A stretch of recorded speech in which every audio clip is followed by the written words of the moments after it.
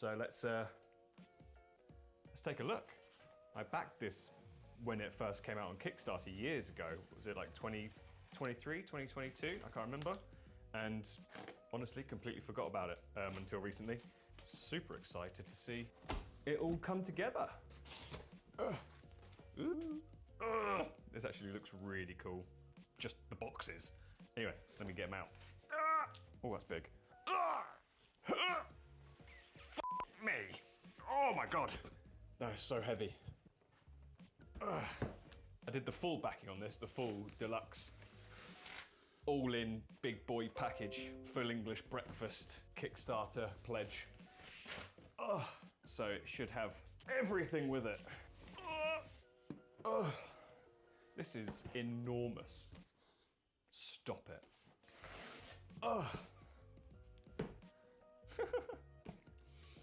Right, and last but not least,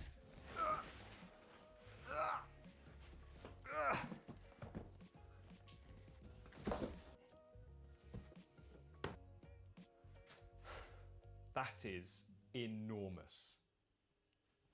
Stop it. Stop Grow it. up. Well, I think let's start opening them up. First impressions are, it's a big boy. So we're going to start with the Weeping Peninsula.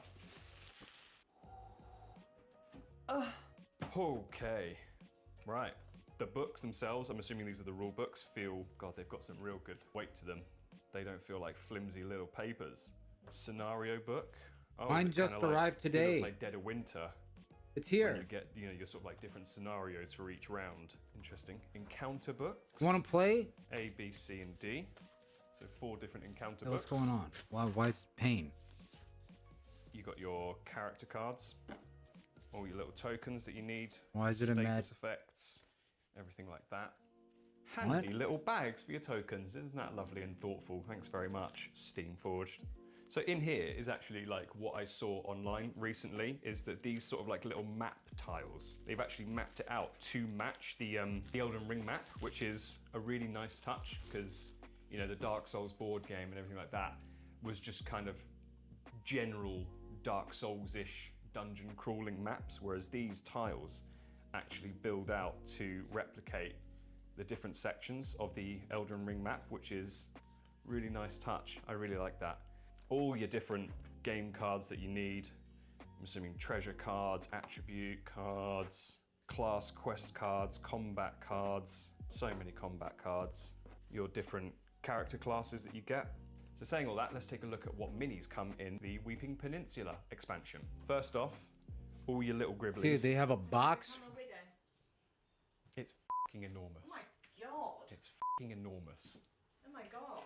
Yeah, this is just one of... Have I become a I widow? wanted to get rid of the shelves. Bye. Bye. See you never. Teehee. So you get a whole selection of little minis, little gribbly boys, and you have 4 of the little rotten strays. Aw. Dogs. You also get 6 misbegottens. They've got, I feel like they've Misbegotten. used a different resin or plastic. Do you know all for the these guys, names? 'cause they feel a lot more sort of like malleable and a bit denser. Even I wonder if they have a Elden Ring quiz. plasticky feel to them. It's quite nice. The bigger boys, one of the scaly misbegottens, Let's see how well you really know the game, big Cricks. axe swinging dudes. You get 2 of those boys. Wham bam, thank you, ma'am. You get 3 of the winged misbegotten boys. Didn't know they were misbegotten. Yeah, so far so good. And then you get 4 main characters to play. You get the Prophet. You get a Bandit. You get an Astrologer.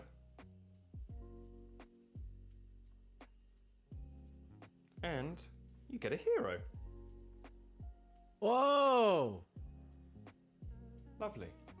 And then finally, in the Weeping Peninsula, you get your boss, which is Leonine Misbegotten. That absolute rampant bastard. Very cool. Very cool indeed.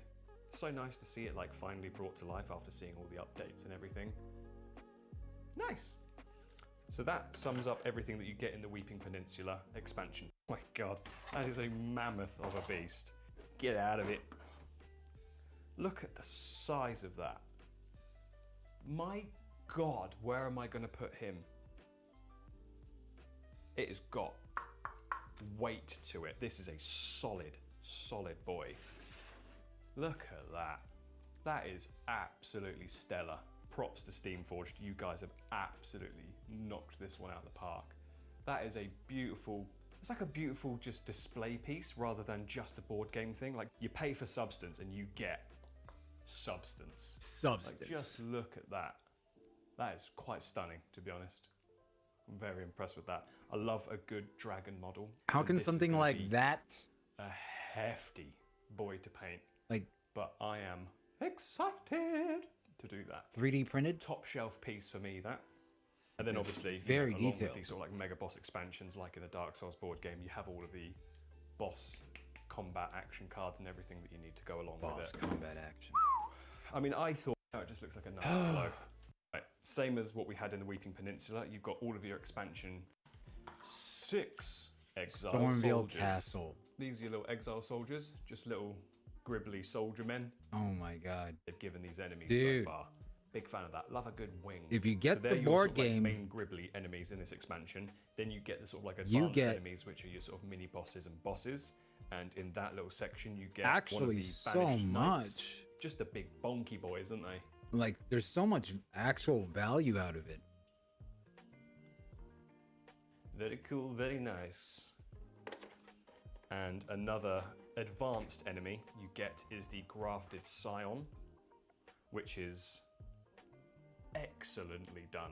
Like, look at that. They've done an absolutely stellar job with all the different textures of this fella. These are going to take so long to paint. I'm going to have to take 5 weeks off work just to paint these. This is absolutely mental. Nah, there's no Very painting. cool. And then the main boy that you get in this, you get Godric the Grafted. And look at that. Again, like the bosses they've got so far in this are absolute display-worthy pieces. Like if this is going to be your first time painting models because you bought the Elden Ring board game, you're going to have such a wonderful time because these are such incredible sized and detailed models that you're going to get so many different amazing centerpieces to display. Even if you didn't like play the board game, I haven't played the Dark Souls or Bloodborne board game in way too long, but I have the pieces displayed because they're such cool pieces. And these are just next level. Steamforged really have taken up another level with the designs. Separate class. And finally, the other little minis that you get are 4 more expanded playable characters. You get a prisoner, My first character in Elden Ring. you get a samurai,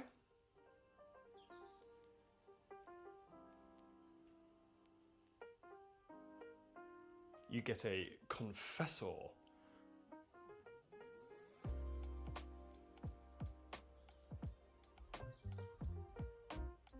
and finally in this you also get the vagabond.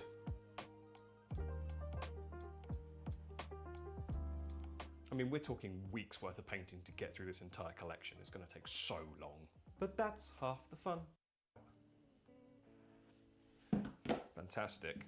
Yep, same as what you got with the Flying Dragon Agheel. You get your own playing surface. Probably about half the size of Agheel's playing surface, but much more table size friendly, I would say. Obviously, you get Confessor?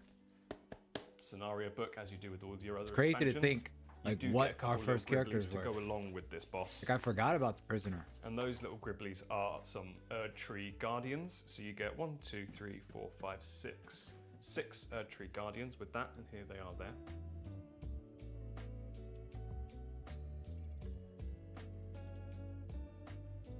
But who cares about them when you've got, come on, a big boy. And that is a big boy. Very nice design. This is more sort of like in keeping with the sort of size of like Gravelord Nito in the Dark Souls board game. Much more tabletop friendly than your life. Bone Bros, you get The 6 Limgrave depths. Skelly boys. Here they are. One little bone bro times 6.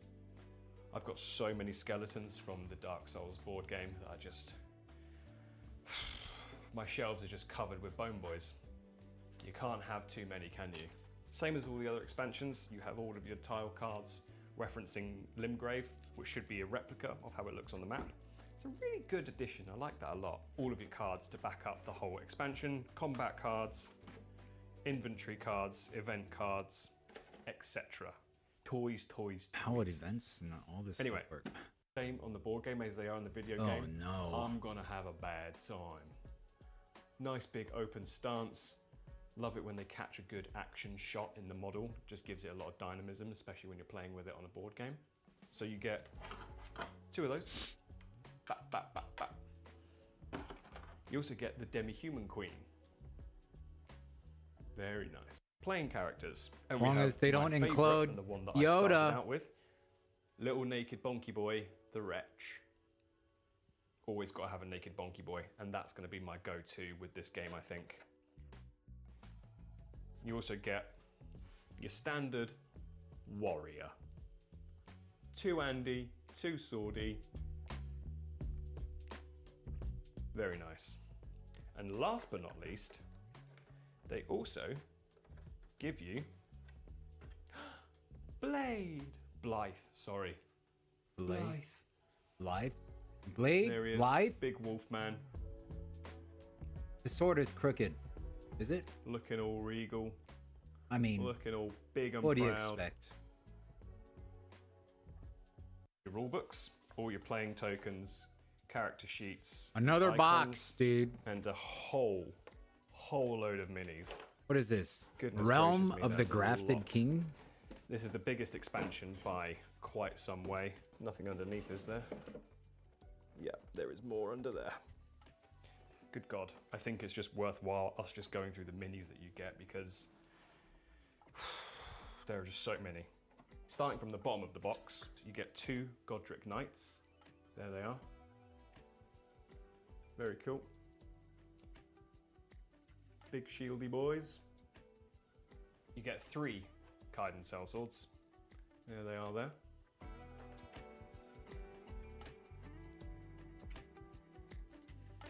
Go drink the You grafted. get 4 Ugh. playable characters. Same ones that we've seen from the previous Why don't expansions. you type that? Sometimes they've just sort of like doubled up on a couple of the main playable characters. So you get another astrologer. The sort of staff's been a little bit God. bent, but again, It's quite the get a little spell. hairdryer on it. You can Spelling. straighten that back out to about there. These are quite flexible plastics that they've used, so that's good. You get another prophet. There they are. But at times, what they probably used to say. You get another Good vagabond. old Grodrick during the Golden Ages. There he is. I guess you do have the option of like painting them in different colors so that you know you can mix it up a bit. And finally, another samurai. That's what's in the bottom of the box. Then you've got a middle tier, and then you've got a set of map tiles.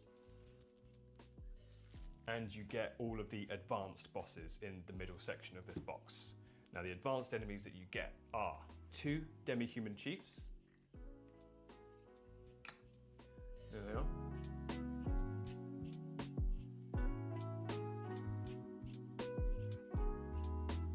You also get 2 of the big boy trolls. There they are. With their lovely intestines on display. Fantastic. Tumble, Again, tumble, sizable. tumble. Like, in comparison to my hand, it's a sizable bloody troll. You also get the stupidest boss in the game. Stupidest. The Erdtree Burial Watchdogs. Just donk, donk, donk. Cool design though. Really like it. Then you get the cool boy, which is you get a horseback tree sentinel. Look at that. How many times have you That's a died to wonderful that design. statue? Be Great action honest. piece again. Lovely bit of dynamism to the pose. I think it's gonna be a really fun one to paint. Dry brushing heaven, I would say. Crystal daggers make them Then malfunction. the last model of the middle tier is the main dude from this expansion. Margit, the Fell Omen. Painted Morgott before on the channel, I think, my big Morgott that I've got. So it'd be nice to have a little Margit addition to add with him. Yeah, really nice looking model. That would be a really fun one to paint again. And then, speaking of dogs, you get 6 wolves. Cute little pups. Absolute bastards to kill. Talking of bastards to kill, these horrific little things, the little fanged imps. You get 6 of these little fellas as well. Wonderful. And to finish it off, we also have Beastman of Farum Azula, which is another advanced enemy, not just a little gribbly. Very cool design. The curve I think I've covered everything in. Well, there's one of them. Lastly, before I forget, in this separate little tray, you get 6 little demi-humans. There he is. Woo. Expansion, crazy. I mean, just painting, oh goodness, paint. Of the bunch. Alexander Iron Fist. Little to a little. Haha. Hey! Guy. Just a little guy. There he is. With Alexander there, we have now come to the end of the Elden Ring board game. Full backing on Kickstarter. So, let's get it all back out with a couple final thoughts. The Kickstarter. Look at all that. These sort of updates. Look at all that. About the gameplay What and the the? rules and how they've changed things from the Dark Souls board game, how it differs from CMON's Bloodborne board game as well. I think they've really taken the problems that people have like put forward about the Dark Souls board game, how like clunky and slow it can be at times, and it seems like they've really listened and put together a piece that hopefully really stands out in the board game world. Well, let's see. Tabletop Duo, and today you will learn how to play Elden Ring. This guide will be used to play any of the board game sets. Let's start with the setup. Give each player a dashboard, their tarnished miniature and starting cards, a flask of Crimson Tears and one of Cerulean Tears, and a 3-dial. The starting cards for each tarnished are numbered as follows. Place the profile card on the profile card slot and set the 3 dials to the numbers listed on the card. Place the armor and weapon cards listed on the profile card on their respective spaces below the dashboard. Place the class feature on the corresponding slot and the Crimson and Cerulean Tears on the flask token slots with the full side face up. Keep the quest, initiative cards and 3-dial near the dashboard. Shuffle the combat cards and place them face down on the combat deck slot. Shuffle the attribute cards and place them face down on the attribute deck slot. Separate the weather cards into 2 decks according to their back and shuffle them separately. Then place them face down with the time token with the sun side face up. Separate the material cards into decks according to their backs and place them face down nearby. Retrieve the event, spirit candle, and hardship decks and make sure that there are no numbered cards on them. Then shuffle each deck separately and leave them face down nearby. Take the Stake of Marika cards, removing the cards with a higher value than the number of players from the game, then leave the cards nearby. And now you're ready to learn how to play. Elden Ring campaigns are played over 5 scenario types. Let's talk about each one of them.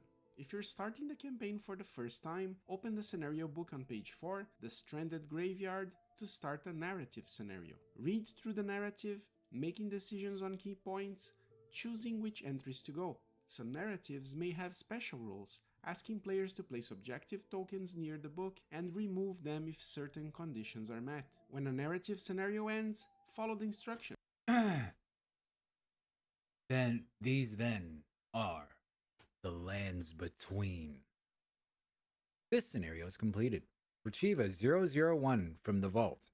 As per the Patch of the Righteous, special rule are 1 or more objective tokens remain. Often players will be rewarded with map cards representing scenarios. First, we turn to page 10. Scenarios players can play. Later in the campaign, players get to choose to play between multiple map cards. After completing a scenario, open the rulebook on the round table hold page. If you're playing for the first time, skip it and follow the instructions on the map card to start the next scenario, of the exploration type. In this scenario, players explore a map with hex tiles as they attempt to complete specific objectives. Set up the exploration scenarios by shuffling the starting tiles identified with an S marking. Place them face down and draw one, placing it face up in the center of play. Place a Site of Grace token with the active side face up on the starting tile's Site of Grace location, followed by each player's tarnished miniature. Retrieve the tiles listed on the exploration scenario starting page and shuffle them to create the active stack. Next, retrieve the Guidance of Grace cards listed on the scenario, read their instructions and place them nearby. These will be your objectives for the scenario. Then, read the special rules and ending the scenario information. Leave the book nearby, opened on the page to check whenever needed. Now you're ready to start exploring. Choose the starting player.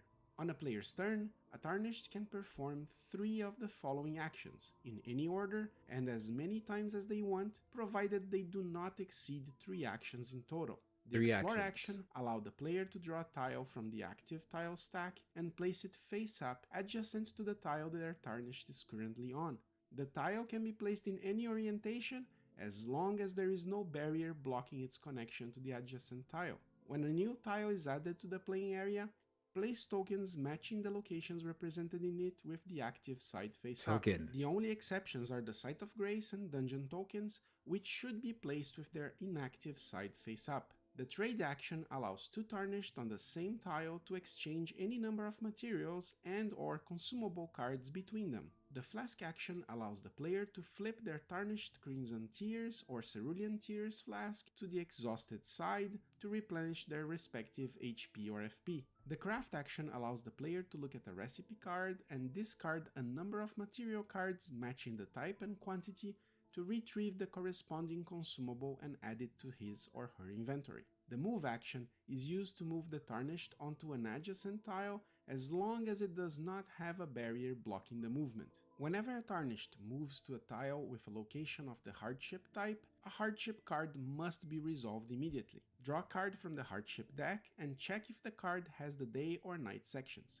If there are 2 sections, read the instructions corresponding to the face-up side of 2 the time damage to token. Tarnished. Then, check if the section has a number on top of it. If it doesn't, just follow the rules written on the card.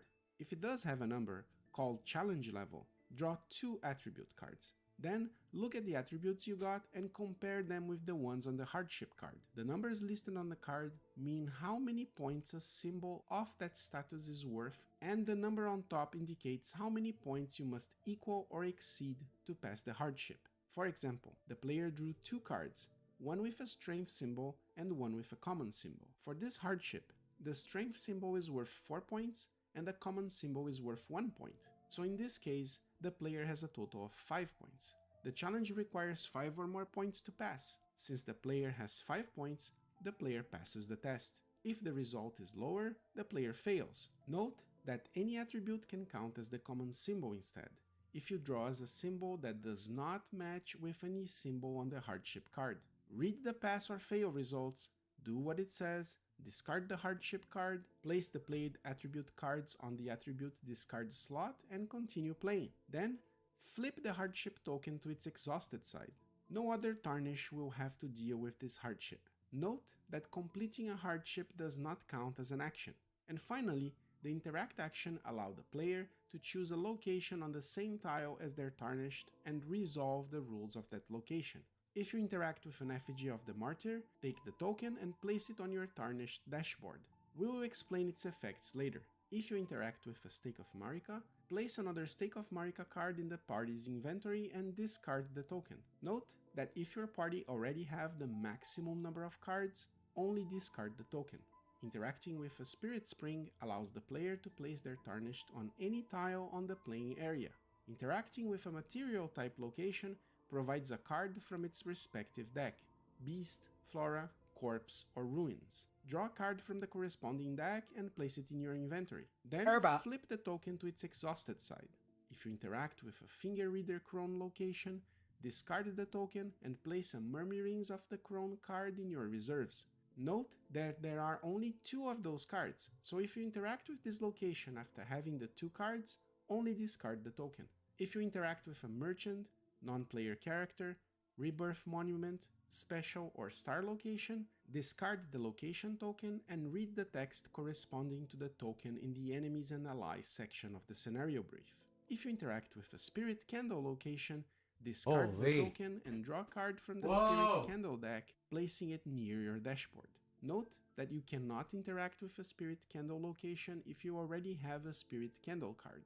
When interacting with a Site of Grace, flip the token to the active side. When interacting with an active Site of Grace, replenish all 3 dials to the tarnished maximum values and flip the flask tokens to their active side.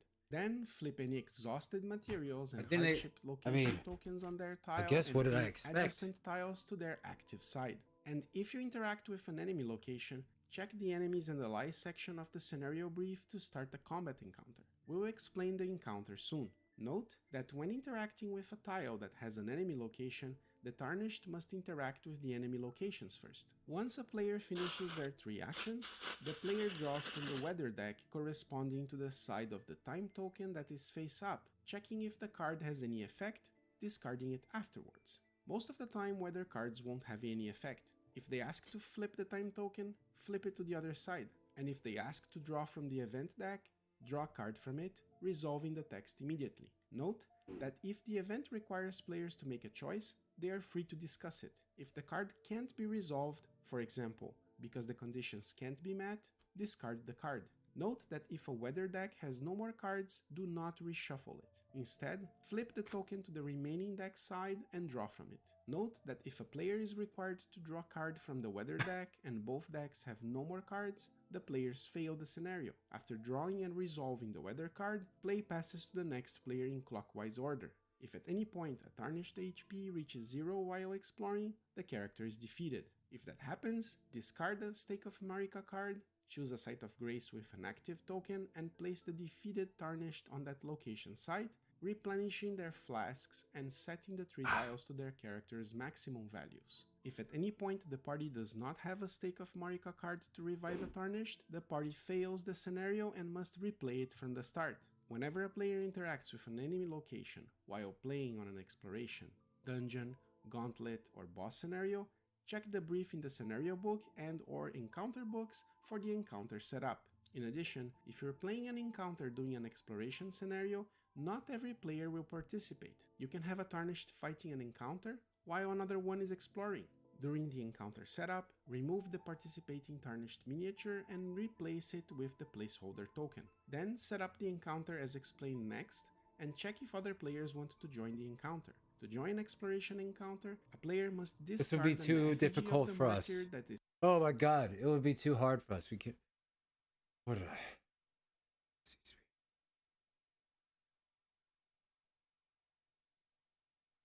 me. I didn't know it'd be like that. It'd be too difficult. What the hell?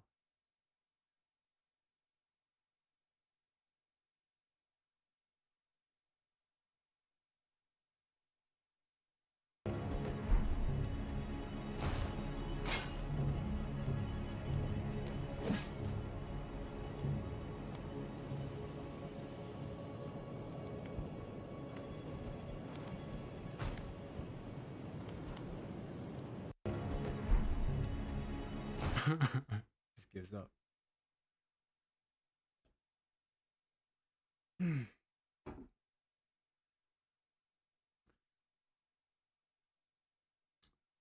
What?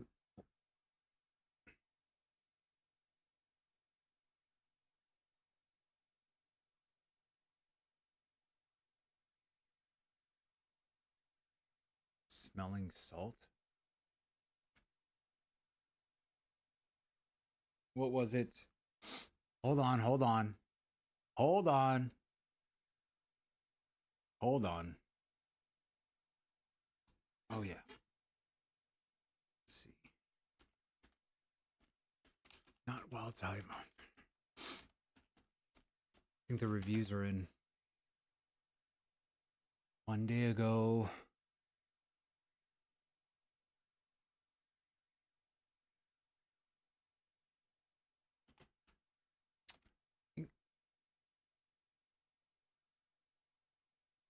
If you've never played Monster Hunter before, now's the time.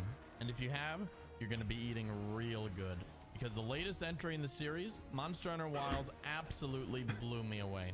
Monster Hunter at its core is simple, fun, and incredibly addicting.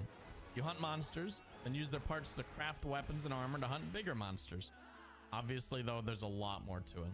Before you set out on a hunt, you have to decide which monster to hunt, the supplies to bring, food to eat, weapons to use, armor to wear, decorations to set, and the list goes on and on. This preparation is what makes this game feel so unique. Every hunt is a big deal, and you often have to adapt for each monster you choose to hunt. And speaking of monsters, the monsters in this game are incredible. Wilds introduces a ton of new, unique monsters, all super exciting and fun to fight. There's also lots of returning monsters, but I won't ruin that surprise for you. Each monster has unique habits and patterns that they fall into, things you'll learn as you hunt them over and over for parts. This is a living, breathing world, a world I can easily see myself putting thousands of hours into. And speaking of world, Wilds features the very first true open world in a Monster Hunter title, meaning that you can traverse the entire map start to finish without loading screens. And it's all absolutely stunning. There's vast deserts, sprawling forests, volcanic mountains, icy caverns, and more. The graphics are incredible too, but the art style is what really helps pull everything together. Damn. My number one worry about this game from watching the first few trailers was that it was going to feel washed out and bland, but I couldn't have been more wrong. The environments pop in every area, and it's absolute joy to just look and take in the sights of this beautiful world that Capcom has created. I often find myself completely immersed in this game and love every second of it. NPCs converse among themselves, they walk around and sort of do their own thing. It's a small thing, but it really helps make the world feel more alive. And oh my god, that soundtrack. The soundtrack of Wilds really brings it all together. The music is a highlight, and some of the new monster themes are absolute bangers. Huge for me. Now, the performance when of it this comes to game has music. been a hot topic ever since the beta released.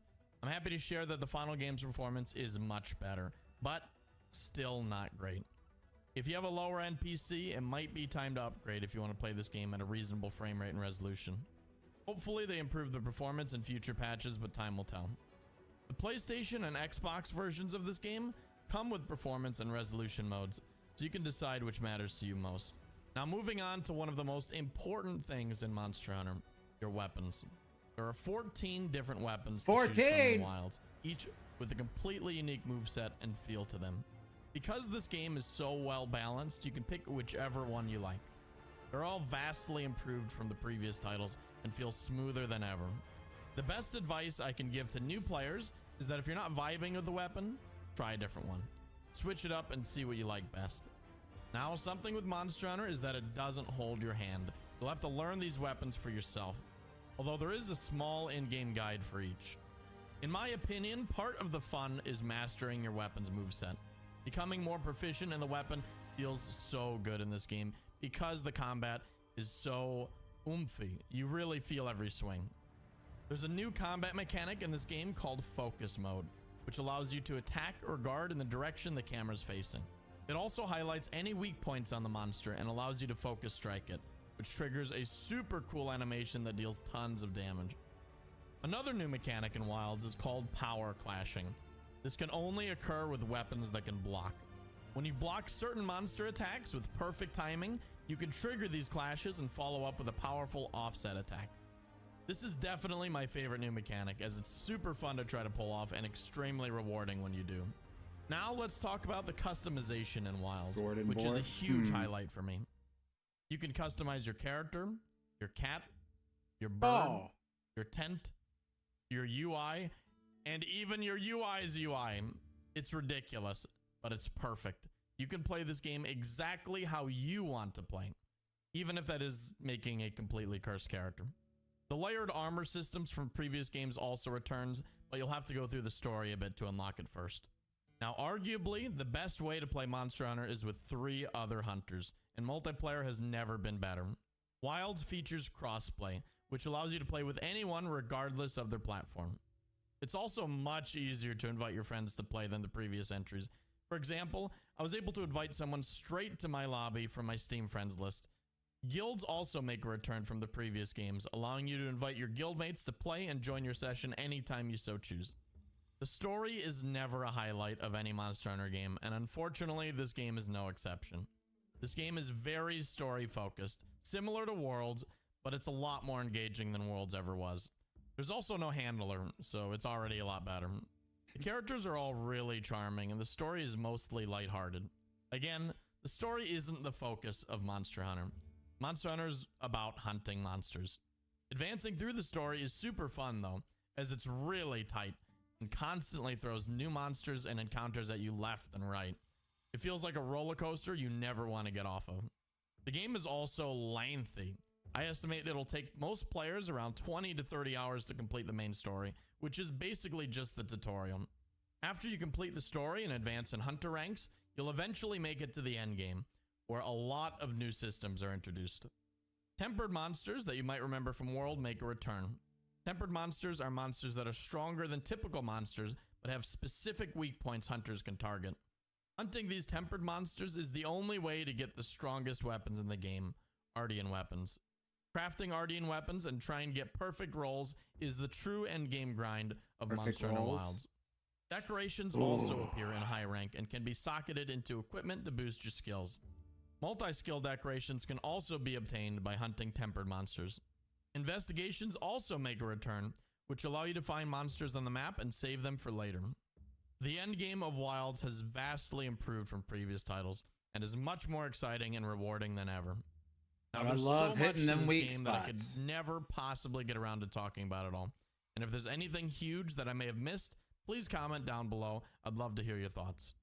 Monster Hunter Wilds is a game that will keep you playing for hours and hours on end. You lose track of time and get completely immersed in this beautiful open world sprawling with all sorts of exotic monsters to hunt. Wilds is the Elden Ring of Dark Souls, and before you unfollow me forever, please just hear me out.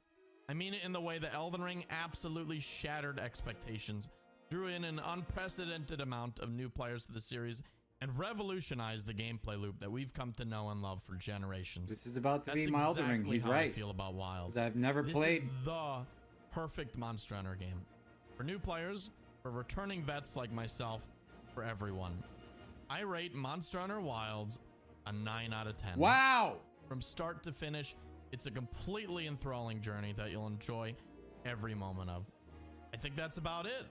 Be sure to follow the channel for more Monster Hunter Wilds, and thank you so much for watching. I specifically, if you didn't notice, search for Ouroboros, because I know he's an Elden / Souls head, and then watching him initially during Night Rain, he was like pretty ragey at his Night Rain teammates, and because he's typically an invader. So wondered how he'd fare with, Monster Hunter experience. He was just actually fine. He was more than fine. He was pretty all right.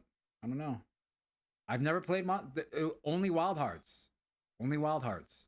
I've never touched Monster Hunter before. I always talked about it, fantasized,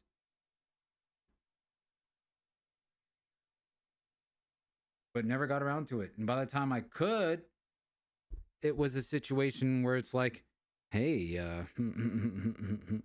what about this? And then we play that, and oh, Monster Hunter, oh, it's already been out. Everyone's so far ahead. Now, I will be the far ahead one. For it releases on a Friday, and I will not go to sleep until I'm done with the story mode. All in one sitting. I'm going to speed run the story mode, get to end game. 20 hours? Okay. I could chop that down to 15. wake up on Sunday after not sleeping for 2 days straight, and then start the end game loop like Sunday 6 p.m.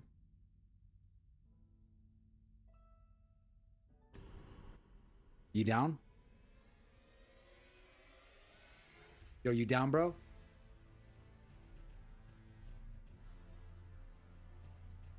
Why am I offline?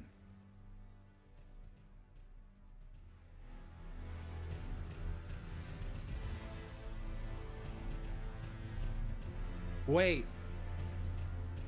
Forgot to check something.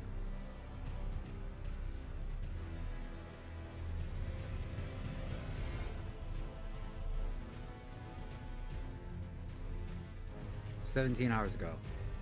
Well, if you were like me and you thought Warner Brothers was in a rough spot after Suicide Squad Killed the Justice League crashed harder than a PC running Crisis on a friggin' potato, buckle up because they've just And Cricks, we gave them so many tries. Right? We gave them so many tries.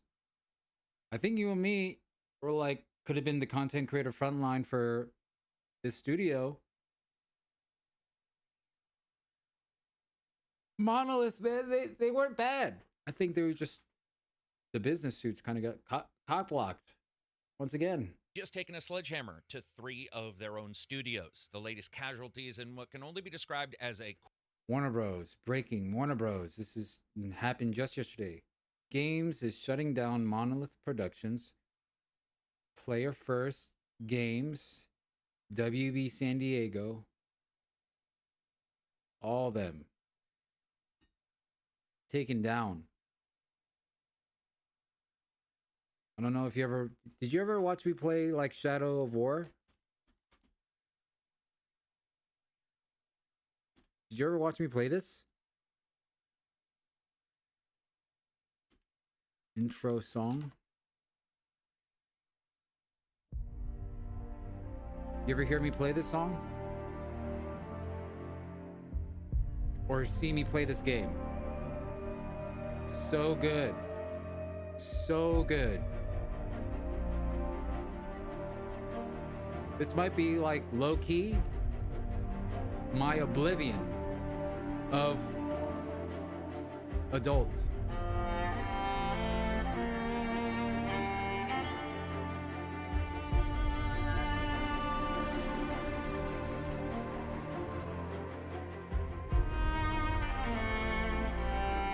It scratches so many little itches. Yeah, I think this was before. This is before. This is pre-Cricks right here.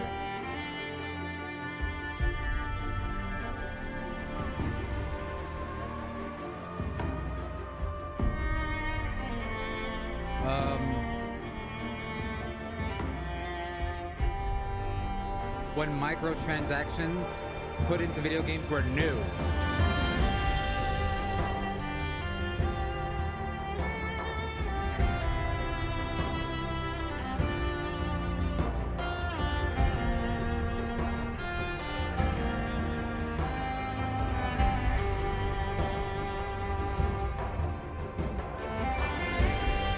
I need to show you that. Yo, it's, they were cooking and then business suits actually, like you, front row seats to seeing what business suits could do to games. Because at the forefront, at the front seat of that game, being a game, you know, made in America, like, pretty crazy. But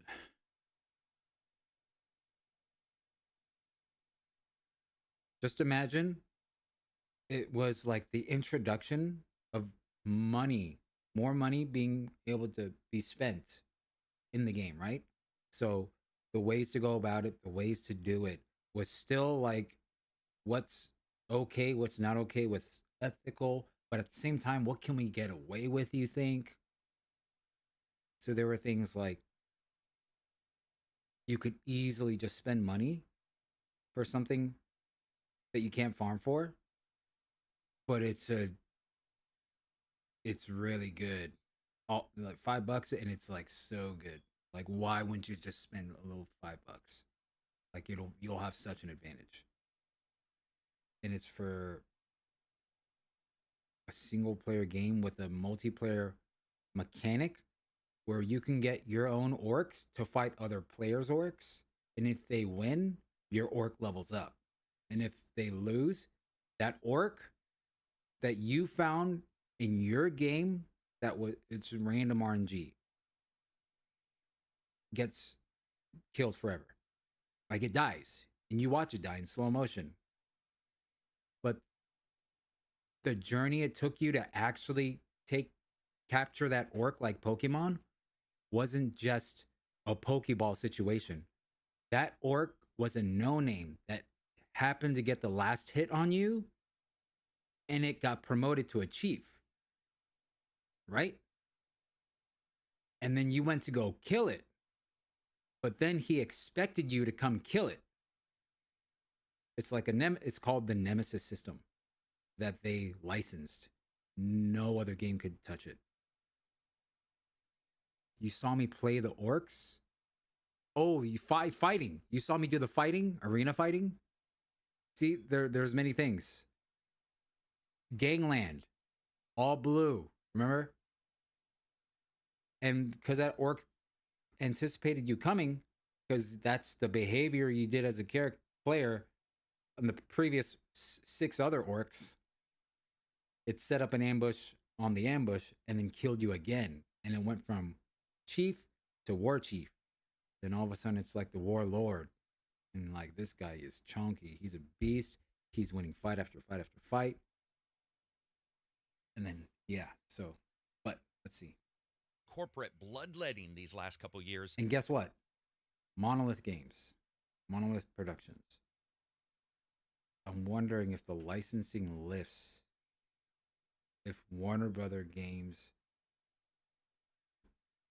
shut down Monolith Productions. Is Monolith Productions, Player First Games, and WB Games San Diego. The reason? Money, and most likely the complete mismanagement of a number of their titles. But let's just look at this. A $200 million black hole left by Suicide Squad Kill the Justice League. 200 Turns out nobody million? wanted to grind for loot in a game where Harley Quinn and the crew turned into Fortnite rejects fighting bullet sponge superheroes. On top of that, Warner Brothers' other hopeful multiplayer games like Harry Potter, Quidditch Champions hasn't exactly set the world on fire. I think we could figure that out the moment we saw the trailer.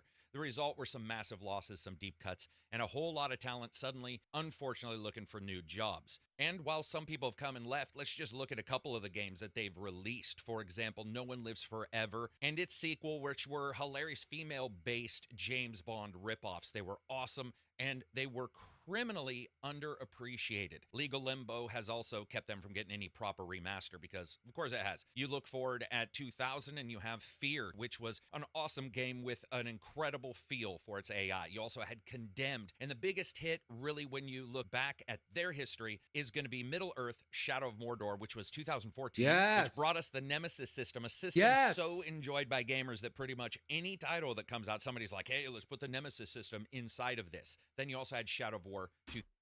This is what I was saying. Put the Nemesis system in games like Elden Ring, or imagine the Nemesis system in Night Rain, where you basically make a mini boss to get your souls back just because you got last hit by that guy.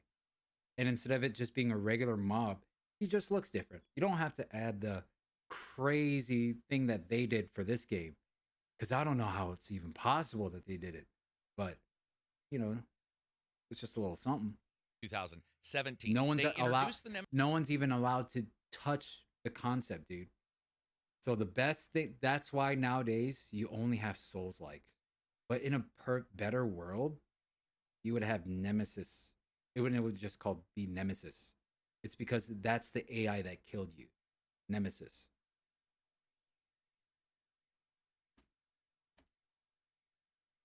What's the definition? The person or thing that causes somebody to lose their power position and that cannot be avoided. An opponent, a rival. Like you make something special from a mistake. that is sitting right there, and it's a mistake you're going to learn from, and it's right there. Nemesis system in these games, In a which perfect were world. a driven mechanic that made the Orc warlords remember you and adapt and change and come back for revenge like fantasy mob bosses. It was honestly one of the better systems that I've ever seen in a game to handle reactiveness between the player and the actual game itself and expand the gameplay.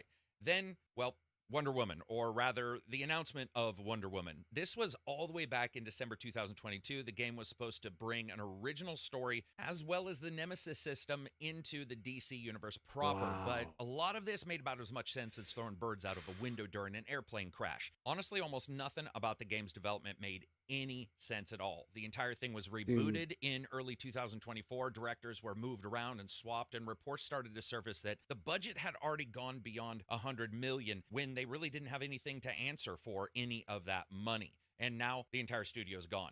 The same people who reinvented enemy AI redefined some horror FPS for a lot of gamers and gave us one of the best feelings of being James Bond, even though it was a weirdly odd ripoff with a lot of comedic timing, is now gone. This was originally reported by Jason Schreier on Twitter, and other people ran with it. Kotaku actually emailed them and got a response that said, "We've had to make some difficult decisions to structure our development studios and investments around building the best games possible with our key franchises, which is Harry Potter, Mortal Kombat, DC, and Game of Thrones. After careful consideration, we're closing 3 of our development studios, Monolith Productions, Player First Games, and Warner Brothers San Diego. This is a strategic change in direction and not a reflection of those teams or the talent that consists within them." What is interesting here is they state that DC is one of the ones they want to continue to push forward. So I think they just decided that Wonder Woman doesn't have the audience that maybe they thought it initially had, and that the Nemesis system, well, is more like the actual replication of games development these days.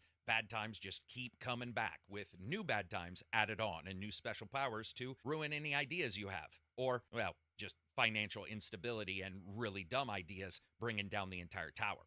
What's interesting here, too, is Player First Games. They were founded in like 2019. They were a Los Angeles-based game studio, and it was very player-centric, or at least that's what they said. Their debut, and the only release from them is actually Multiverses, a free-to-play platform fighting game that came out in 2024. So 5 years, that's what we got. The game had a bunch of characters from different Warner Brothers franchises. It had Looney Tunes and Scooby-Doo. It had DC Universe. It had Game of Thrones. But by January 31st, they basically said Multiverses would conclude after Season 5, which ran from February 4th, and it runs up until May of this year. Wow, Post that they period, the game's going closed to be this game too? actually delisted from all digital storefronts and online functionality removed, though you will be able to play it offline, which admittedly any game that does this kind of thing should absolutely have this. When you look at Multiverse, it actually didn't score that well either. Very few reviews. There just weren't a lot of people that seemed to be super interested in this. It had its time where it sort of exploded or got important or got some eyes on. Overall ended up failing. And that was also a $100 million loss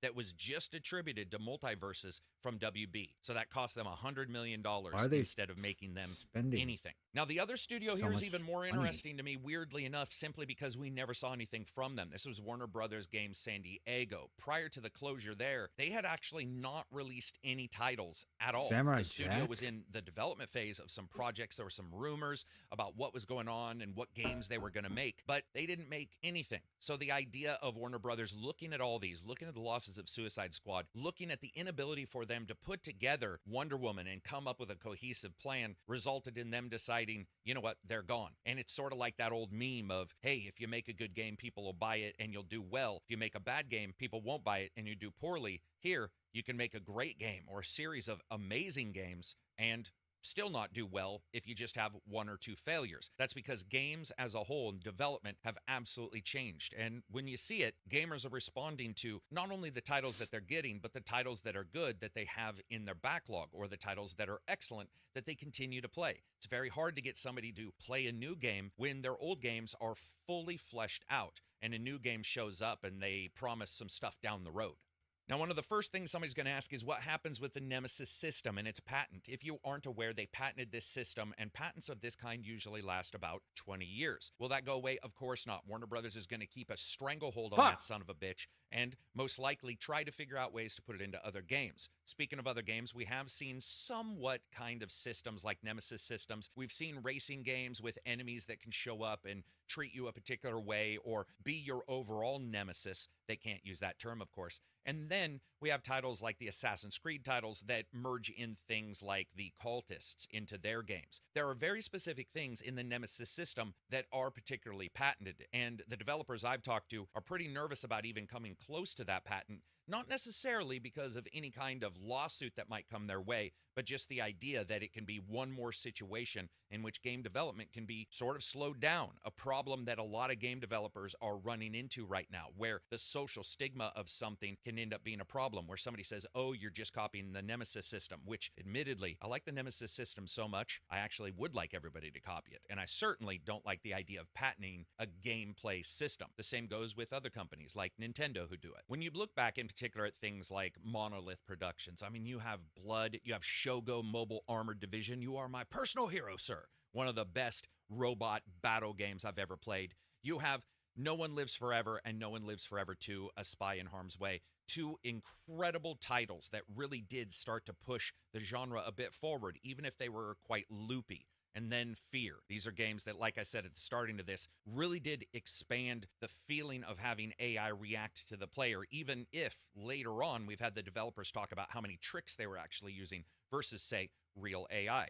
And then Condemned, which I was a huge fan of on the 360. That was a title that when that came out, as not necessarily a particularly big horror fan, I was stunned at. And then Middle Earth. Middle Earth to me is one of those games where I love the systems in them, but I'm not a massive fan of Middle Earth when it comes down to it. I did like those games, but I wanted to see the Nemesis system be used in particular to offer significant challenges for players in other games. That's a system that can be used in so many places. So seeing that shut down is devastating, as well as anybody else. You don't want to see anybody lose their jobs. This many consistent losses from this many games, and also a development studio that hadn't released anything at all. It's just a time where we're starting to see even titles and companies that do quite well still laying off people. And you see a situation like this, and honestly, the rumors have been around for quite a while that something was happening, and it wasn't too surprising to wake up to see Jason Schreier reporting this, and then other websites certifying that that information was true, and that is.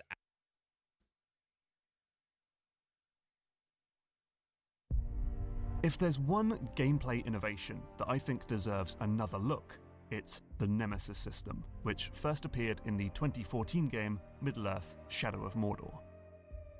At its most basic, it's a villain generator, capable of populating Mordor with a handful of procedurally generated I want you to bad just guys. imagine. Each one has its own name, look, gameplay traits, and personality, which is revealed in taunting one.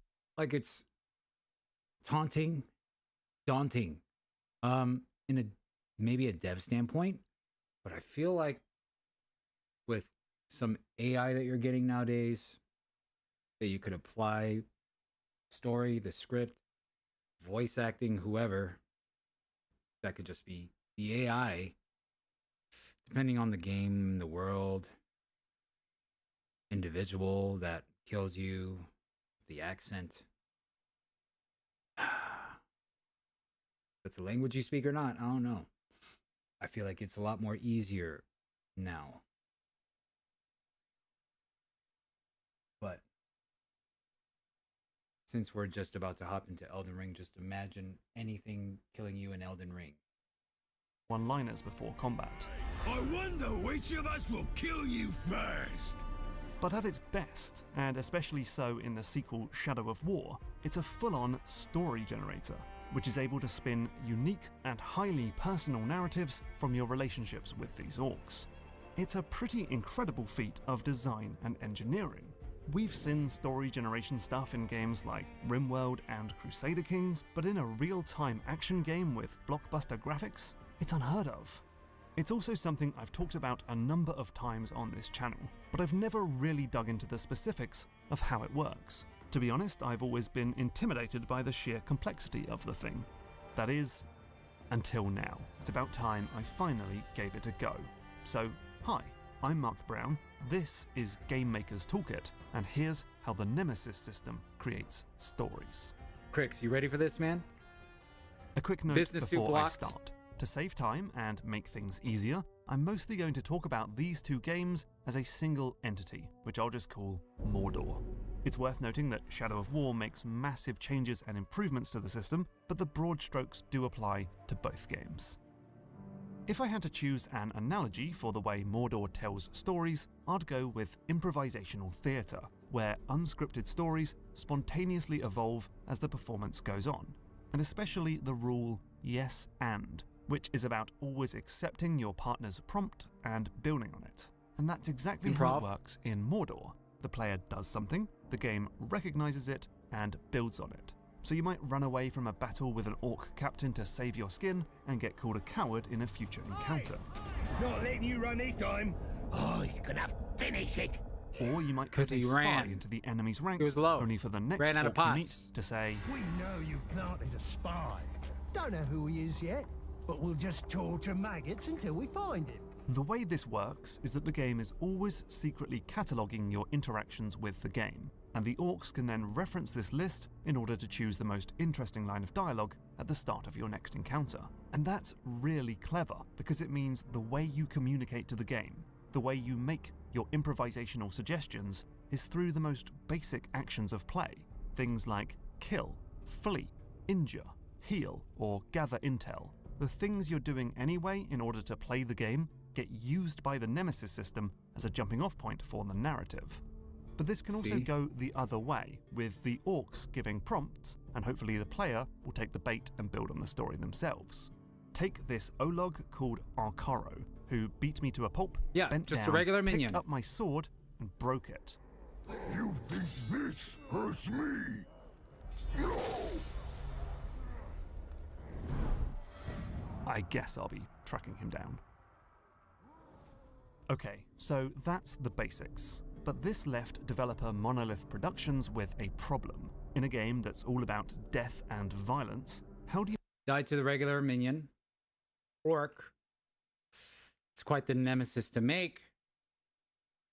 But at the same time, a stronger Pokemon to catch. 1. 2. Broke his sword, now his name is something something the Swordbreaker. make these stories last longer than a single encounter? You can't have improv if your partner is dead, after all.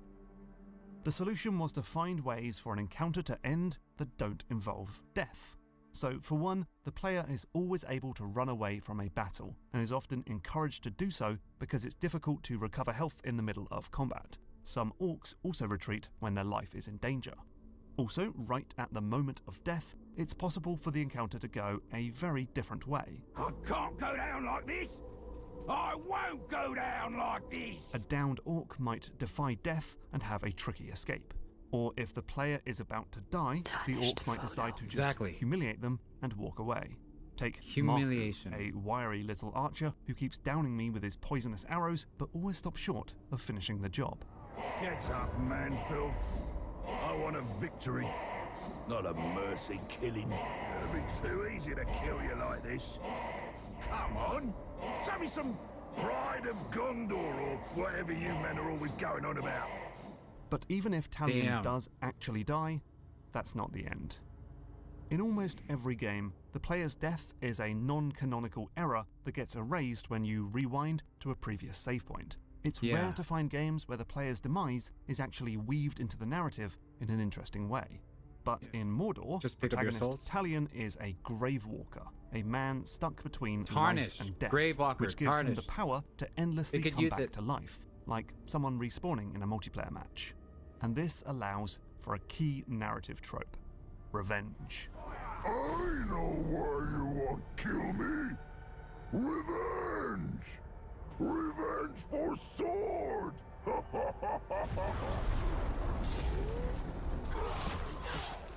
Ooh.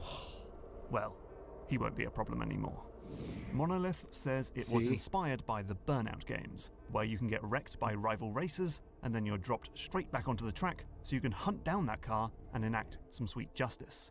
It's only because crashing is not considered a failure in Burnout that this sort of story can happen. The studio was also inspired by the kill cam in Call of Duty games, where you get to see the person who just killed you and then can respawn into the map and hunt them down. In fact, a lot of Mordor's design was about trying to replicate multiplayer relatedness with computer-controlled characters. And it's not just Talion who can respawn.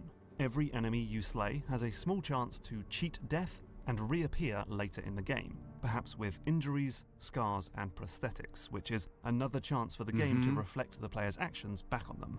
Like, for example, maybe I was being a bit hasty when I said Arkaro the Swordbreaker wouldn't be a problem, because half an hour later, look who showed up in the middle of a fight. I should thank you.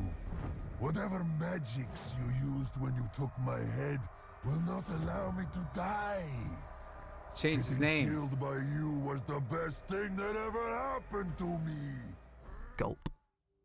Put all of this together, plus some other possible outcomes that I'll speak about later, and we can see that there's many ways for the relationship between Talion and an orc Look to at go that. forward. Look at from that. Humiliation, to fleeing, to cheating death. And so, whatever way the encounter ends, every time you meet this orc again, the process repeats, but now with a memory of your previous run-ins to reference and build the story further. Something else happens when an enemy kills you. They level up, they gain new strengths and shed old weaknesses, they get emboldened, and they often challenge a bigger orc for their position. You see, it would get boring if you just kept meeting the same orcs again and again without any change or growth in the relationship. So the Nemesis system needs some kind of framework for these stories to grow on. And in Mordor, Monolith used one that's familiar and easily understandable to anyone who's worked in a job or been in a prison gang: the hierarchy. In Shadow of War, every orc exists in a top-down organization of Overlord, a bunch of war chiefs, the captains, and the soldiers, who are just typical disposable NPC enemies. Though if they kill you, they have every chance of getting promoted to captain themselves. Killing Talion can make the enemy rise up through the ranks, but if you shame a war chief, they'll get demoted back down to captain. And it's not all about Talion. Orcs are given randomly generated missions that automatically resolve after a certain amount of time and can lead to promotion, demotion, and death, causing the balance of power to organically shift as you play. So if Talion's immortal nature lends itself to stories of vengeance, the hierarchical framework leads to different story tropes, such as fall from grace and rags to riches. Like in my game, how Marku, the humiliating orc captain, decided to finally finish the job and use his newfound status to overthrow the overlord for top position. Which is quite the move up. That's like me getting 1 million subscribers and then submitting my resume to become the CEO of YouTube. But it also means that Marku is now absolutely untouchable unless I lead a full-on assault of his heavily guarded fortress. The orcs can also have... So now that dude's a war chief, and he really can't get to him unless he raids the castle. And mind you, the nemesis that you create don't just willy-nilly walk around just waiting for you. They have aspirations and dreams now. And they could do and create story with all the other guys with names. They'll be setting up ambushes thinking you're going to start progressing the story. And you'll know when they do too. Wait, no, maybe you won't.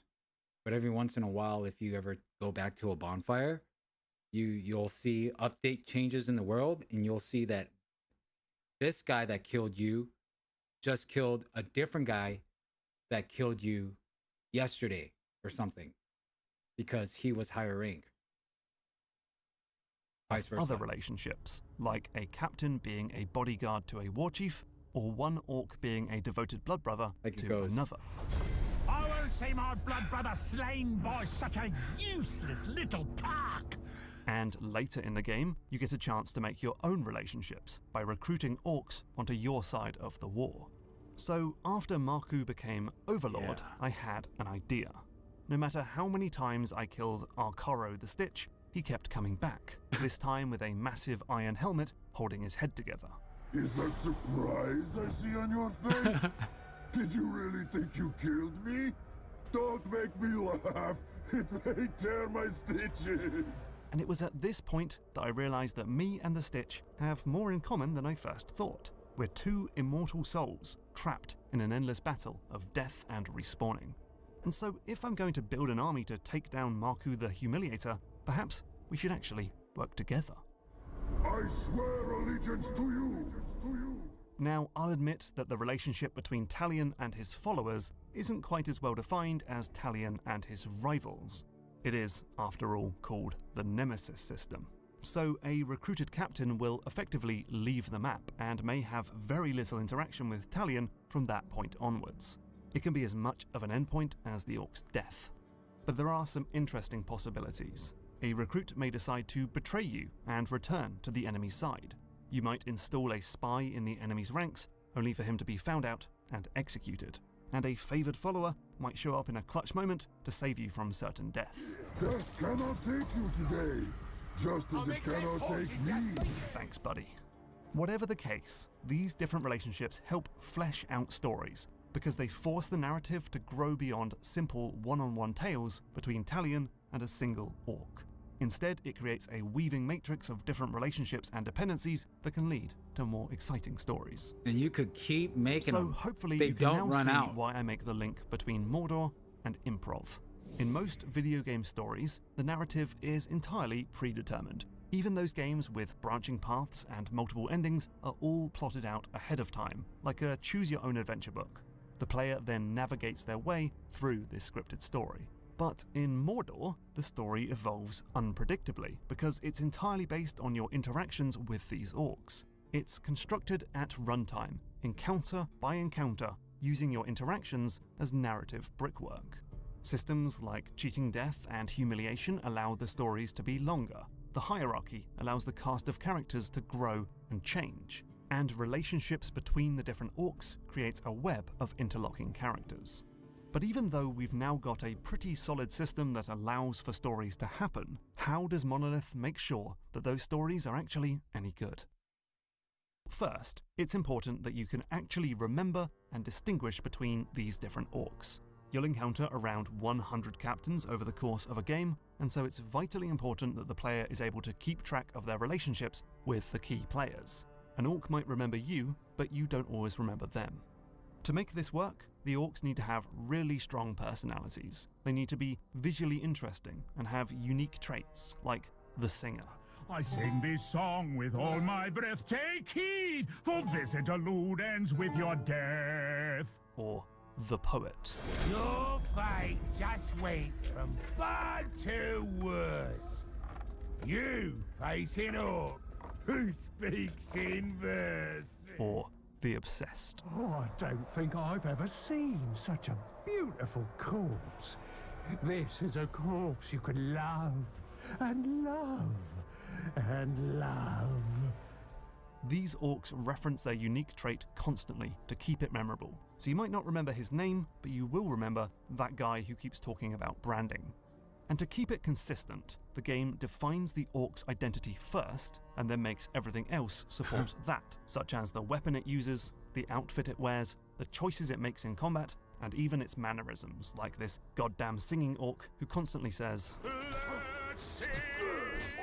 Because while Mordor is highly systemic and makes significant use of procedural generation, there's still a lot of carefully handcrafted content in there which helps certain orcs become highly memorable characters.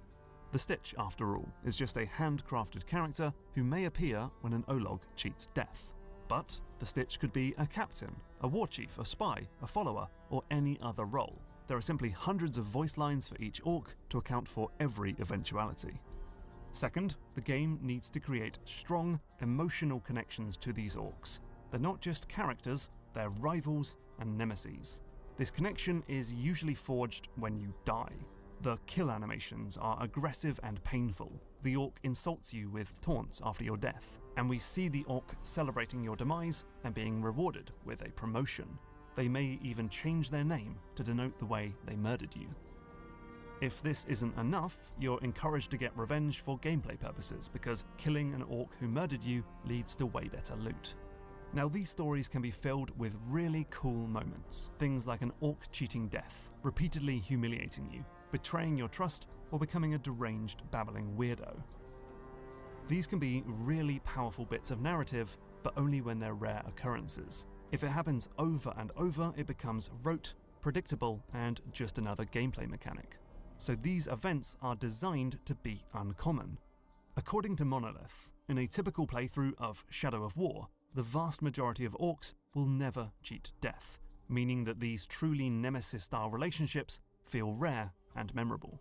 To make this happen, well, almost everything in Mordor has a random chance to occur. If you're downed, there's an invisible die roll to see if a follower orc will save your life. And simply put, all of the most surprising interactions are given an incredibly low chance of ever happening.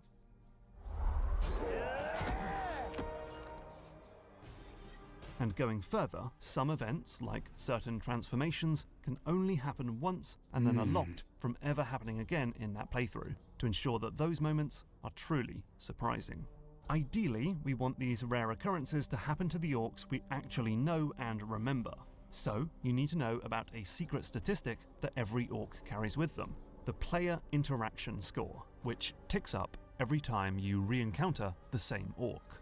The higher the PIS, the more likely that the orc will cheat death, survive in battles with other orcs, and more. And so, in play, it means that the orcs you know the best, the ones who have killed you multiple times or have shown up again and again, are the ones most likely to stick around and to have the key roles in the story going forward. Of course, it wouldn't be good if an orc cheated death, but spawned in some obscure part of the map and you never saw them again. So to make sure those cast members stay relevant, Monolith cheats with how orcs spawn and will allow a key rival or nemesis to teleport in at the most inopportune moment. Orcs can even travel between the different regions in rare circumstances, so characters you had a strong relationship with in one part of the game will come back in another. There are even more secret stats behind the scenes to help drive drama and bring balance to stories. For example, if you just kill or recruit every orc you encounter, it's likely that your story is getting a bit one note. So, design director Bob Roberts says, "That's a knob we can turn. If you're doing too well, maybe somebody should piss you off and betray you and give you a revenge target to go after." Though I'm not sure how aggressive this balancing is. There were times when I had to manually increase the difficulty level because the game was just too easy and my stories were becoming stagnant. And finally, Monolith knows when to step why are you playing back. on that? Ultimately, much of the What are you doing? narrative in Mordor takes place in the player's head, as they make connections, infer relationships, and generate histories that may not actually be there. Dude, is For there example, a Nemesis mod? this orc appears and says he wants to get vengeance Elden for Ring? me killing his blood brother. You gotta be careful in Mordor, haven't ya? You never know who's got a big brother, keen for revenge. But notably, stops short of saying who that brother actually is. This allows me to fill in who would be the most interesting candidate for a revenge narrative. The orcs only have short stabs of dialogue after all, not massive plot-driving cutscenes. But these core anchors are enough for the player to fill in the blanks. It's human nature to find patterns and build narratives from disparate events, so why not just leave some of the heavy lifting to the player's brain? So put all of this together and you get some pretty amazing stories.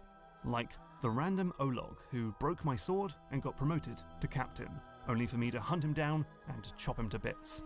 He then came back to life as the Stitch, an unstoppable patchwork predator who just wouldn't stay dead. But with the humiliating Marku now locked up safe in his fortress, this encouraged me to recruit the Stitch into my army and make him my bodyguard.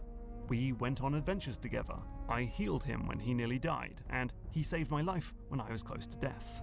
And when I built my army, installed my spies, stormed the fortress, and finally killed Marku, you can be sure who I installed as the new leader. Arkoro the Stitch, death-defying breaker of swords, overlord for life. If there's one question people often ask of the Nemesis system, it's why haven't we seen it in other games? Well, for one thing, the developers at Monolith actually, and annoyingly, have a patent for this system, meaning that other studios may be scared to use a similar system and face legal action. They don't want to end up like, say, The Simpsons Road Rage, which copied Crazy Taxi's legally protected gameplay, leading to a court battle between Sega and Fox Interactive. Mordor publisher Warner Bros., however, should be free to use the system, and there have been rumours of it showing up in future Batman and Harry Potter games. But we haven't seen anything concrete yet. Nope. That being said, we have seen some Nemesis-like mechanics in other games, such as the mercenary system in Assassin's Creed Odyssey, and the play-as-anyone mechanic in Watch Dogs Legion.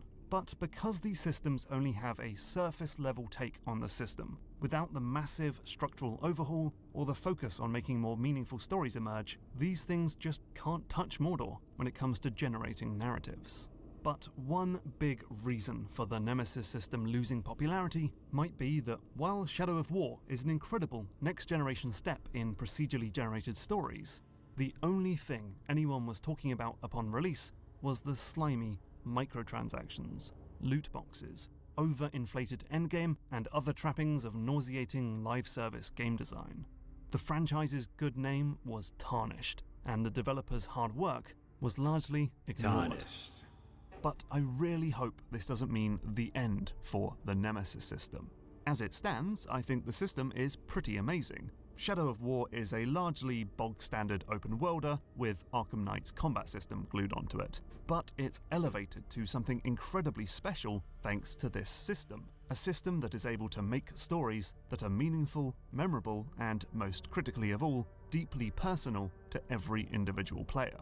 But there's also so much room for this system to grow, and so I hope we see it developed even further How in long future ago? games, whether that's another Another really old-ass example, man. I want to see an example of it. Oh, man. Oh, here we go.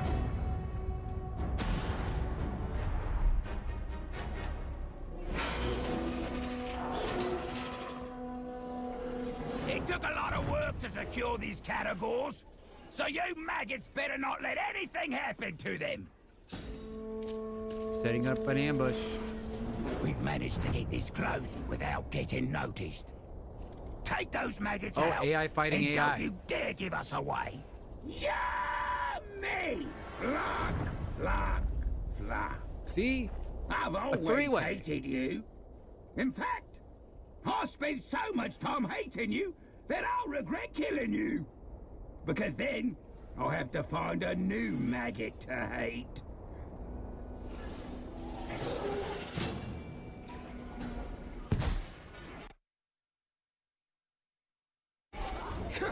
Like this hurts.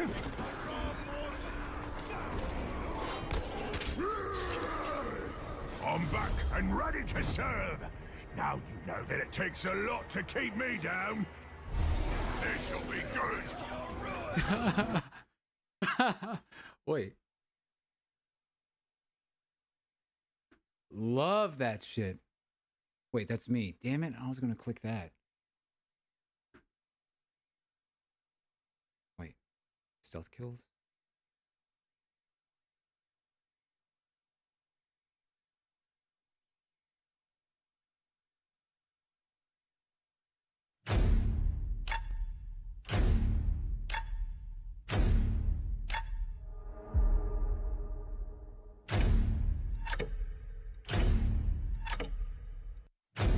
What? Give me some voice lines. I love the kind of Nemesis.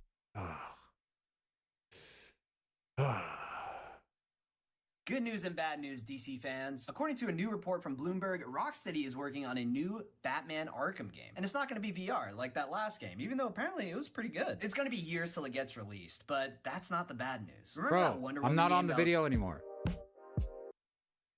Wow, there's just no examples? There's just no examples?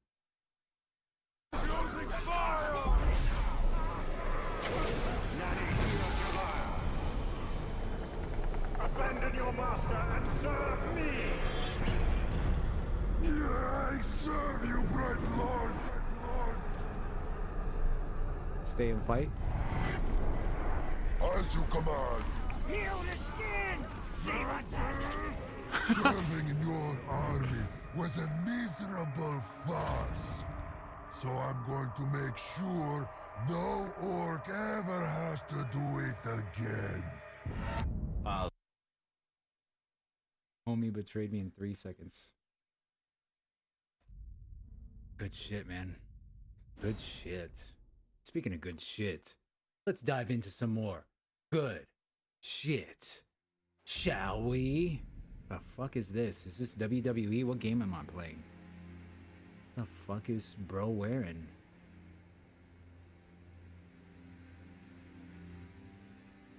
Sorry about this, chat. I don't know what character this is.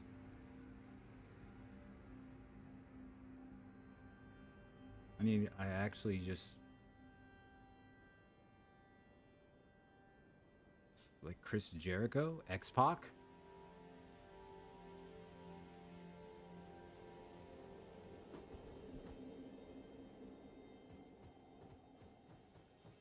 Where do I go, Crix?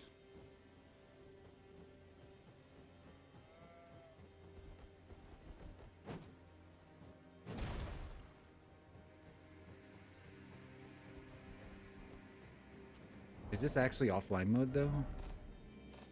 Put me online, right? Now.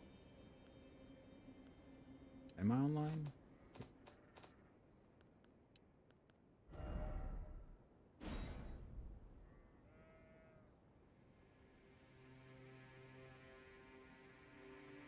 Dude, is this a situation where, this character was, whatchamacallit, the mod character? Wait, was this the mod character? And I'm about to get banned?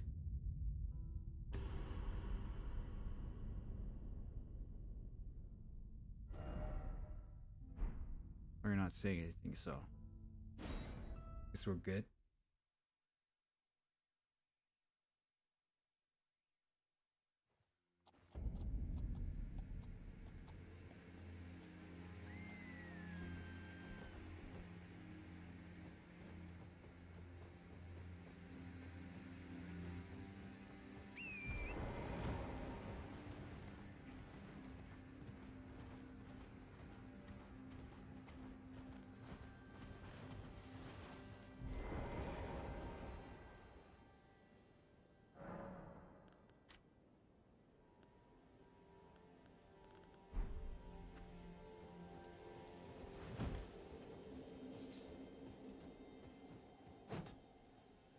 Yeah, I could already tell this is scuffed because, like, why the fuck am I...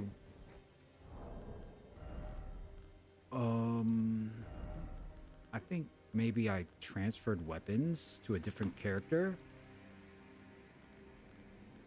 What is this build? Organize, sort by attack power, please. How do I select? Okay,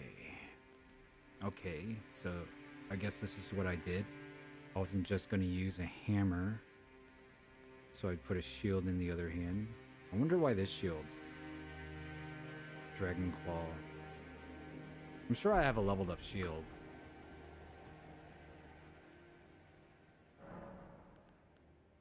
I mean, what do you mean it looks fine, man? Because...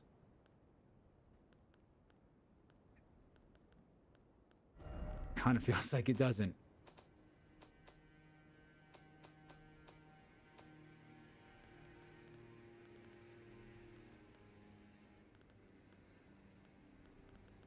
Never really leveled up a shield, huh?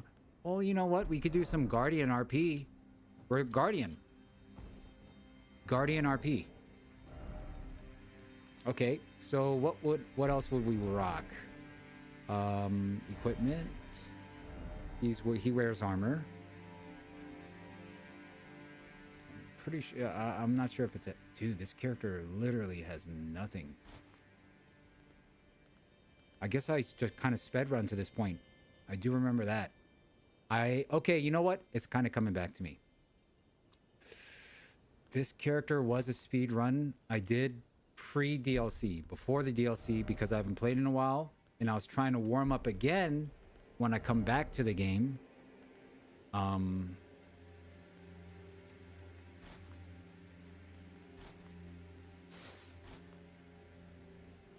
Before I hop on the main character, which ended up doing the DLC. Sounds correct.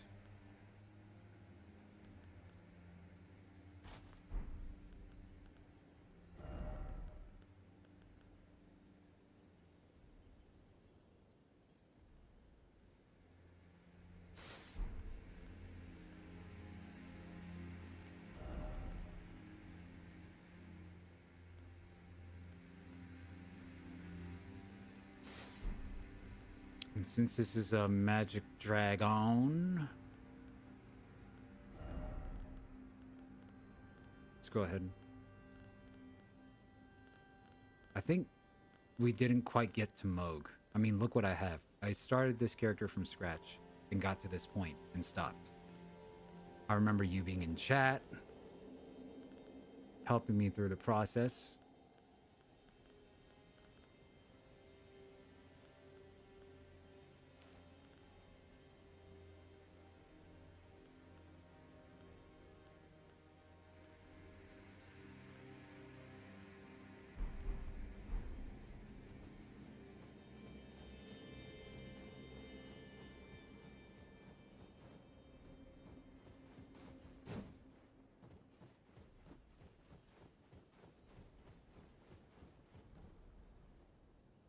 Are you?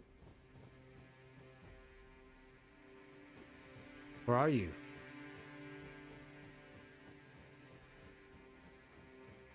It is an interesting build I had there. What do you mean? I had or have?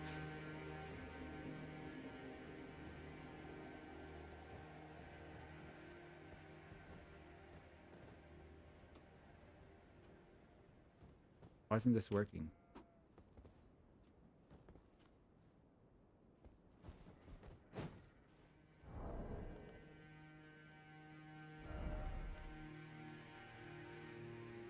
The fuck?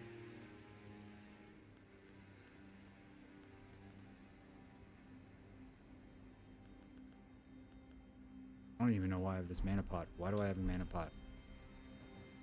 How do I use...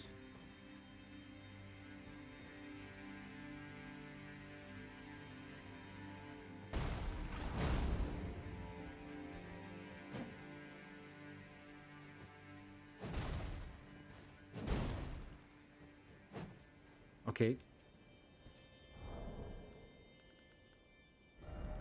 How do I summon?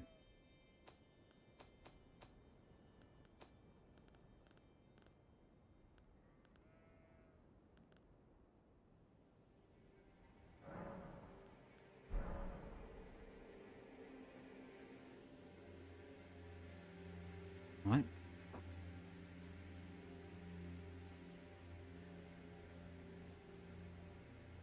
Wait, could I community service right now? Is that what this is, or? I don't want to invade. No, I will never do that. Why? I can't believe you just said that.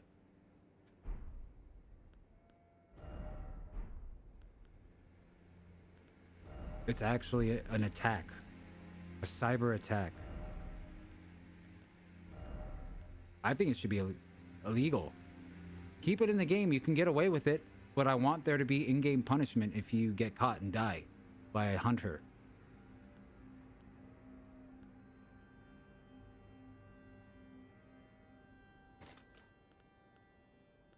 Like jail.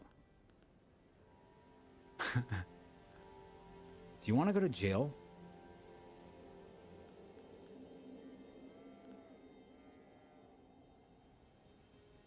Lures and invaders. Reveals co-op and hostile summoning signs.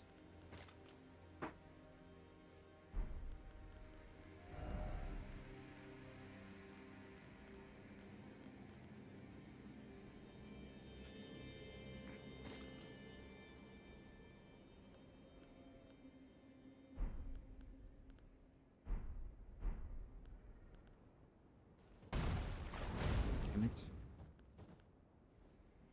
How do I use this?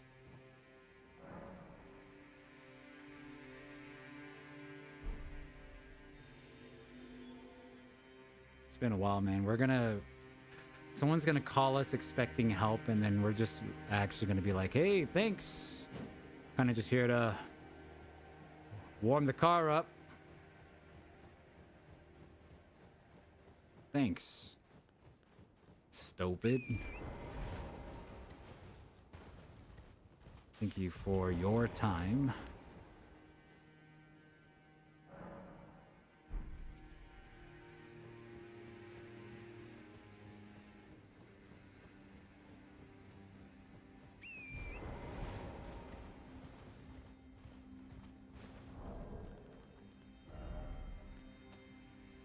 Ah, life. Oh, look. Ill-omened creature, therefore first off grace. Wait. Whoa. Wait, what?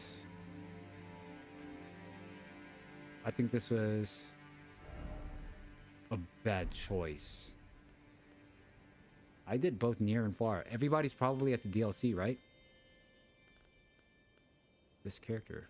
Where is this?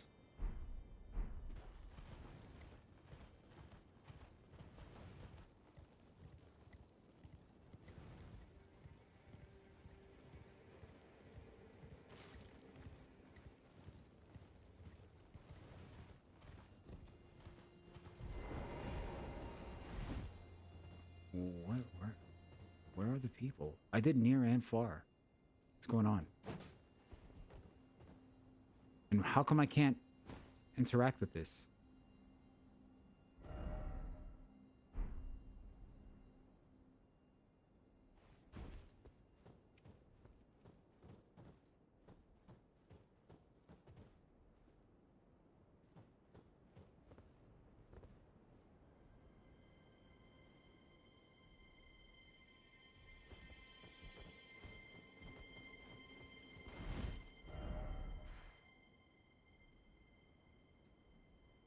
This is my progression so far. Whole lot of nothing-ish. But yeah, the summoning sign is telling me to go that way. I don't have to fight the dragon, but I thought I already did do the fire giant. I guess not. I think I kind of attempted to say fuck the fire giant. Make sure there's no ride card. I think so. Make sure there's no password. Oh, honey.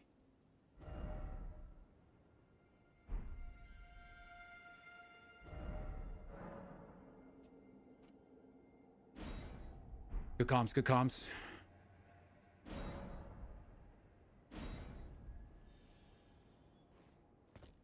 Now let's crack straight into it.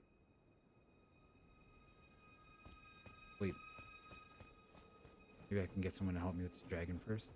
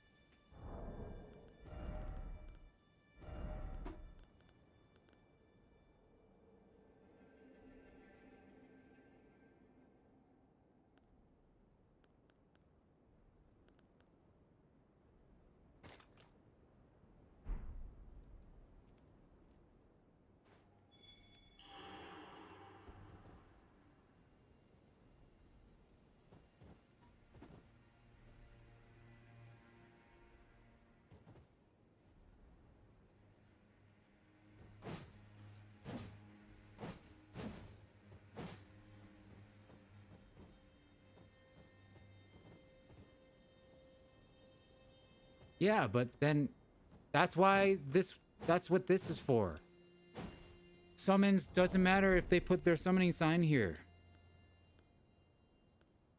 Like this thing.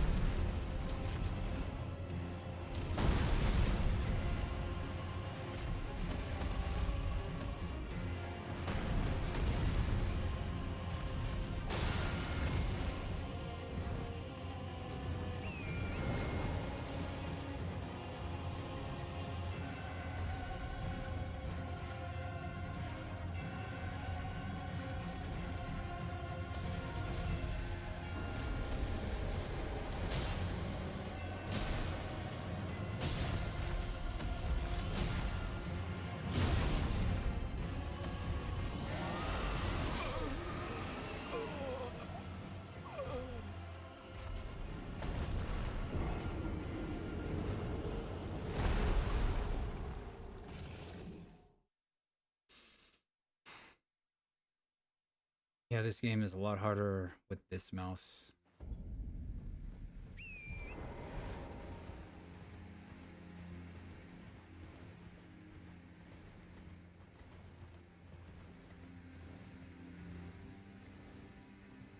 Like, am I speeding up or what's the boost? It kind of looks like he's going, but not going.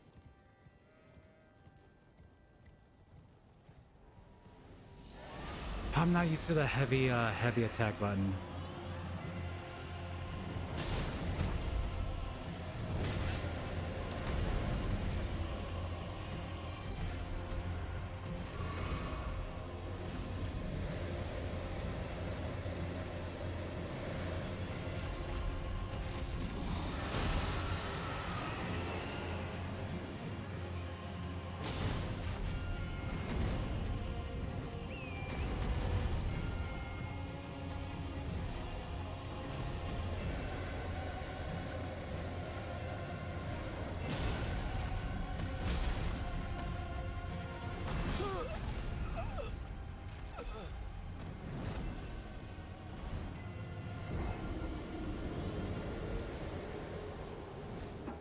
I am the Dragon Killer.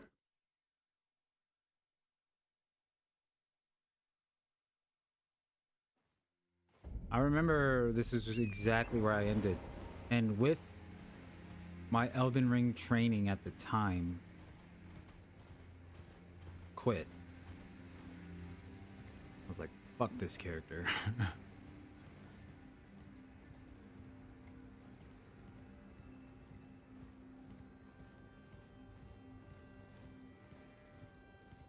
Will the shield even block against some of that fire?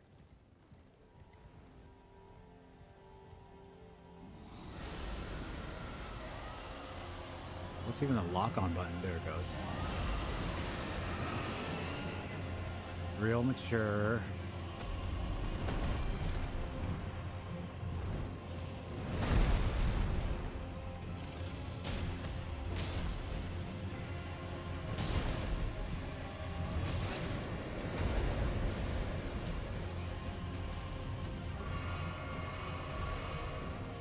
Dude, my pots do nothing.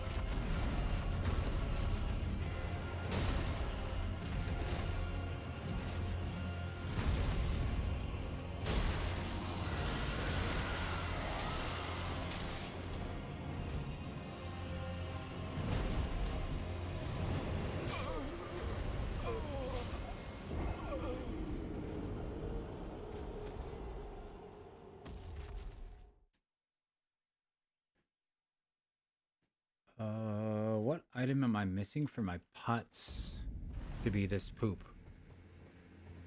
You know what I mean? I feel like my character is very underpowered right now.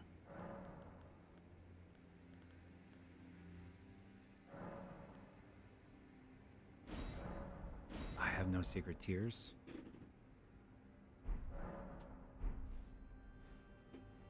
Remove all the multiplayer stuff. What do you mean? Why?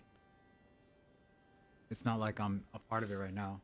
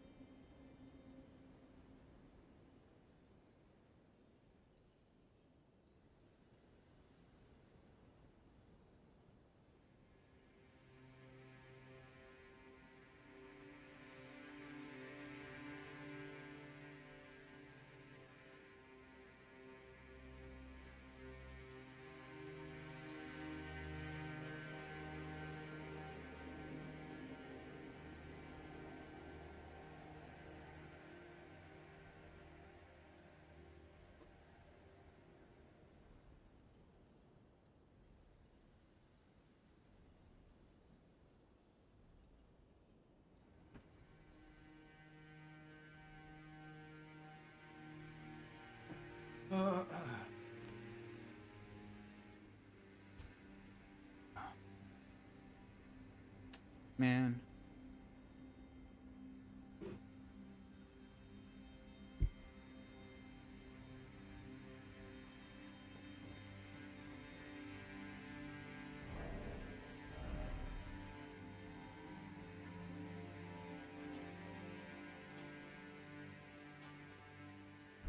Was that supposed to help me win that fight? What the hell's going on?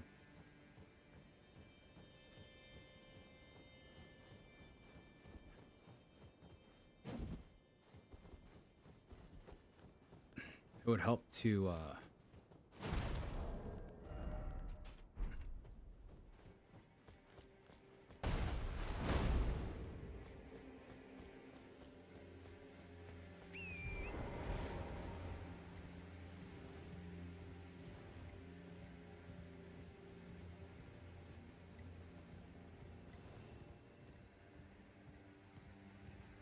Bro, I am the Dragon Slayer. You and me both already tailored ways to beat this guy. Like, we have our set ways.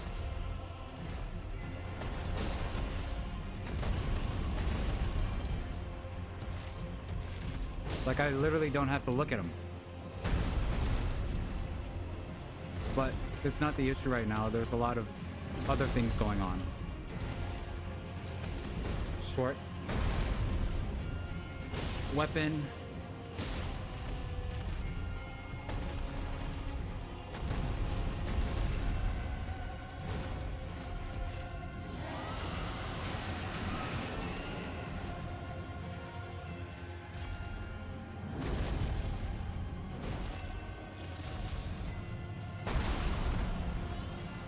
tried blocking just to see what would happen.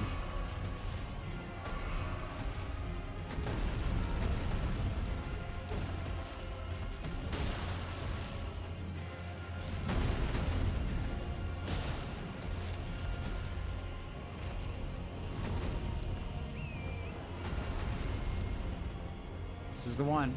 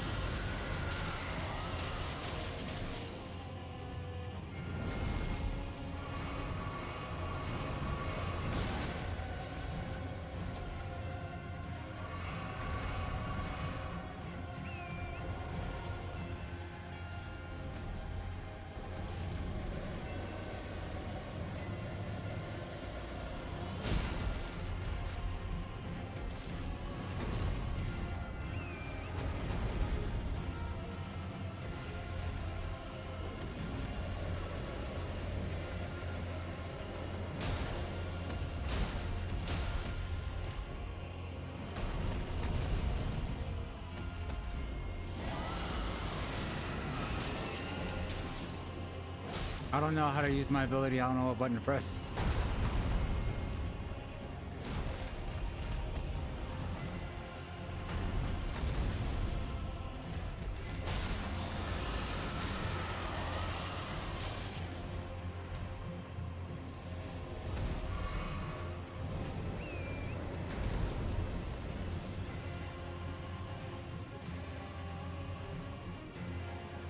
What ability was it? F? I think it's F.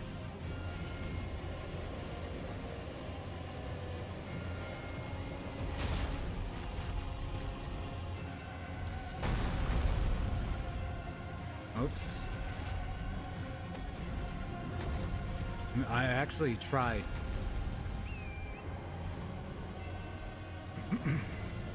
F? It's not F. Maybe it's R?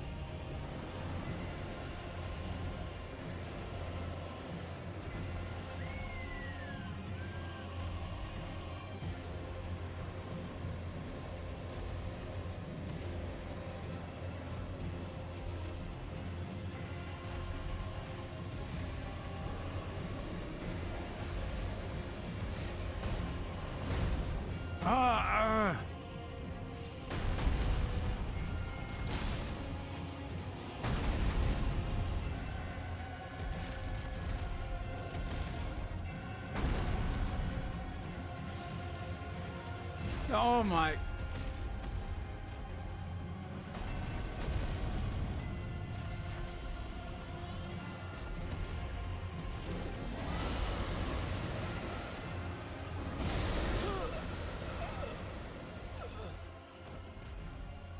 Locking on is difficult. It's just keybinds right now. Locking on's too difficult. Switching my weapons from this hand, that hand. I attacked him with my hands on the shield. Both hands on the shield. That's what I just did. And then when I thought I just had the hammer in my hand, the ambidextrous mouse, man. The ambidextrous mouse nerf.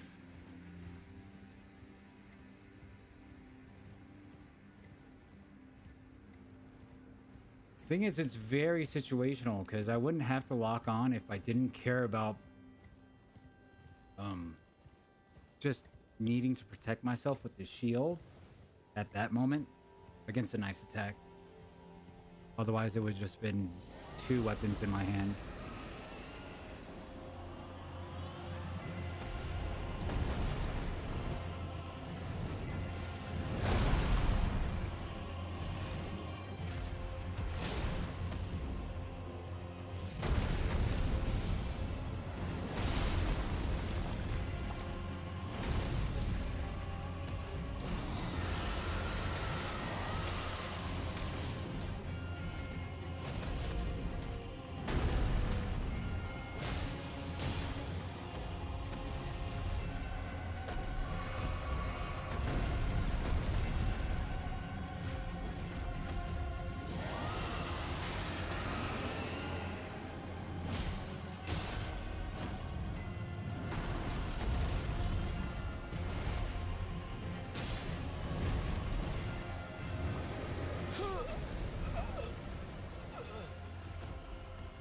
Kind of like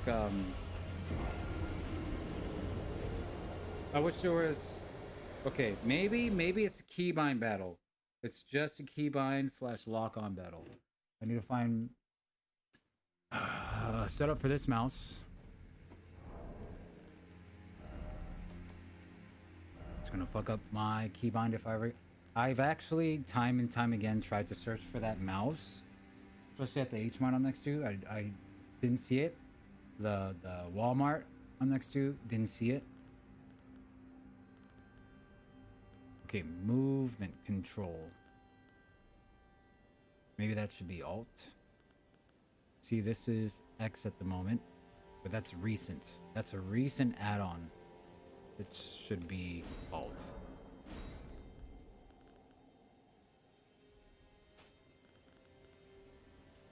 Or maybe Tab. What is Tab? Yeah, Tab. Because I remember it being that for other games.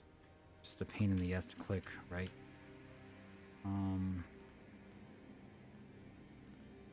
Tab. Switching weapons. I don't like I have to press Shift, then this button. I need to press F and then down scroll wheel to get torrent up. I want to just be able to press T. But I gotta hold F and then T. What is T? T for torrent. Now, will that just bring out torrent? What the fuck? That's an attack now. How is that left click now? What?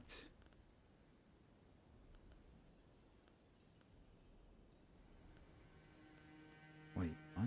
What?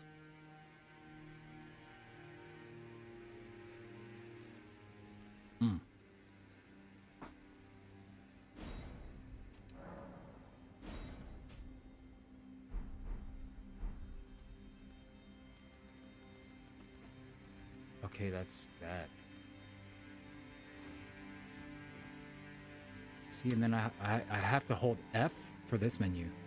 F, F, F, F, F. That will be X, F.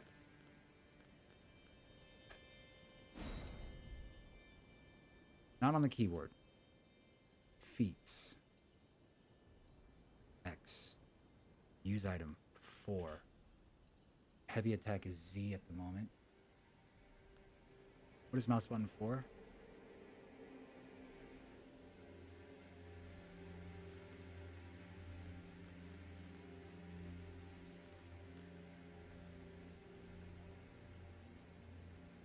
By law. Okay, I think we're good. I think we're good. Lock on, tab.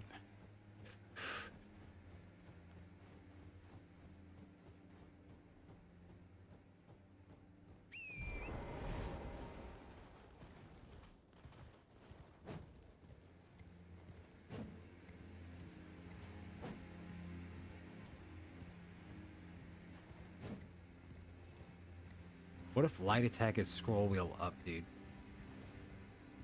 Would that be cursed? Then my left click could be a heavy attack.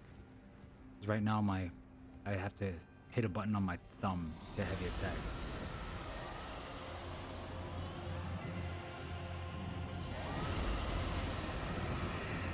Okay, since I just changed torrent, I'm not sure and entirely comfortable to jump off.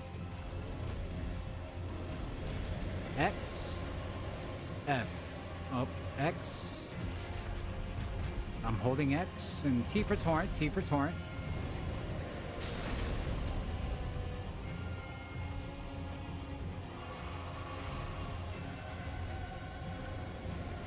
Okay. X, T for torrent, heavy attack, thumb. This guy's toast.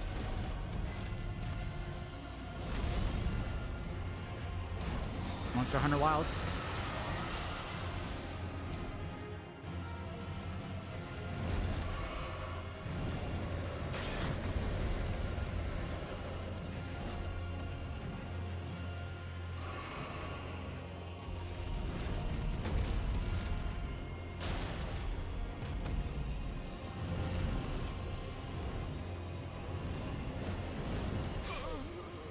What do you do against that bullshit, dude?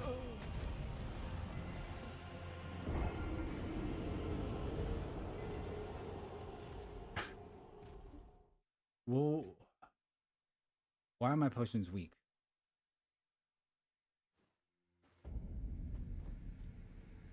Rest. I gotta.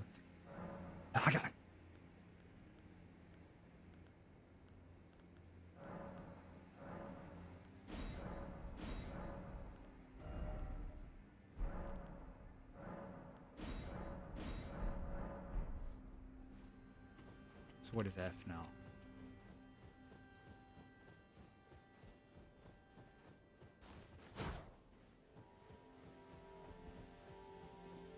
Dude, no, that's gotta be F. I remember now that is F. Not X, it's F.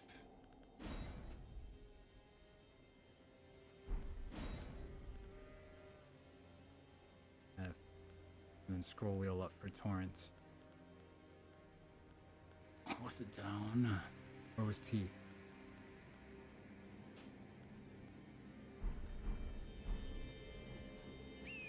Yep.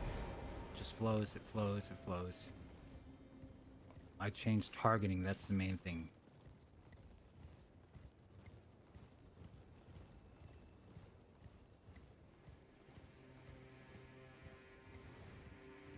Either Sacred Tears or the Seed? Yeah, I think it's Tears. I don't have any tears. Where do I get tears?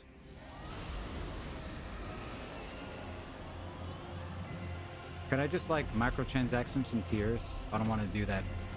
Exploring.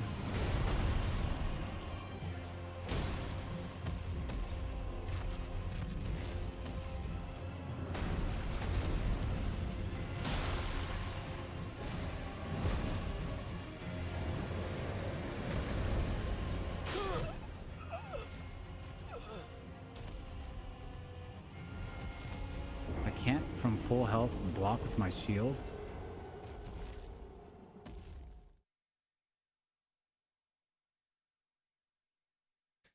I got an idea.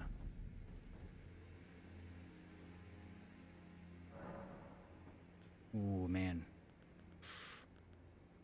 It's like desk slam zone right now. We're at desk slam zone. Just a warning in advance.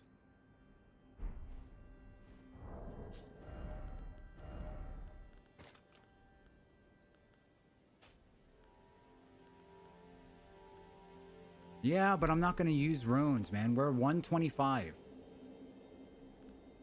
So there's things elsewhere we gotta help.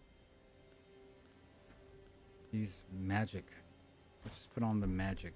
Everything magic. Magic school bus. Magic short bus. I'm not gonna sugarcoat it. It's the magic short bus in the desk slam zone.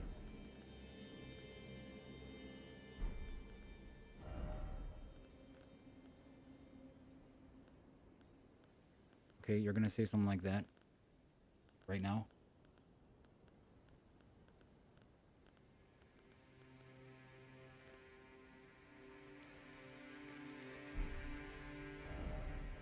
Let's take the source heal off. Okay. Hey, thanks everybody. Sorry about that. You know, we're just having a good time. Talk to you after class. Hey, all right.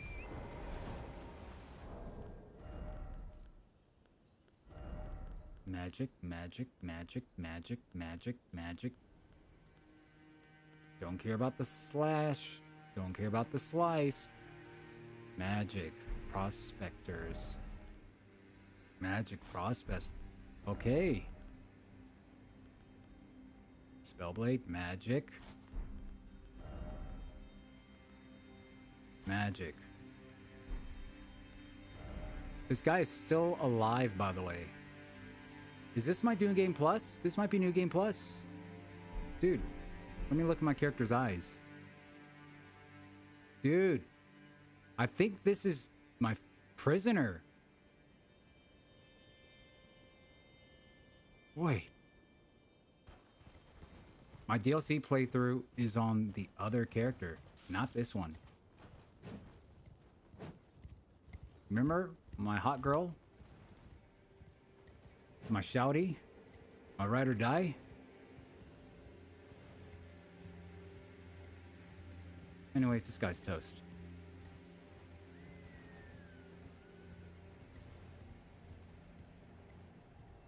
The guy right now at the rock.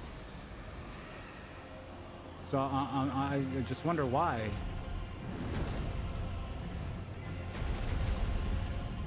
I have this dude's clothes when he's dead.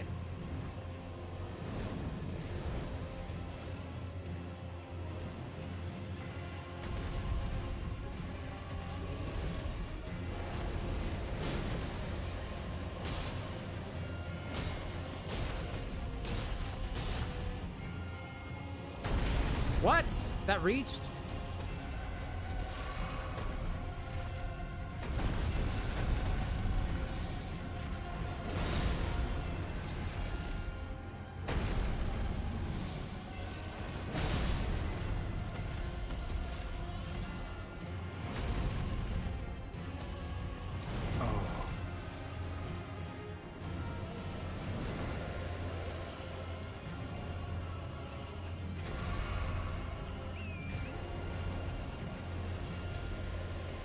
This guy's toast.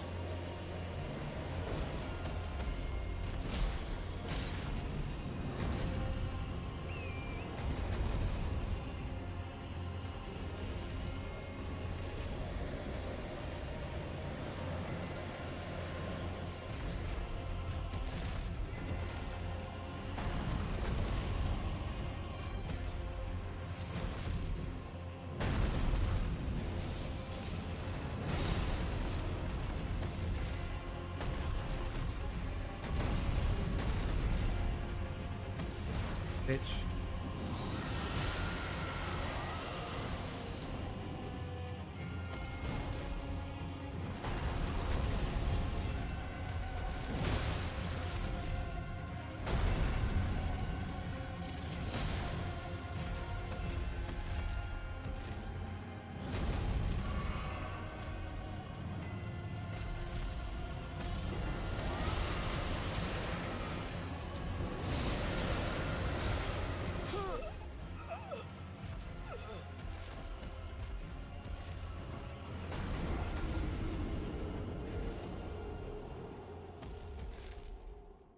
What a loser.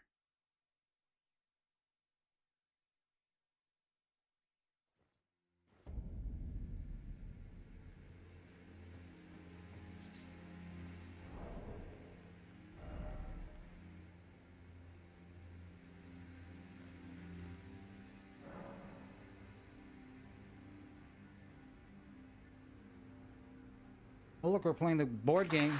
We're playing the board game. Oh, why are we clapping? Why are we clapping?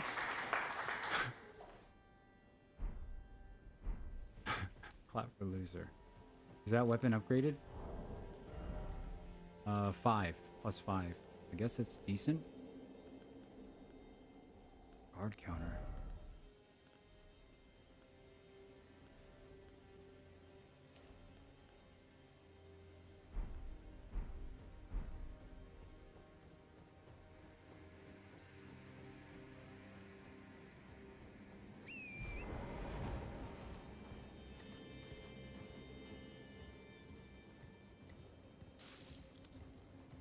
With my stats,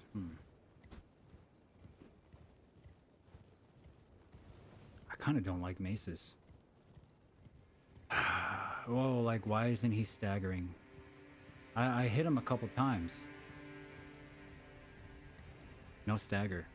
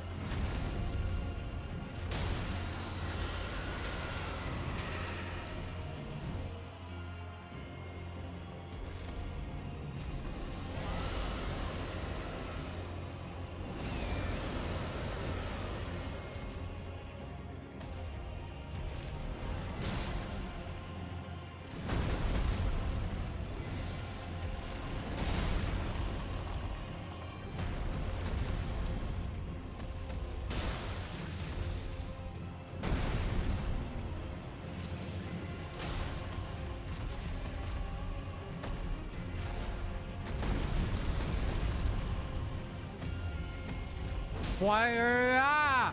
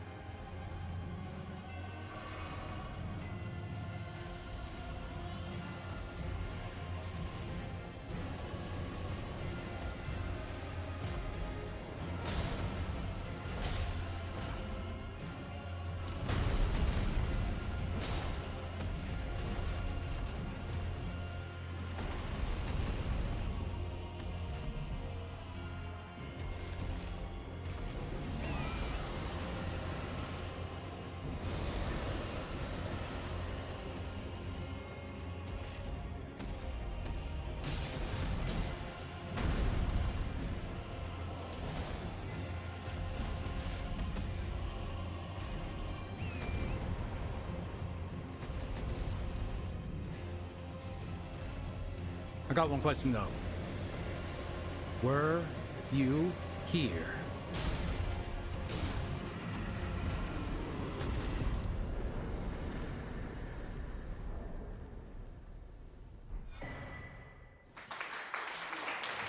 Rise up, Atlanta.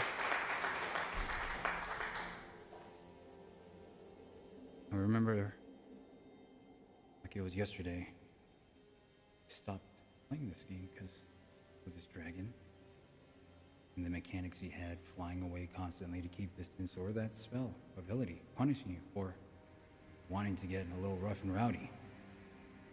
Excuse me for having fun. He's the one that's done now.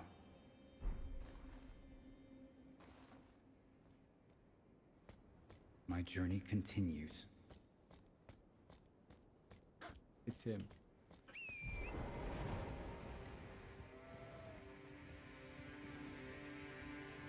Stopped. Literally stopped the game. Now he's dead. As if I didn't expect for it to be like this. I didn't expect to kill him. I almost don't know what to do now. Can I close the game and pretend like I won? Or is there a new dragon I need to conquer? Do I want to face that dragon?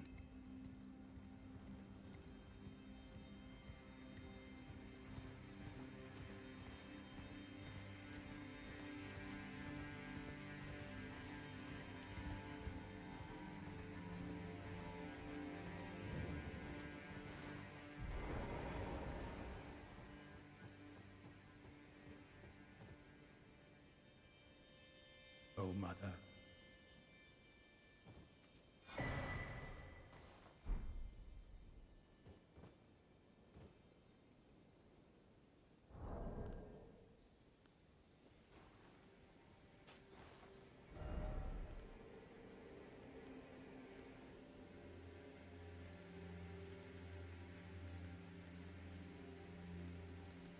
Not on this character, huh?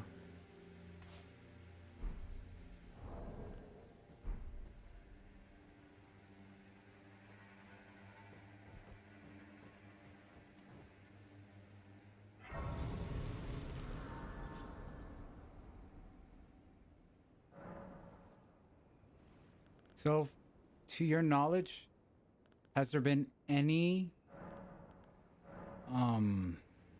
continuation from being Lord of this, Lord of this, Lord of this? Has there been any like callback to specific ending that influenced a different beginning?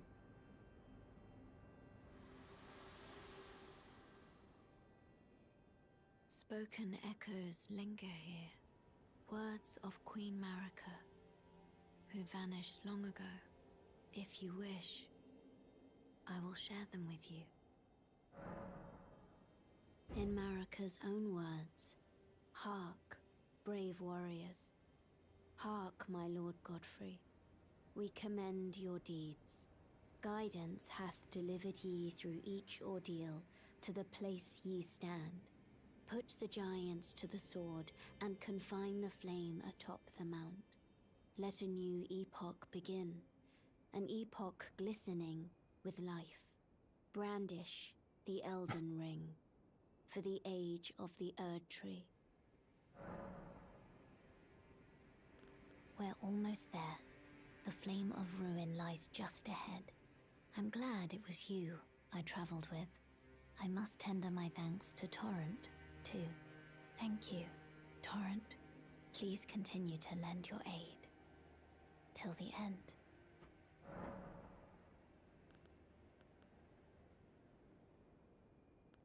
I feel like we're helping a bad boy. I don't want to help a bad boy. Did I beat the promised consort with this character? How do I have exactly one million. Wait. 100,000. That dragon's worth 100,000?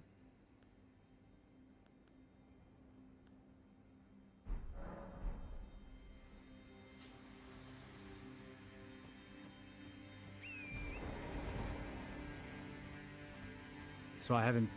So this character is DLC free, huh? Is this character DLC free? Not even touched him. Not even touched it. Did I beat the DLC? After you beat the Promised Consort, do you beat the DLC, or is there more that you have to do?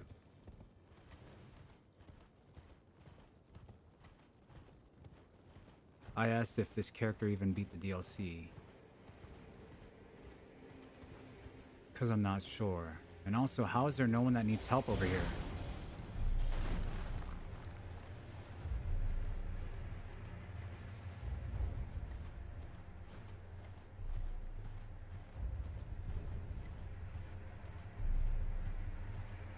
Oh, is that invisible castle? You could get the invisible stairs?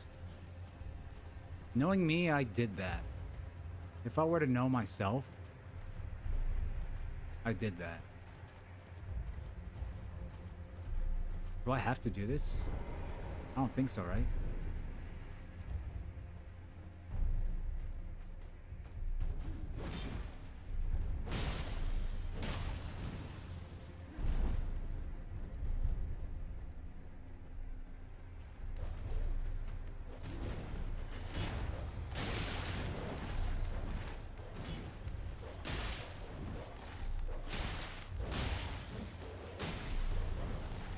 Fellas, ladies.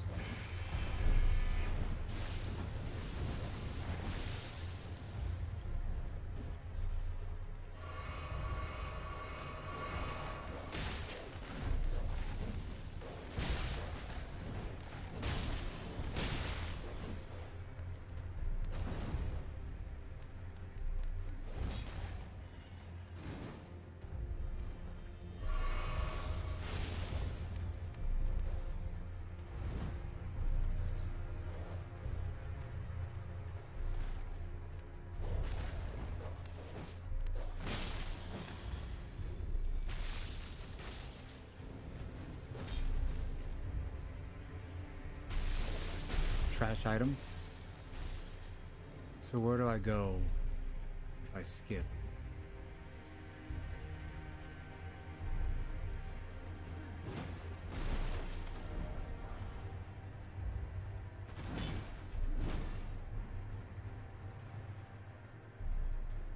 No.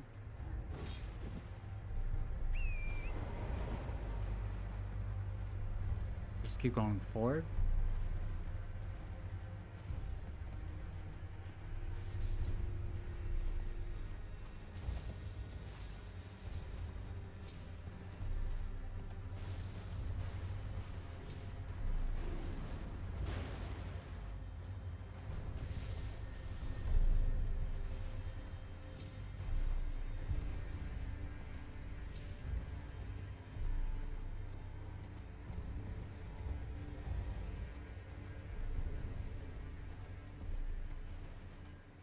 This character is like heavily empty pocketed though.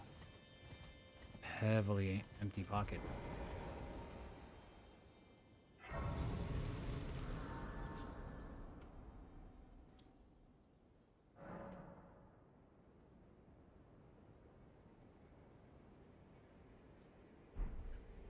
Juicy.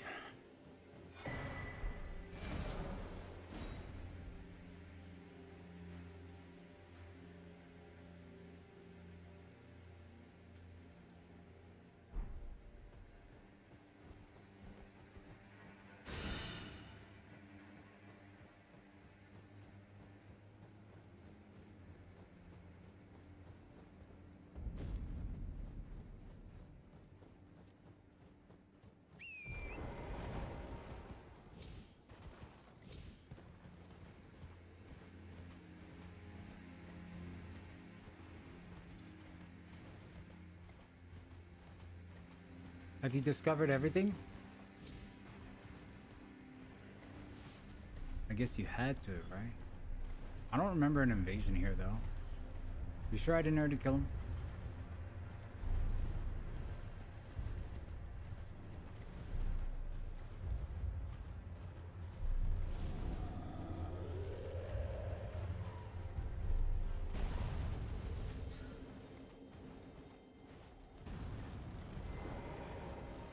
Oh, here we go.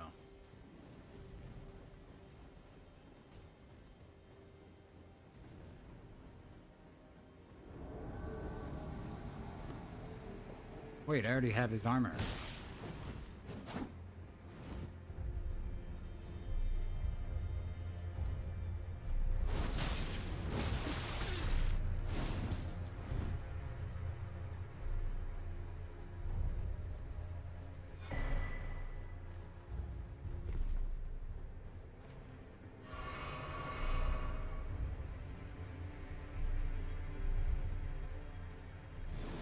This guy's toast. Whoa!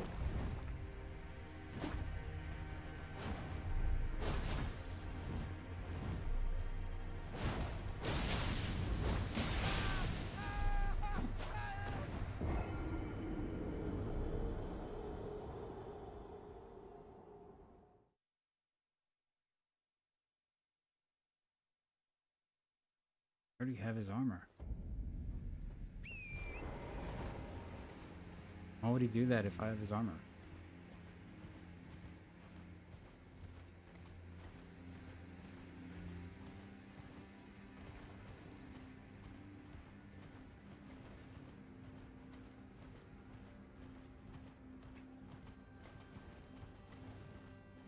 Yo, can I get a piece?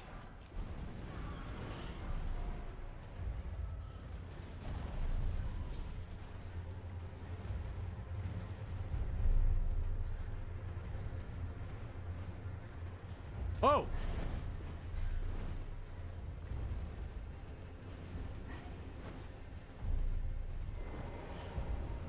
Bye!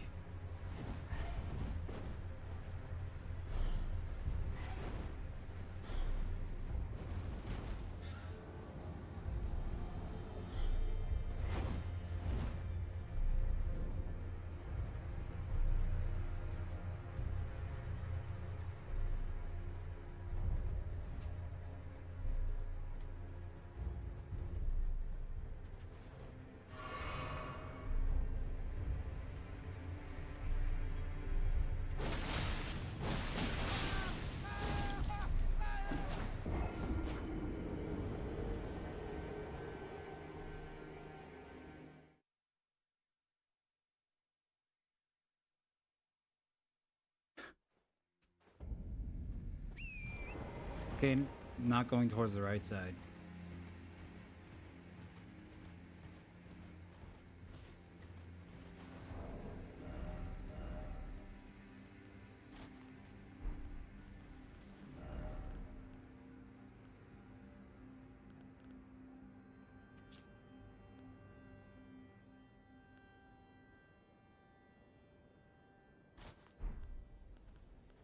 His set isn't the set.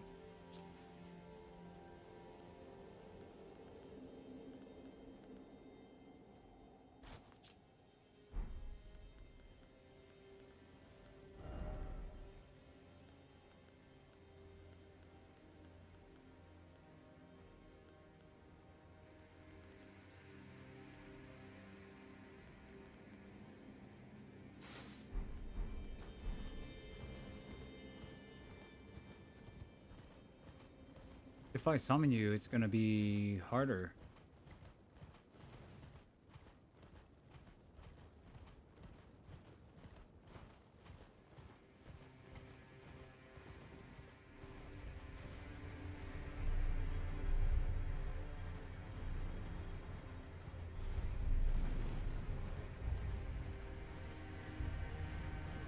Are you scaled to me?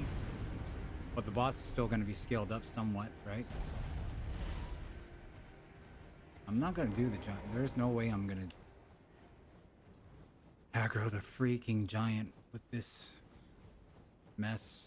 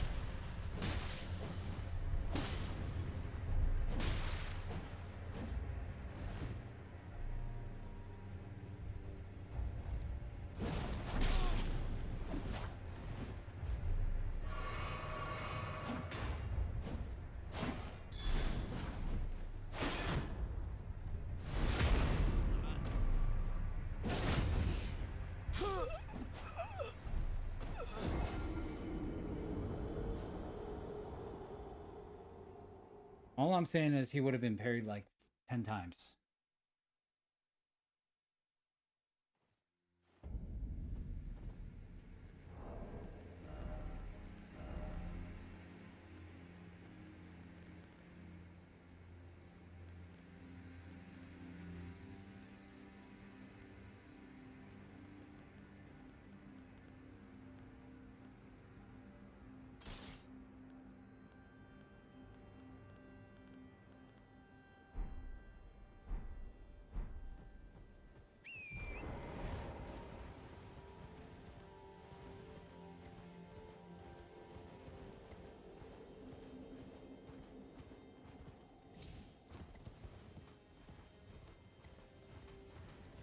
He doesn't know. But he finna find out.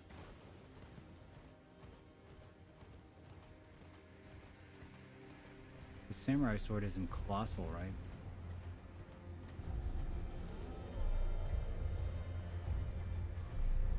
Can I just like rest at that grace? So I don't have to walk 10,000 years to get back?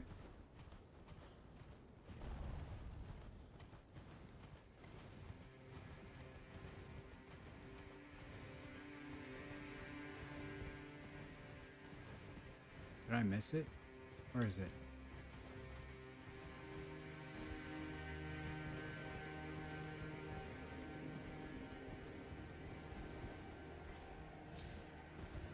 Hey, outplayed, bitch.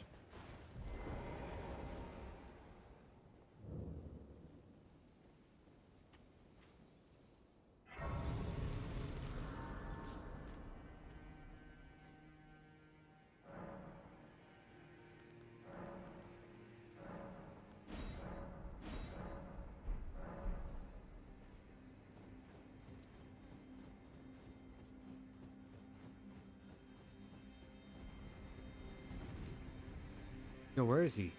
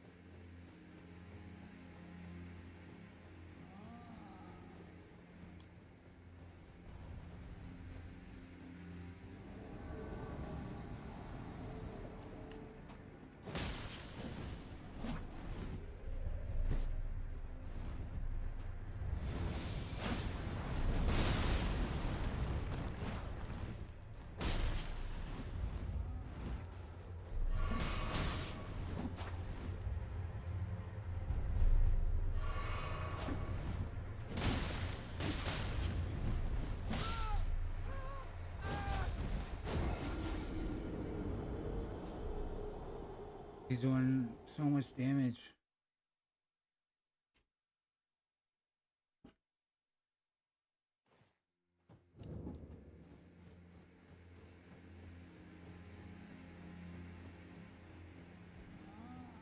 Is it a heavy attack or light attack? To get a backstab.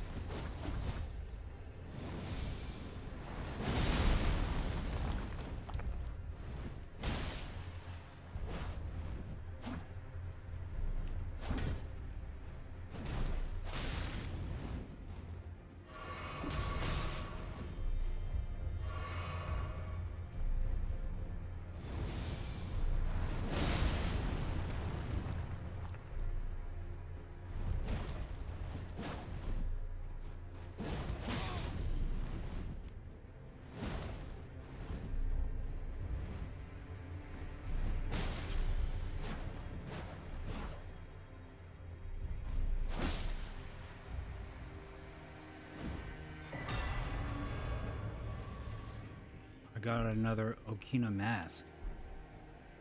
Which means this is the second playthrough, isn't it?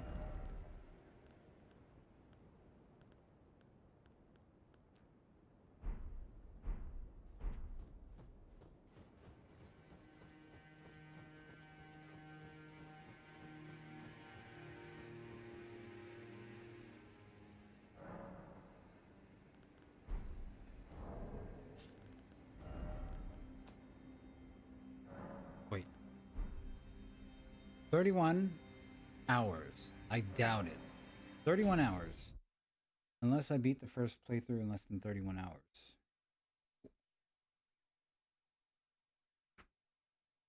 But I have many characters. Let's see. This might be the newest character. Okay, okay. Which means...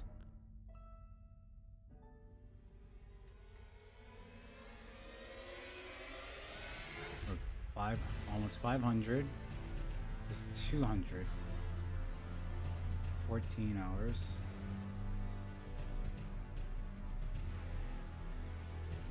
$31.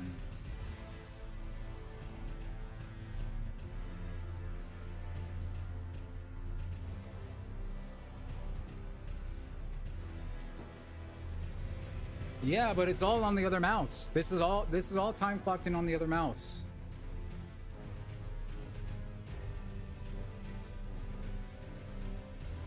Yo, it's your boy, let me at him.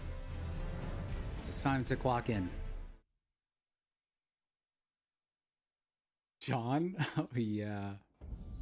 His fucking face. I'm kind of scared to die with these amount of souls.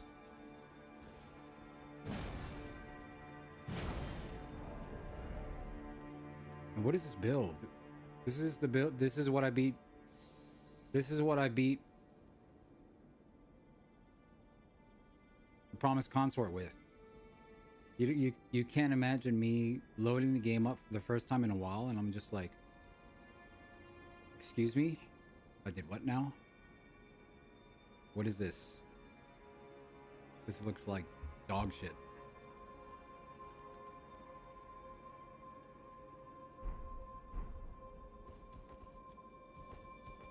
Like I'm about to sabotage so many people right now, I feel like. How about, well, they need a nearby, both near and far, and just far. I'm not trying to help nobody right here. What's behind this door?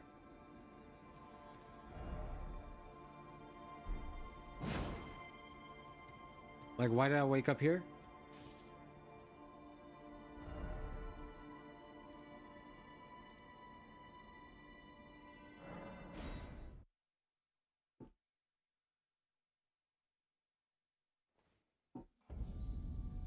Wait, just because I beat it, the door closes?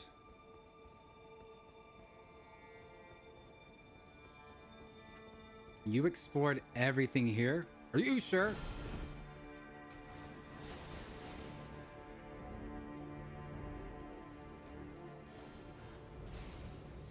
Yeah. I don't... No, not sure what I've done. It's what you've done. But I don't think you've done it all. There's no way you have.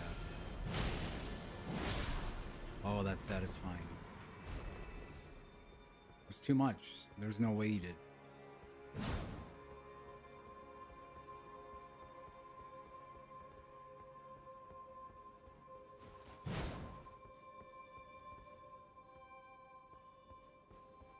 Oh, the map genie? Perhaps. There's a couple things I found that aren't on that genie. I remember progressing this spot really fast. On accident. Oh, shit! Out of here. They're above me, I remember.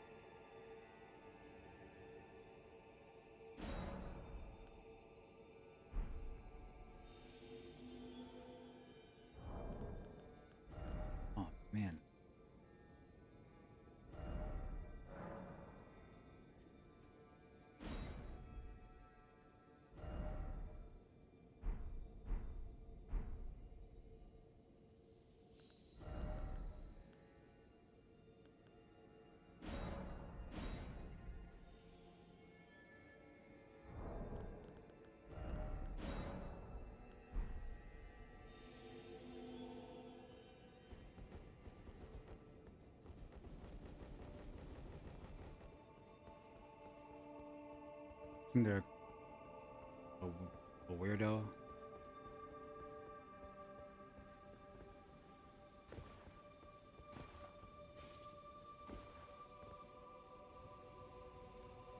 This bitch.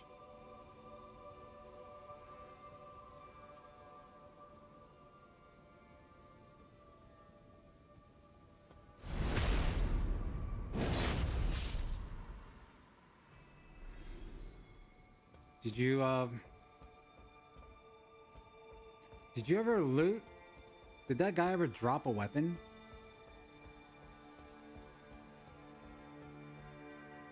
The slinky guy that kind of chases you. Mr. Slinky Boy. Scary bitch.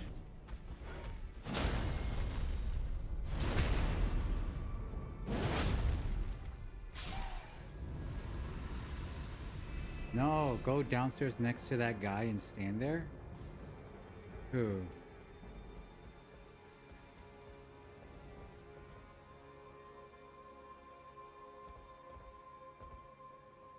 Someone just shot a whole bunch of rings at me.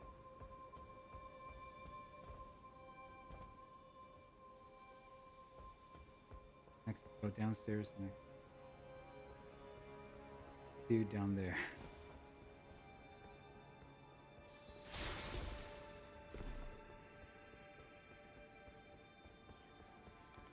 Oh shit.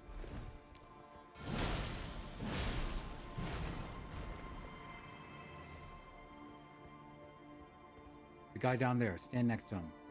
Aren't I gonna get shot by 10,000 things?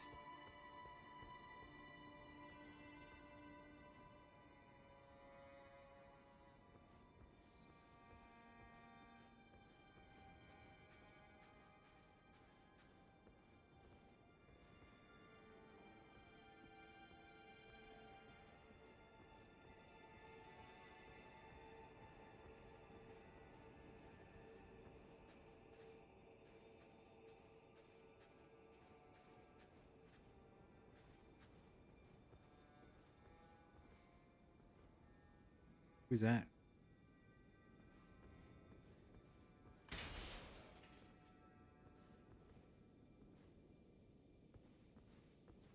Yo, you good? I must have already looted it if I did come here.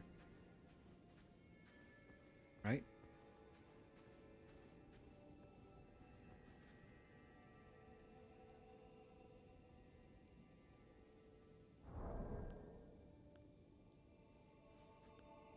What is it? Or what was it?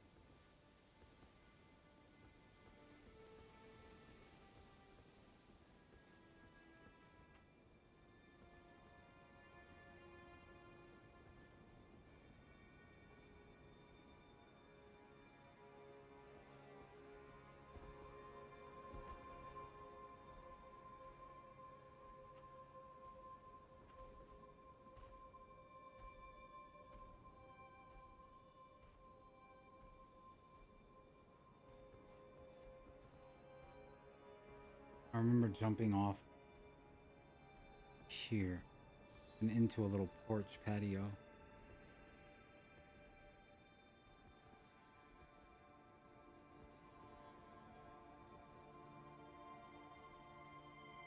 Yeah, I think that's literally where the porch patio thing is.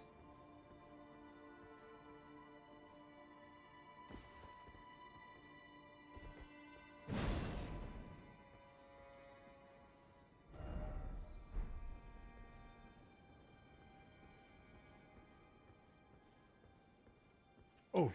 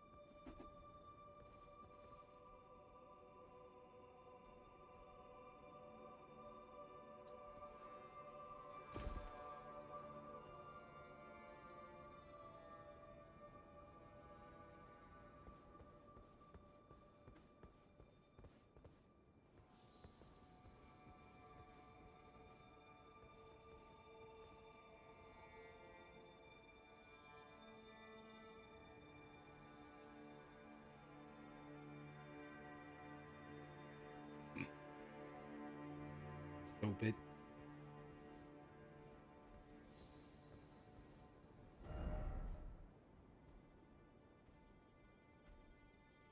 I remember maybe if I did commit to one way, I really don't think I came back. So whichever way I chose, if there's like a choose one way, choose another way. I think both kind of lead the same way though.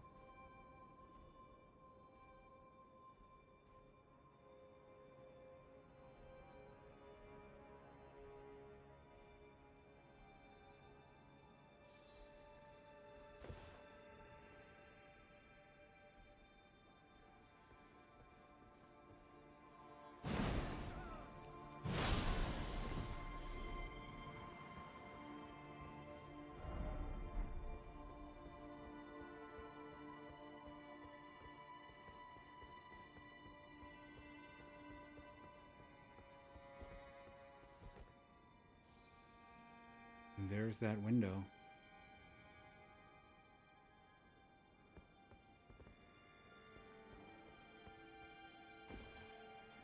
You first, man. You first.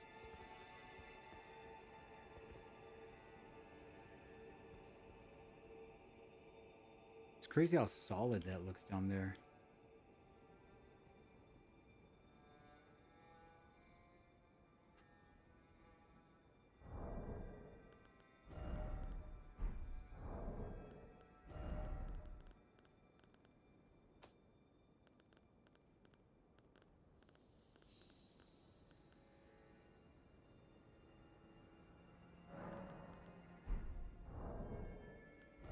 With this rubbish.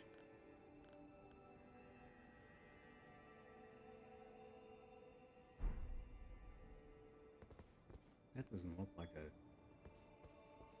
jump you can make though. I suppose you don't have a choice.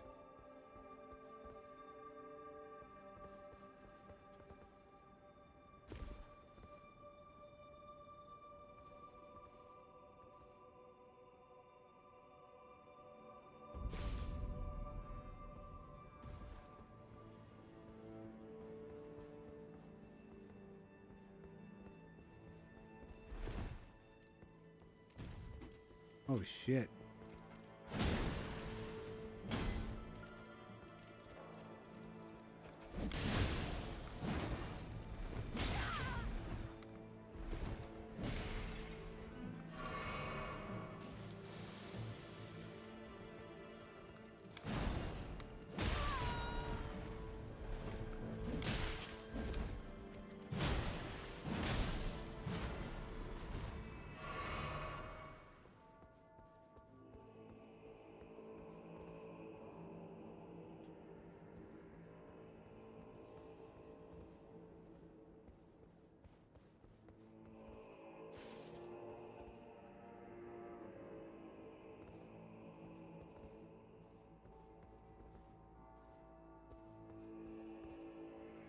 Has anyone ever tried the stance over here?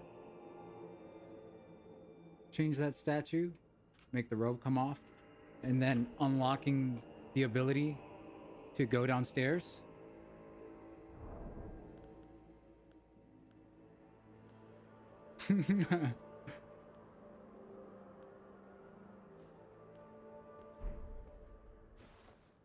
Welcome to the stream.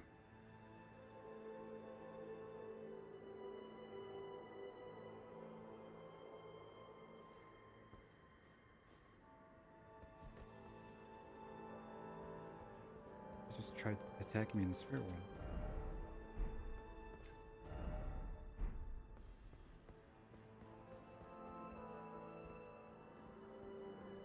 Let's gank invaders.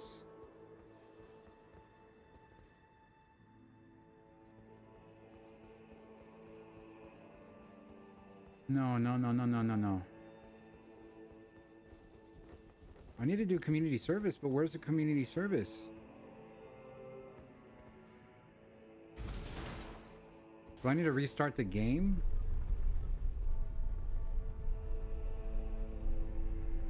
Takes a minute. No, this is beyond a minute.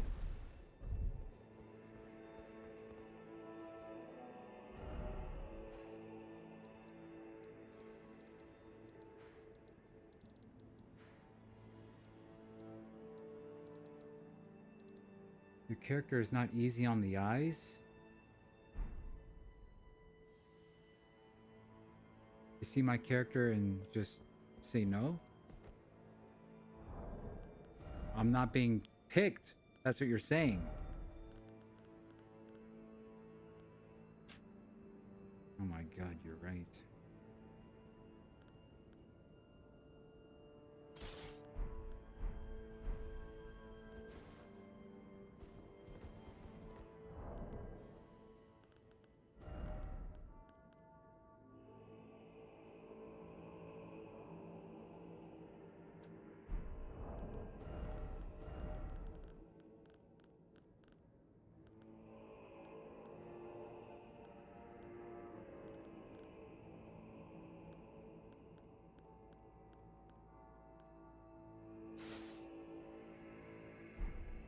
You got a pumpkin head yet?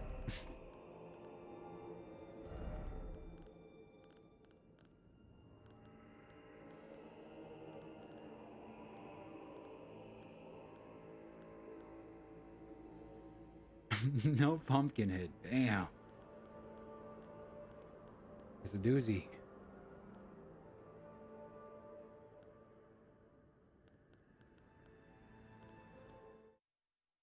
There it is.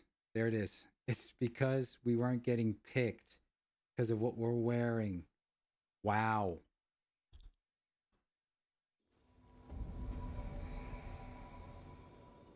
Hey!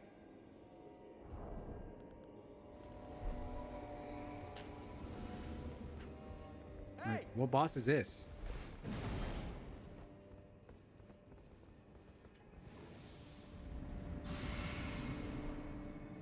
No.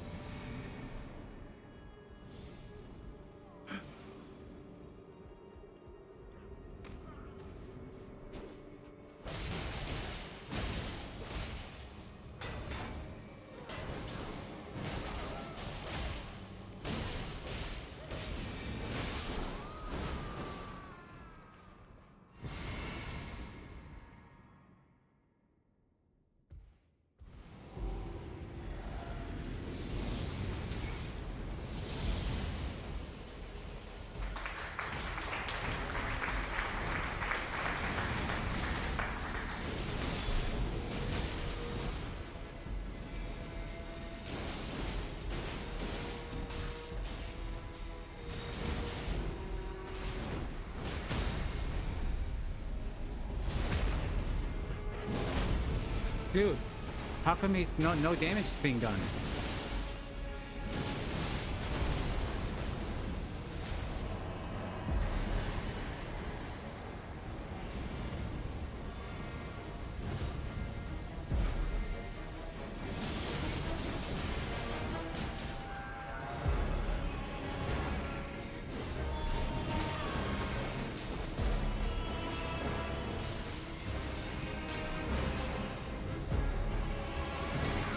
love the music, man. Wait!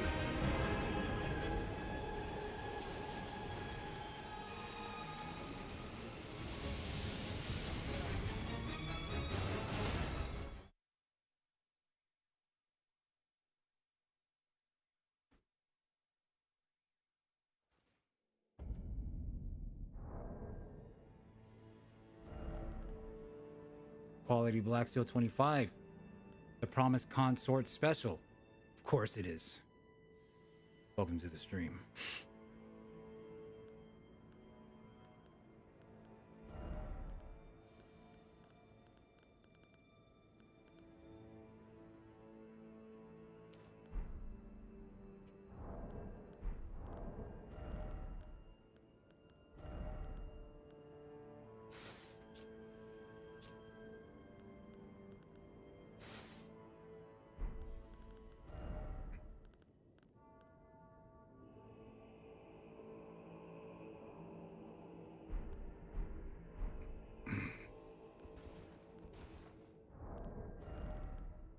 I need this, and I need a tank, and then we should be good to go.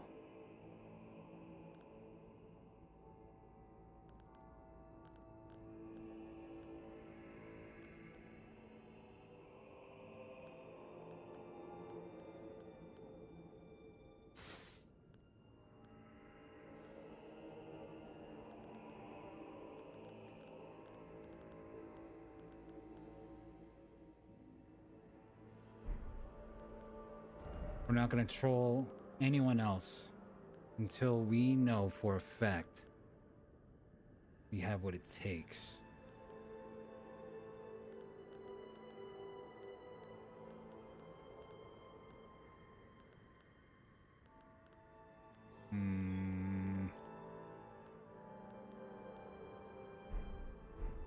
Armor of Night? Night Lord? No, not nearby only. Stop it.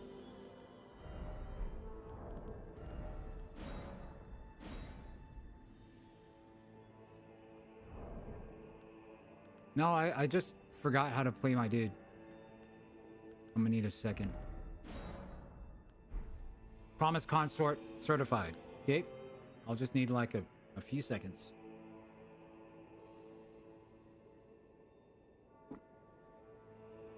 I was supposed to heal when I'm near death too. It's my potion. I did drink it.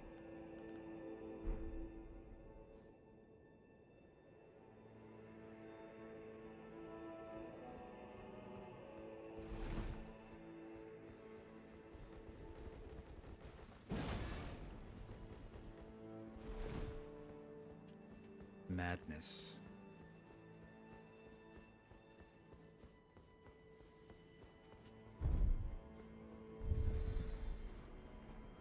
Damn it.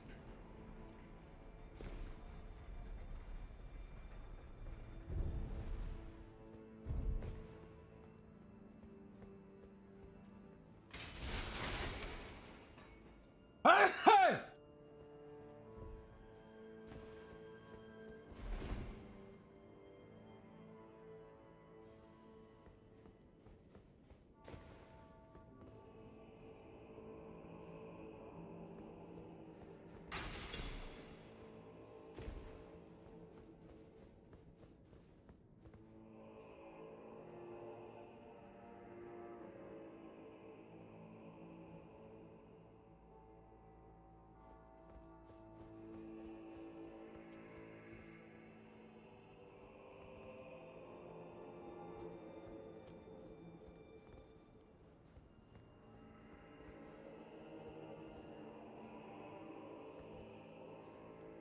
Wow. That's a lot of people. I have a great build? How do you know what my build is just by looking at my stuff? I have a great build. Just mace? Oh, me. Sorry, gotta clock in. Shit.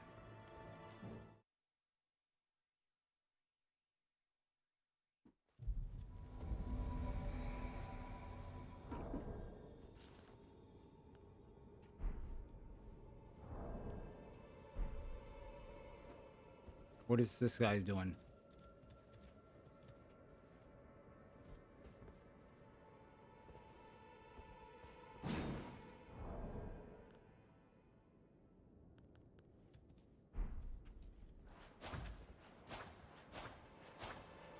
Deep roots? You think? Oh, isn't this where all the animals were? He killed all the animals.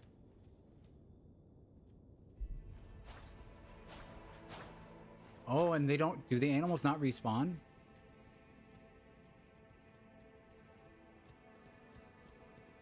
said rat?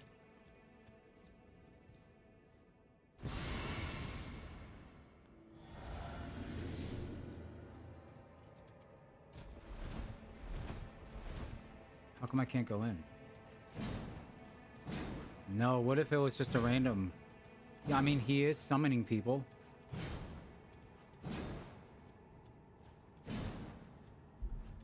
Not once have I touched them.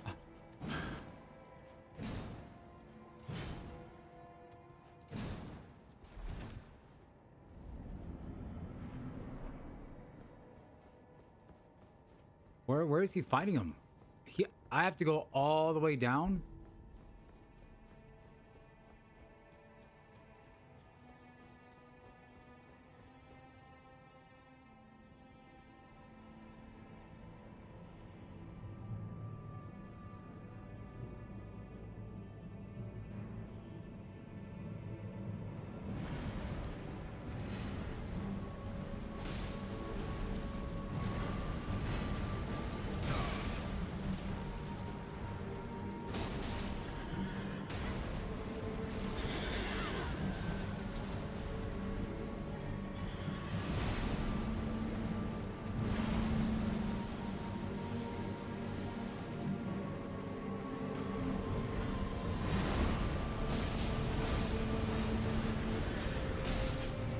Oh shit, I forgot about that too.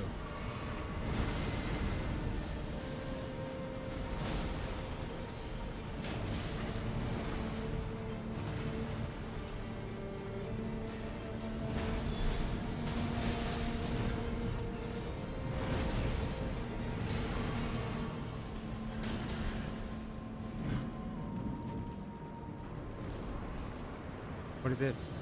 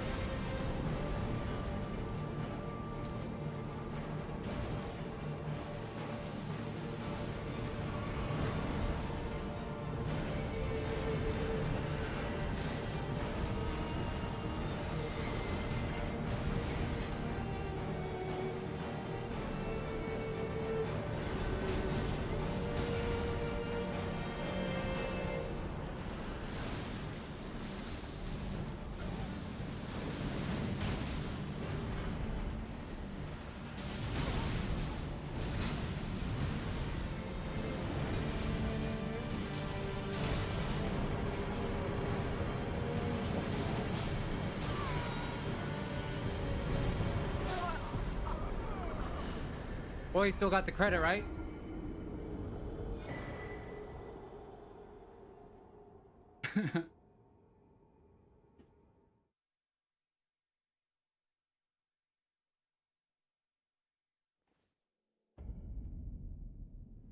Starting today?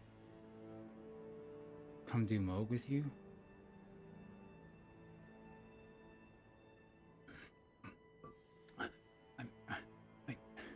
I don't...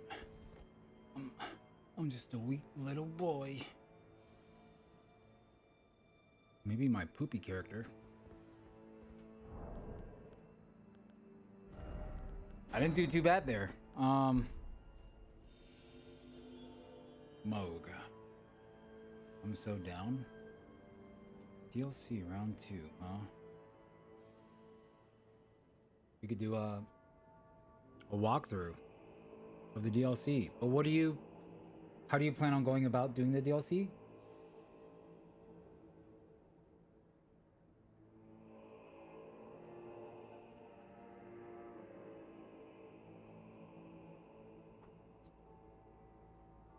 marking all NPCs.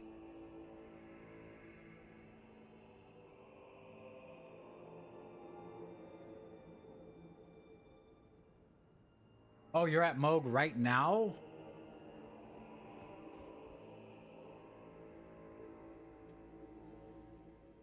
You crave lore. How do you get lore? You have a different mindset. An admirable one at that. One I don't think I have. How do I not have anything over here? This is a character that just went straight to it, huh? Where's Mogi?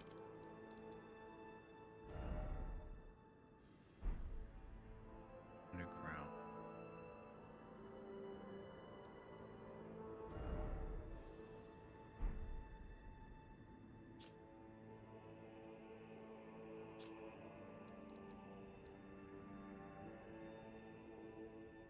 I guess I gotta go here to go underground.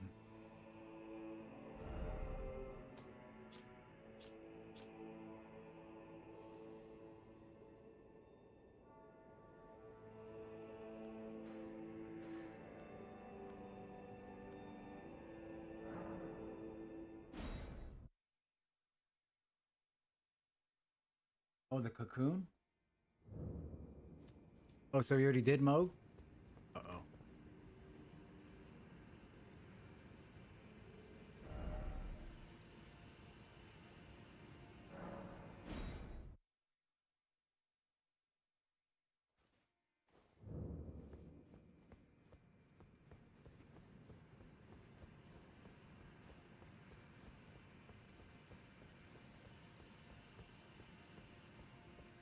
I'm not allowed to attack or anything here.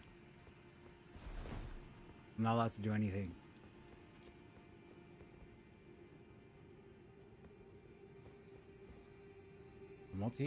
Wait. You...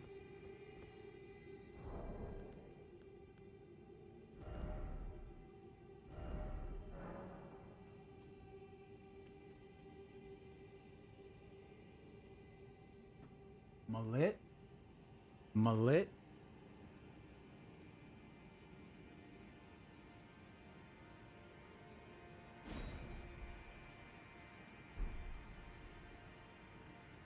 Oh.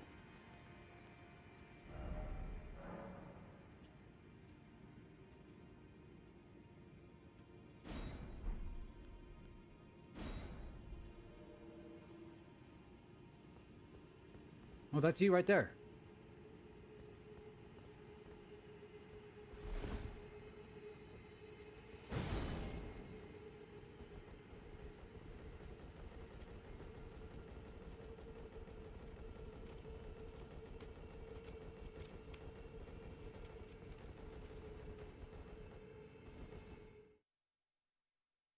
Moog. This isn't gonna go well. Wait, hold on. Adulting? Oh, look at that. Free Ren. Wow. I remember when I helped Free Ren beat the Sergeant whatever. In my YouTube video, the person was named Free Ren that I finally ended up helping. Okay.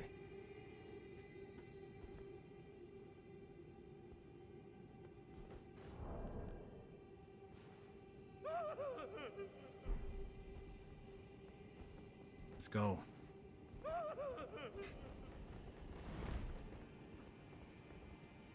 Uh-oh.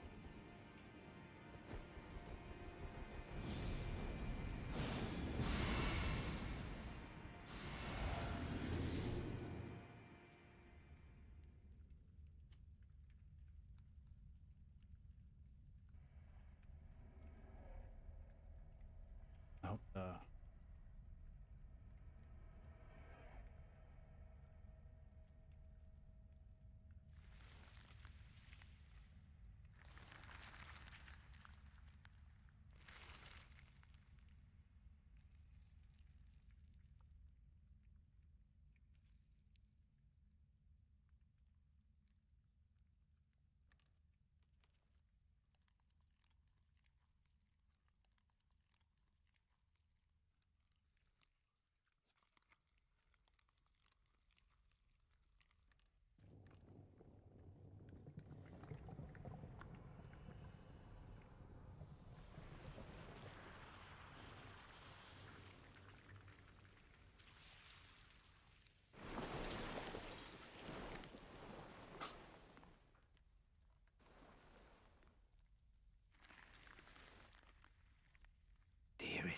Mikola.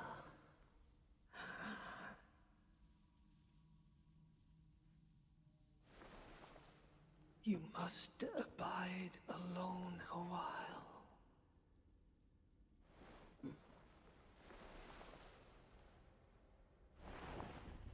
Welcome, honored guest, to the birthplace of our dynasty.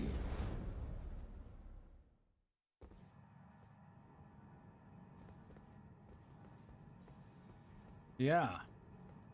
What the hell?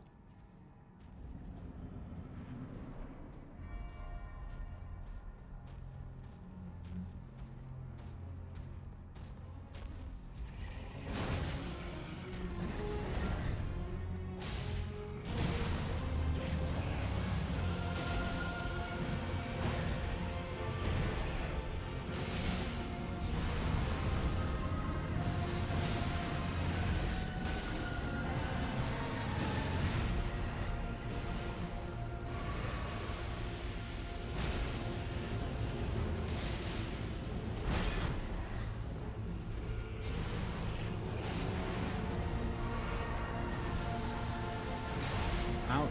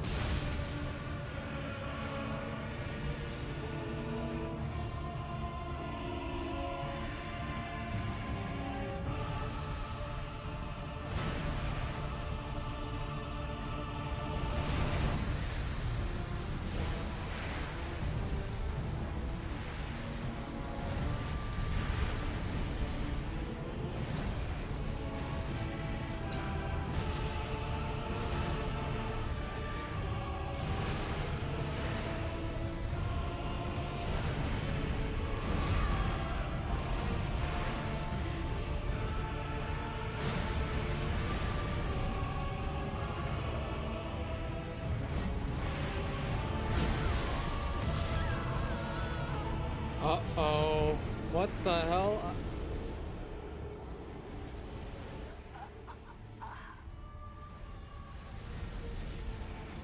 Oh no, this... He's a pickle. A pickle. I will say, I'm pretty surprised at the stagger and the amount I got to hit him before doing the animation. I hit him a couple times. And then hit him off.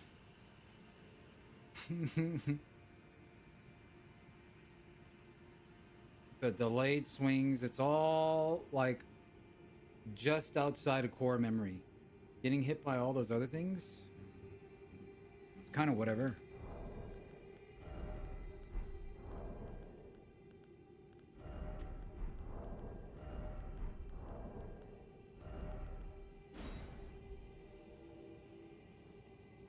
How many times have you tried against this poopy face yet?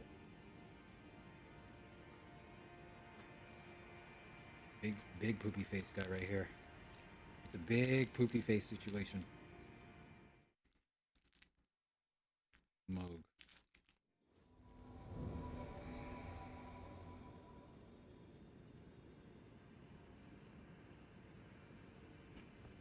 Oh yeah. That's how the animation and stuff. Okay, do it.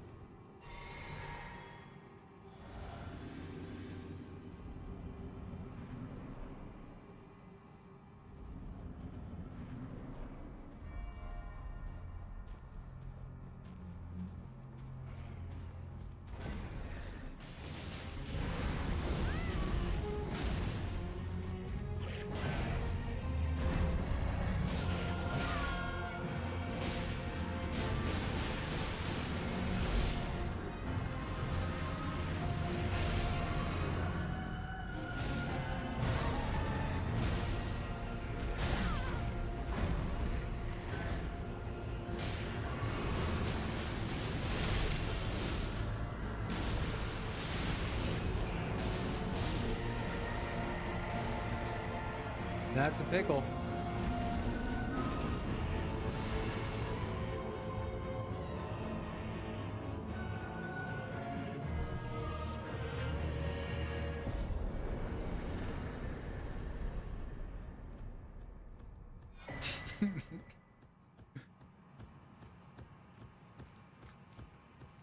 So true. He's been bleeding so much. To see how it feels. How's it feel?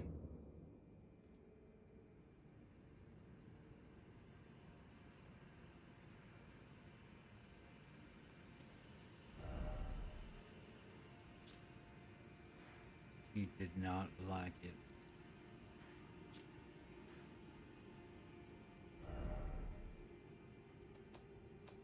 He did not like it.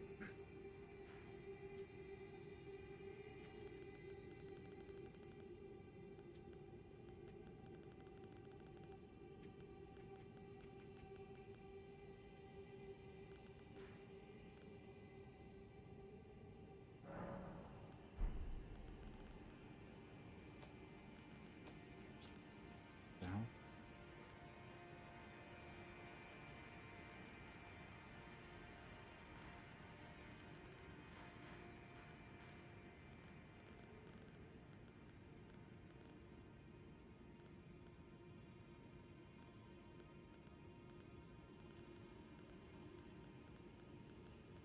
Where do you end up waking up here? Why don't you wake up?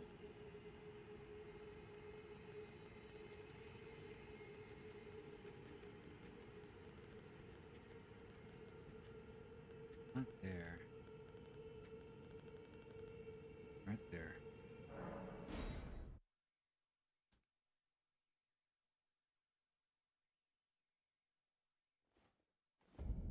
No. What? Oh, put finger down at Radom.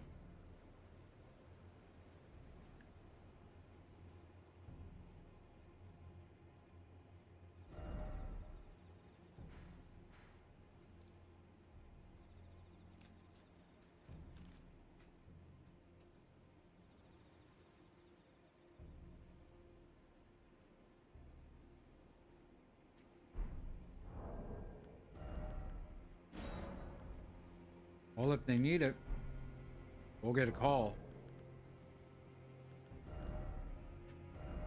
We're just clocking in.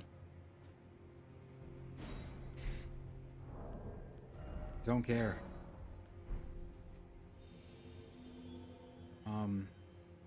Because we are far from confidently fighting anybody.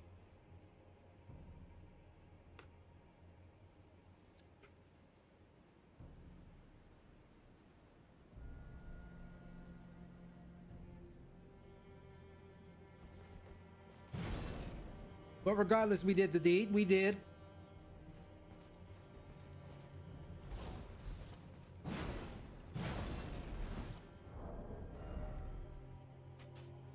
I get a light loadout?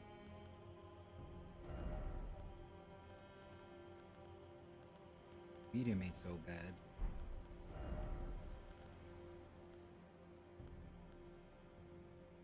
Rana. Dancing blade of Rana. We got the dancing blade of Rana. Wait, Alex. Oh my god. Oh my god. Oh my god.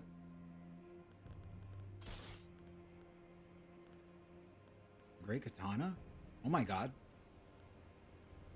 Oh my god. Oh my god.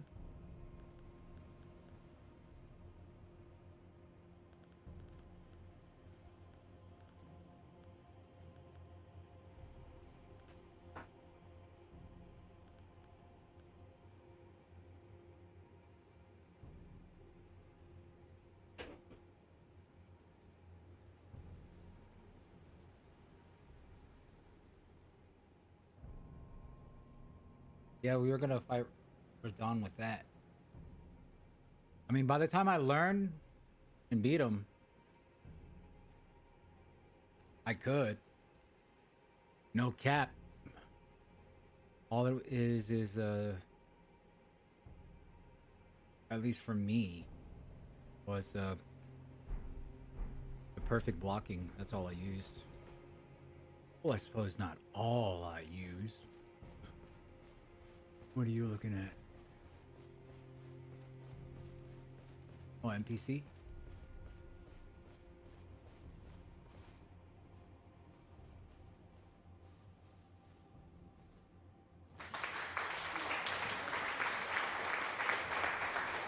Wait. Is he just sleeping or what? Oh, he is.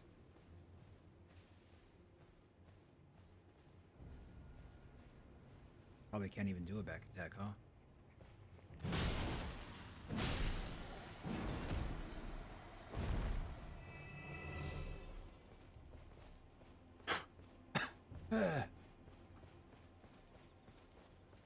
She pretty strong.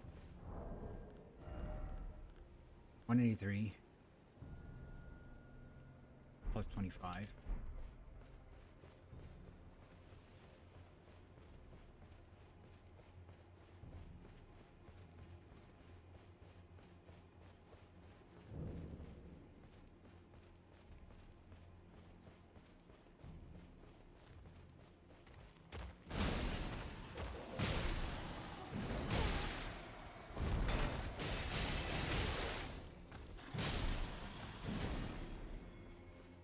I mean, if we look at my main map, I don't think...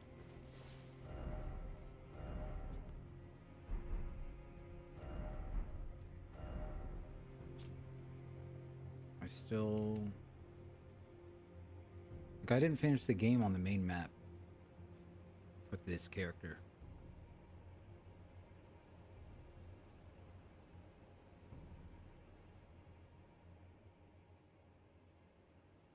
We're being summoned. Whoa.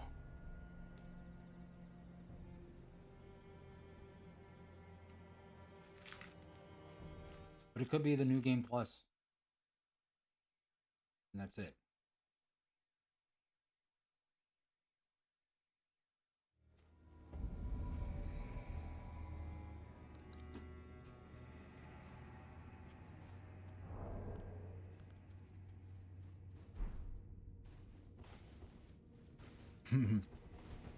Hey!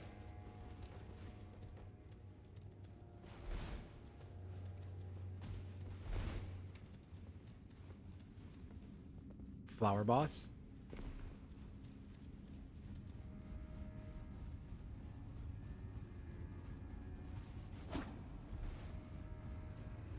Is there a thing we have to fight in here? Flower boss.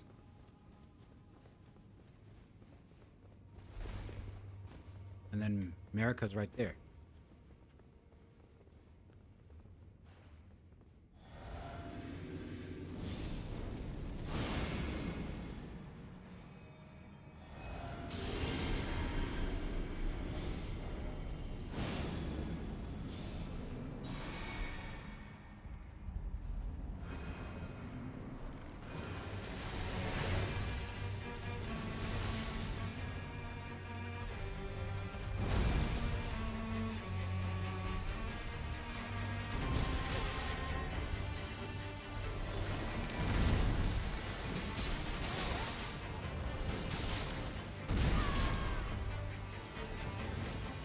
I forgot everything.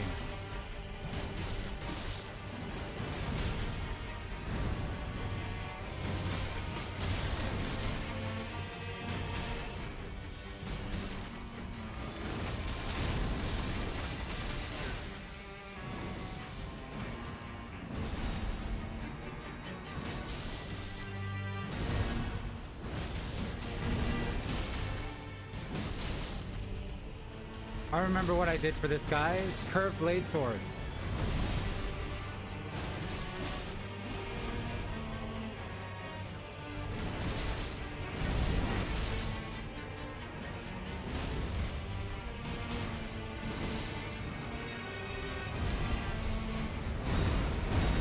Oh no.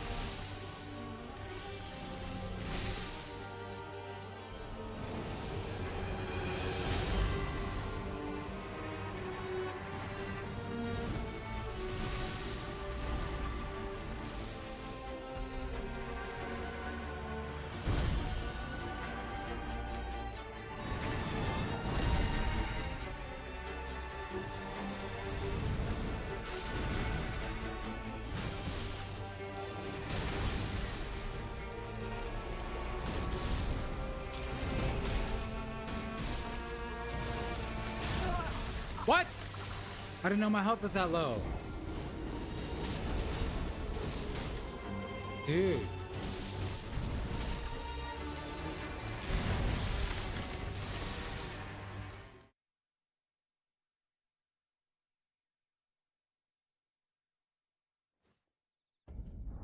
It's very dependent. And why? Attack power.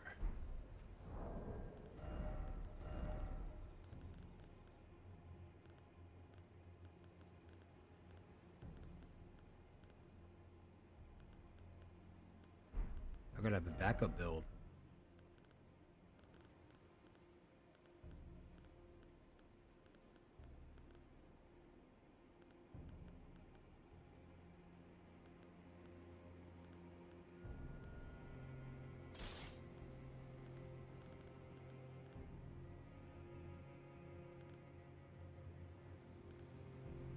But it wasn't parry, it was quick step. And how come? Okay.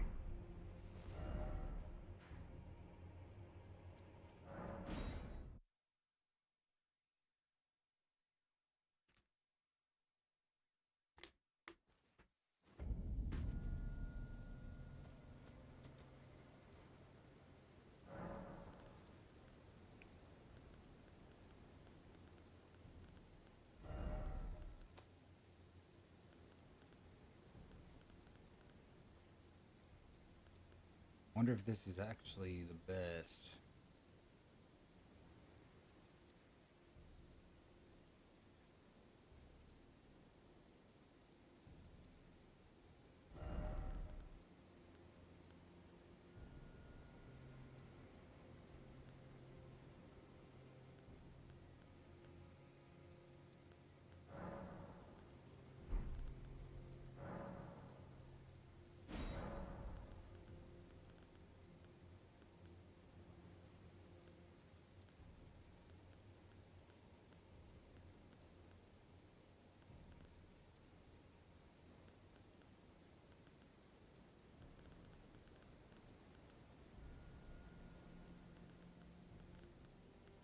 I think my weapons didn't do a lot of damage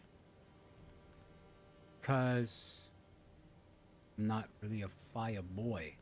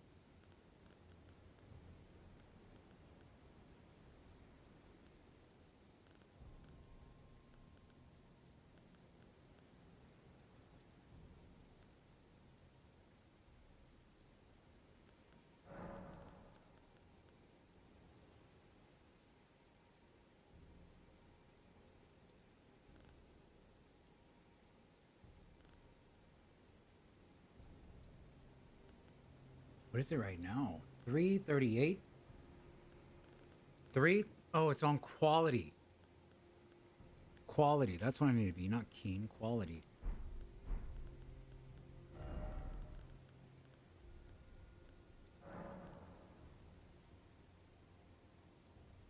Wait, is that more? Yeah, it's more. Quality. Wait, so should this? That means this should be quality. Okay, quality, quality.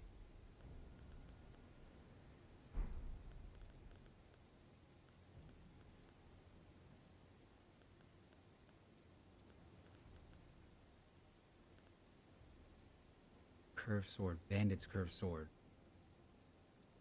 or the phalanx. Can't change that.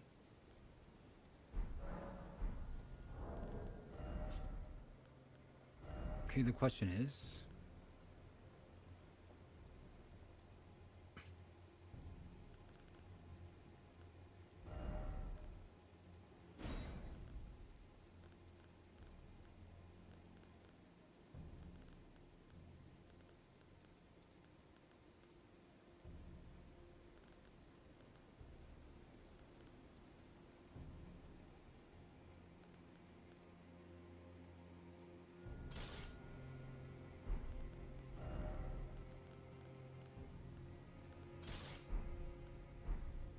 the dual curved blades got me through a lot.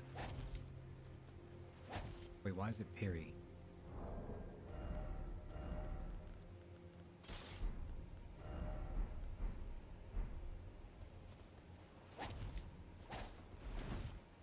Can't I see my menu?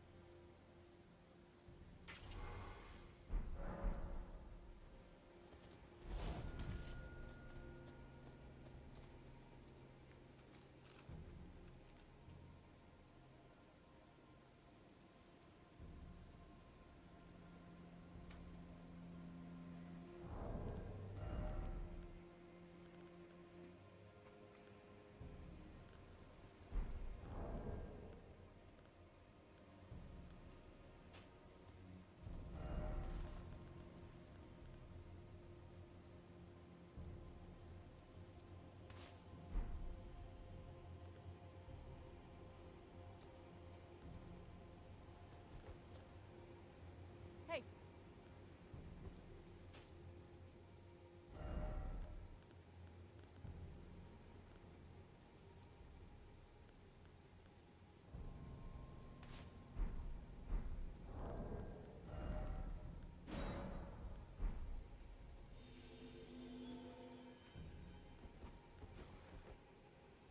Am I heavy? Nope.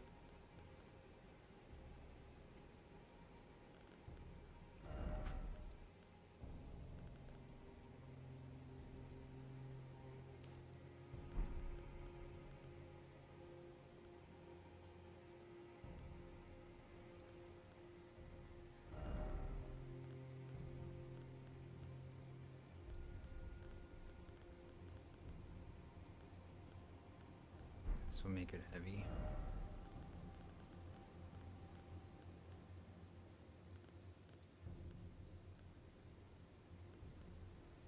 Being summoned.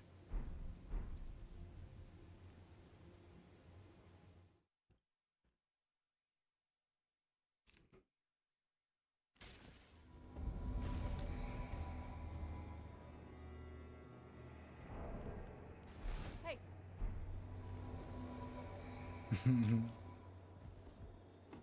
Hey!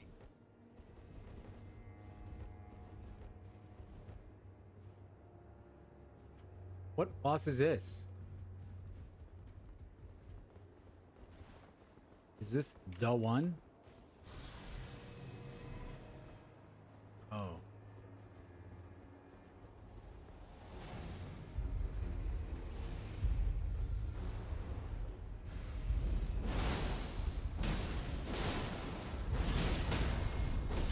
Oh! I hate being lock on. Lock it in. Get for locking on. Locking it on. Which is heaven? Ladies and gentlemen, welcome back.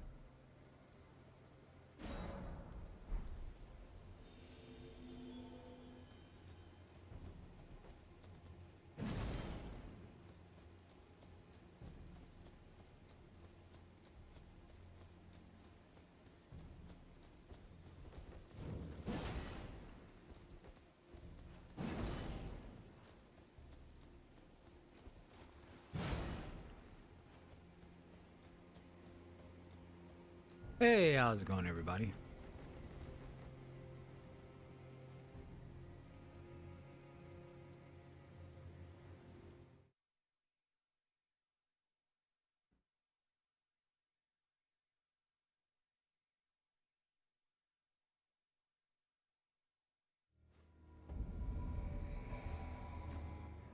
Something bad just happened? Hey! Hey! Oh, fuck.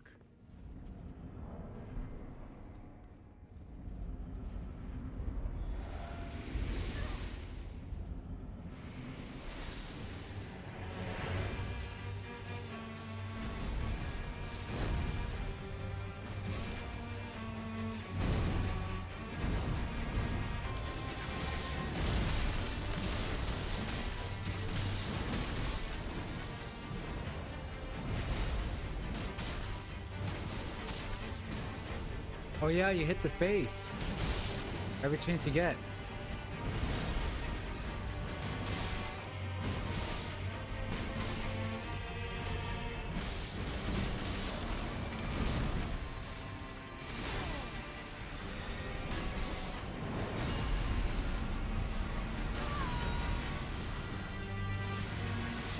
Oh.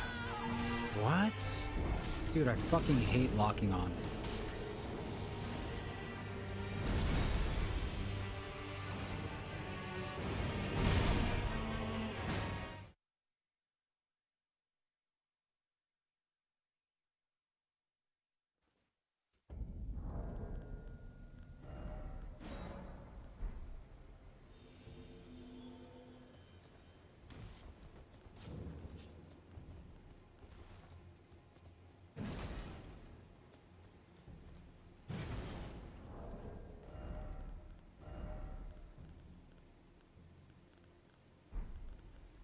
Everybody needs the fire. Everybody trying to get some fire service right now. Fireman. Fire for fireman. Fireman.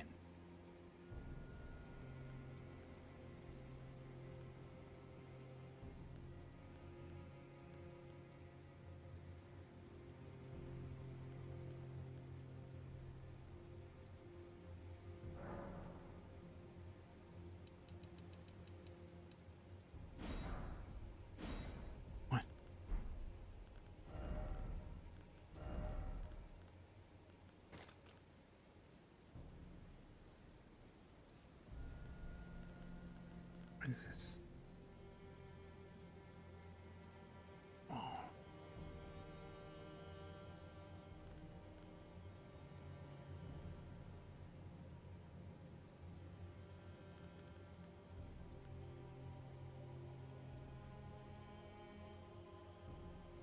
What is this? What does that do? Like a charm? Failed to join session. But I'm the fireman. Fire for fireman.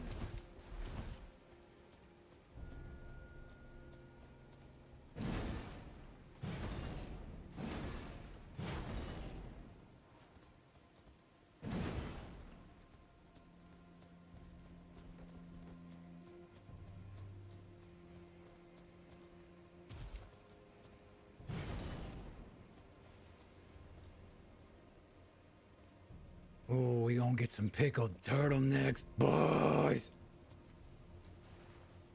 What? Where's Torrent? Can't summon Torrent? What's going on here?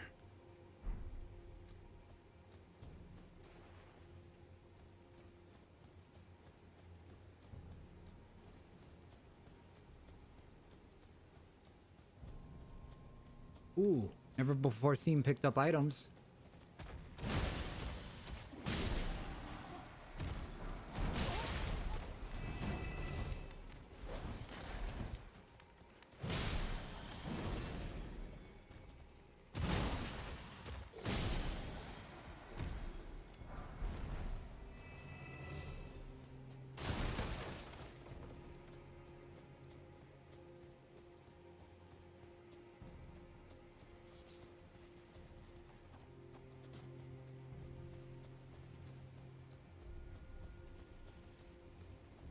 What do you get for killing that gargantuan?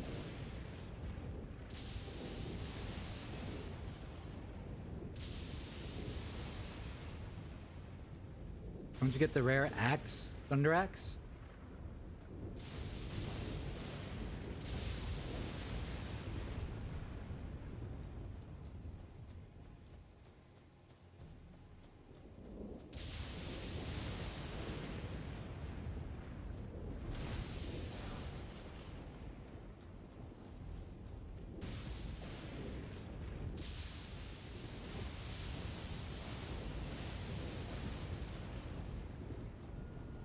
Hee.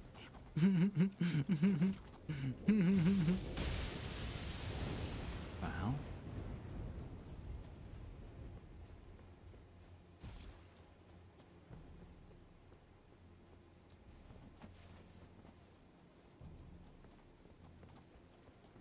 Excuse you.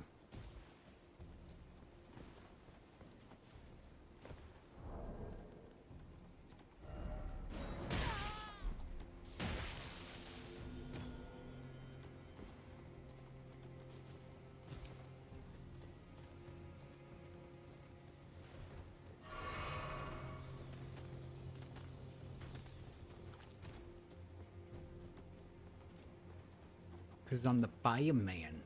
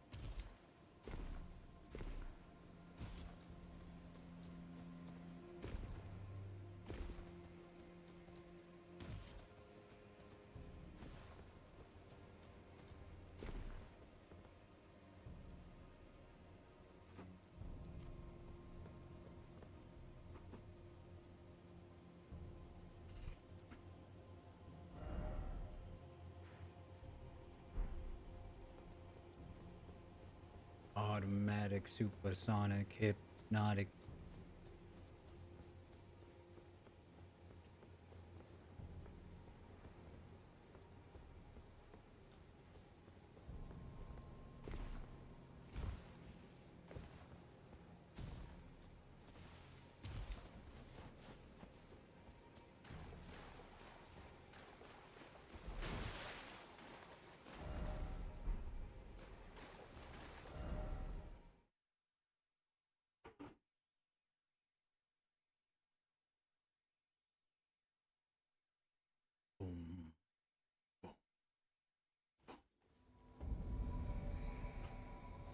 Oh, Midra's Mance. Hey. Hey.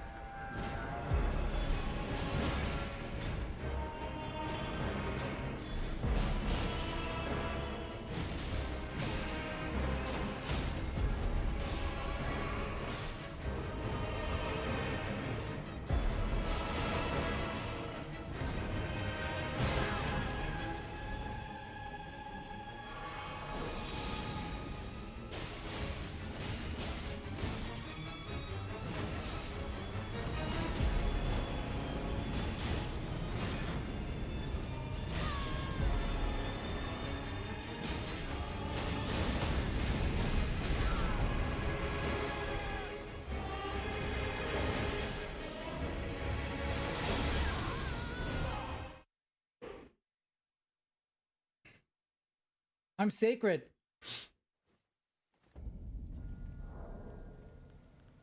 Do we have it? He started doing... He saw what I was doing, and then started doing guard counters too. What a cutie.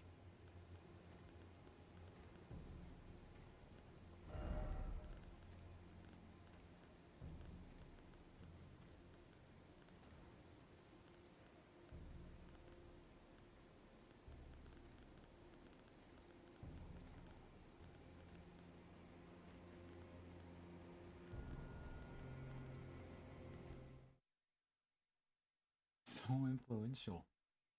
So with the times.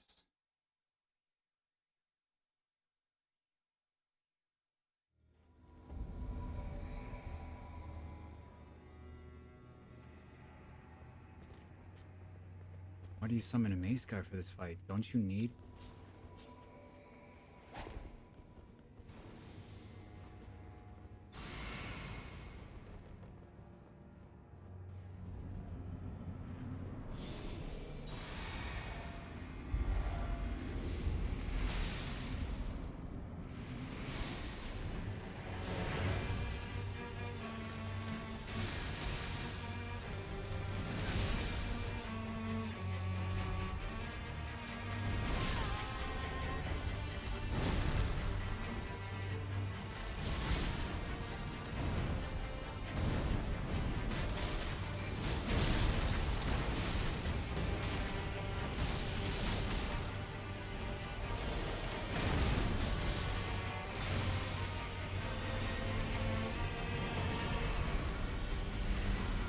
Nice!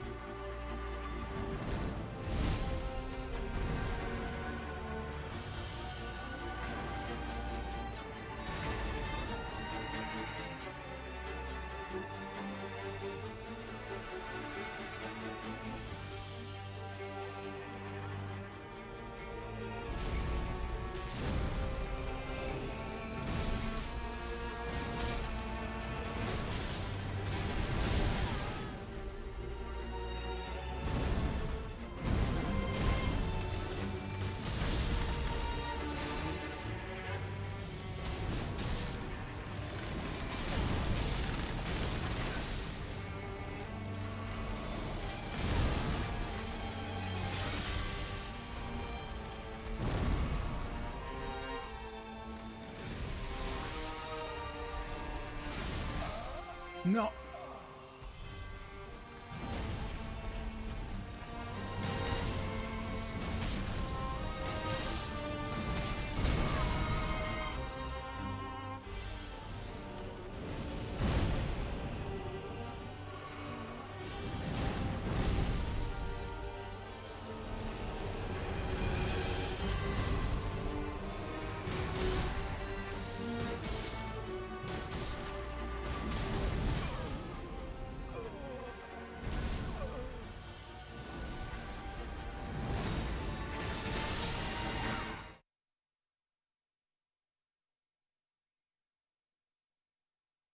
No reg? Hitting but doing no damage at all, yeah. Why is that? Is it the scaling? Like, why is there no damage? Resistance?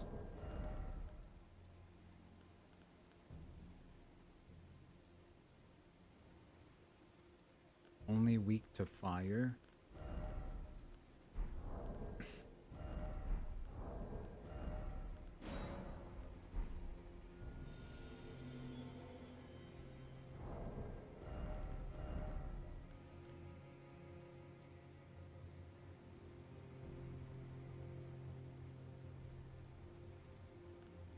And he's holy damage, right?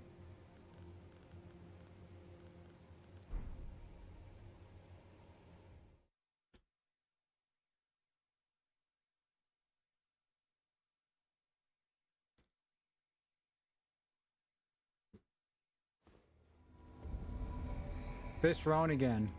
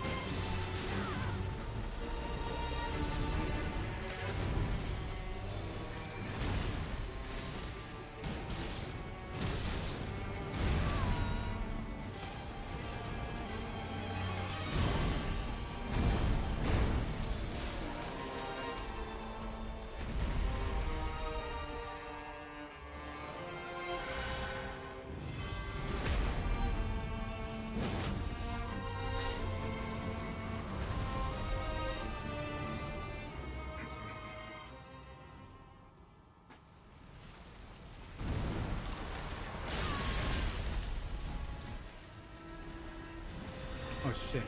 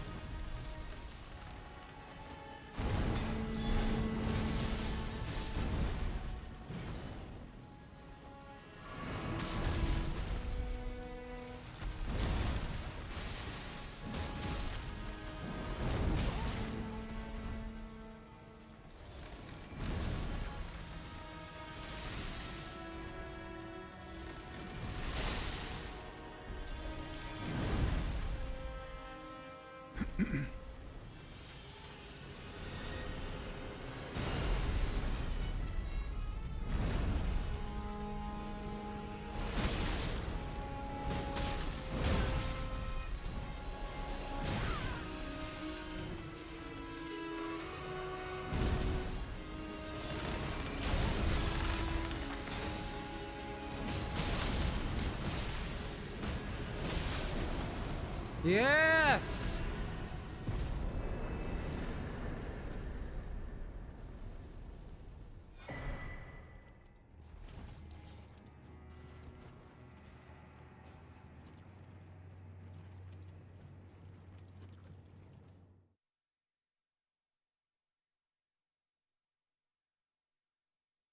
Who knows how long you've been there? But we came. Let me at him. You got the finger bomb.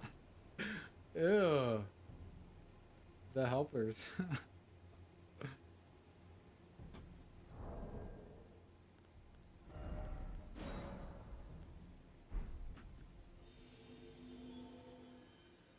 Was kept healing? What a sweetheart. Hands dirty. Interesting. The priest playthrough. We were gonna do that. Just takes a lot of work.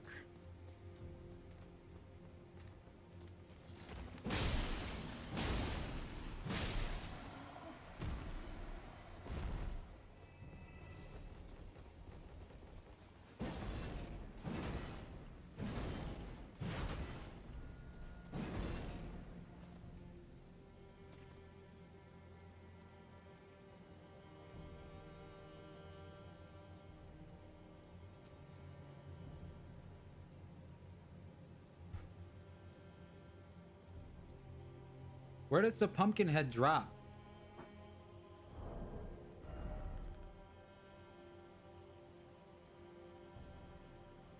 That's it? It's just rare? That's the...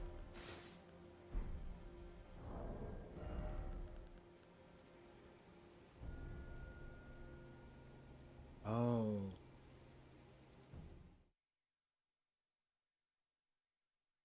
That's why I was also thinking, is that one enemy rare?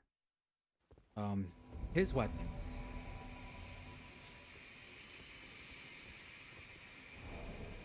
Hey! Hey! What is this?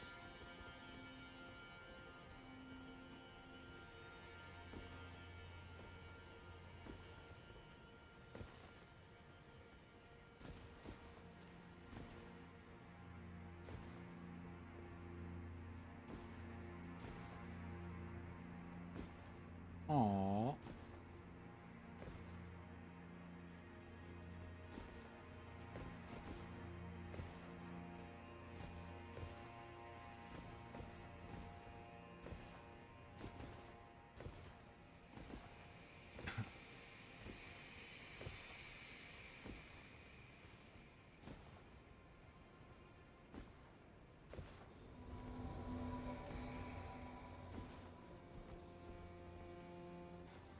Hey!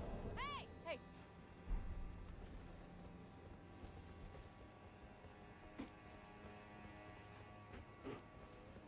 What are his weapons? The flowing swords, two of them? Oh, he wants to fight the lion. Zoinks. Good ass music though, at least.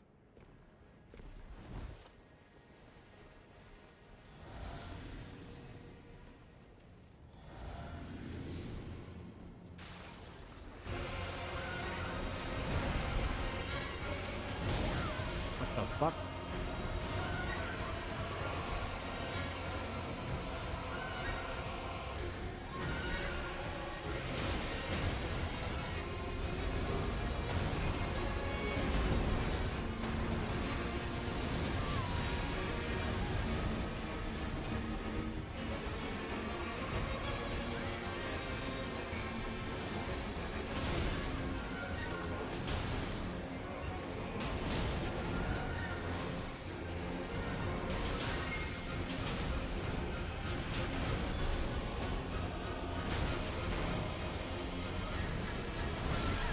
What?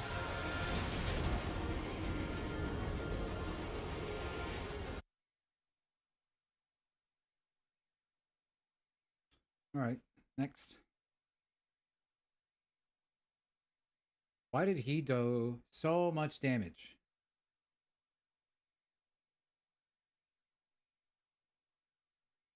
Did way too much damage.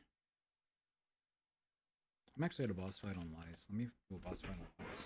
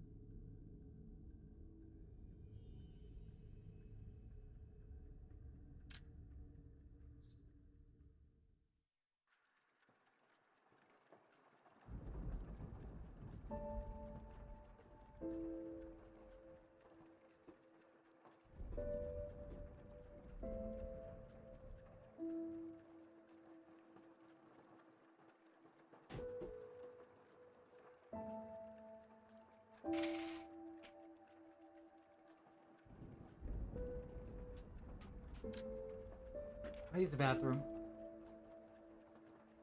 What's a nose boy? Oh. Pinocchio. Just gonna beat this boss and then close the game.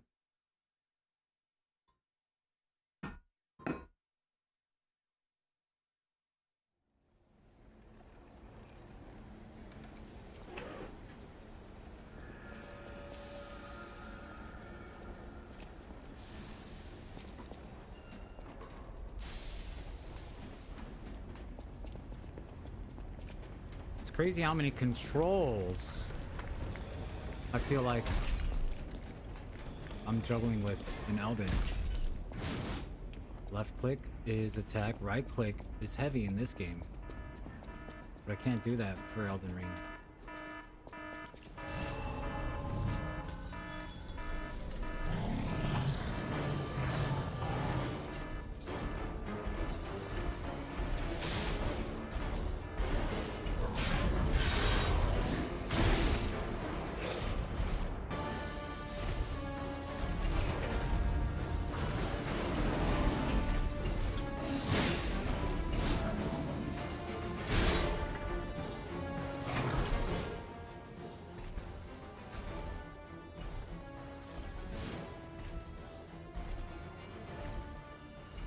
Yeah, all the controls are different. Yikes.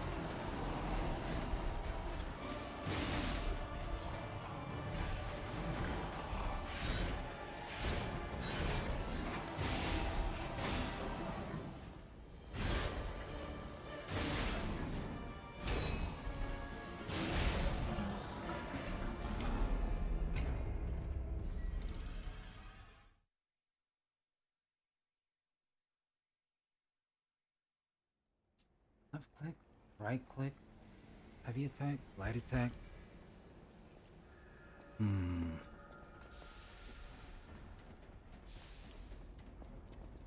It's not good going back and forth, that's for sure. How far in the game? This is like the beginning. Pretty sure it's like near the beginning. Because we still don't have all the characters in the mansion. I stopped after a short time. Are you far in this game?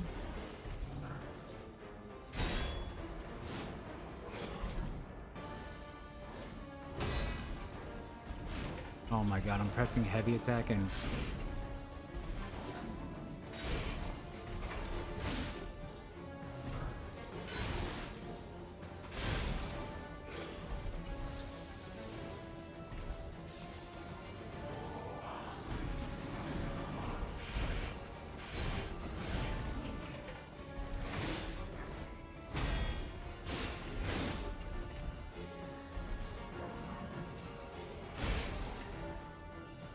Bro.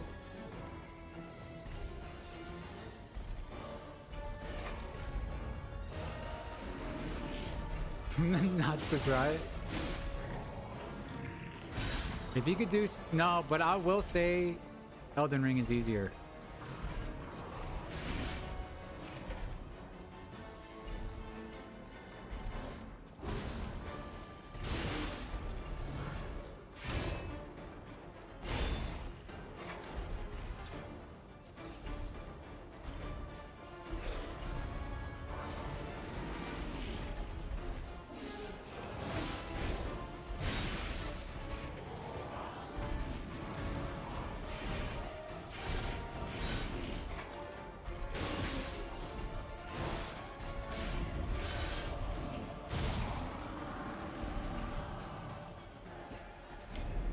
you watch any of the... Did you just get here, or did you see some of our community service that we were doing in Elden Ring? We just hopped off Elden Ring because I did this boss last night, but I kind of wanted to not rush it. If I kept doing it last night, I would have just rushed it. But if I kind of do it today, I'll take my time more. LeBron. Did you get through Elden Ring? You finished everything yet, LeBron?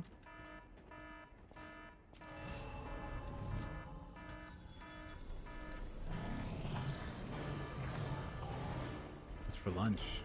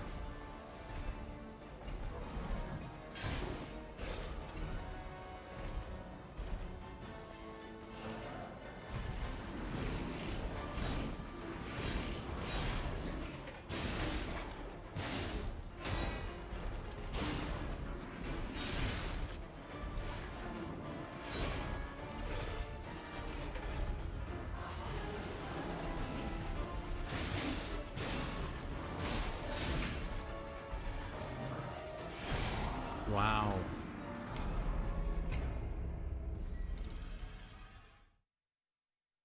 Maybe I'll just pick up my souls and level up.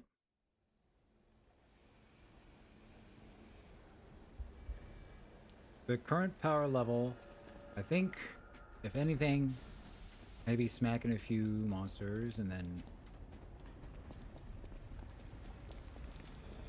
getting extra level. Wouldn't make a big difference. Let's do a farm session. Actually, we could summon this guy. Hopping from Elden and then coming to this one is just a doozy. I'm pressing different buttons. See, I should be able to get that every time.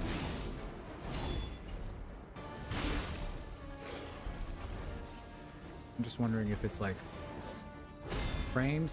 See, I take no damage. It's red. Too soon.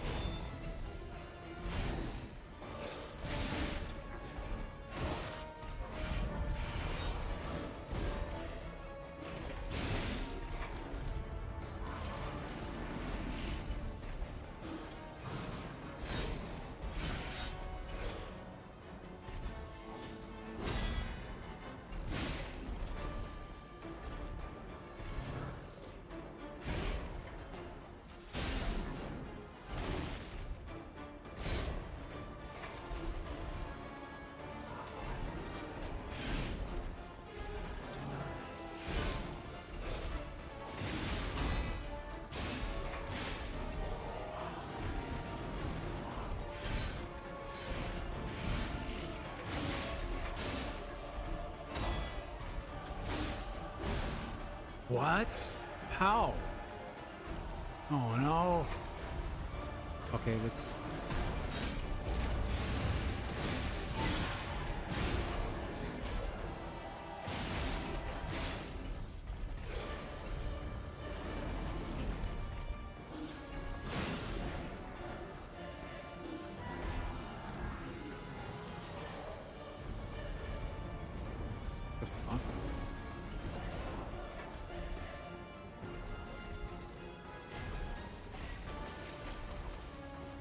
taking damage over time because of this burn. Cheapo Depot.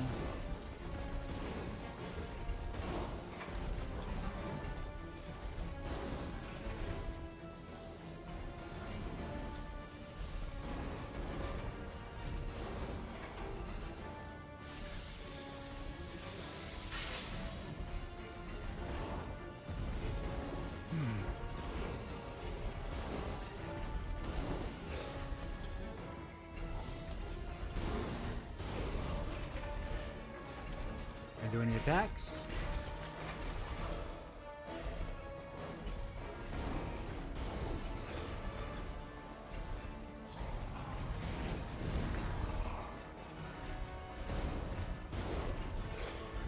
Oh my god.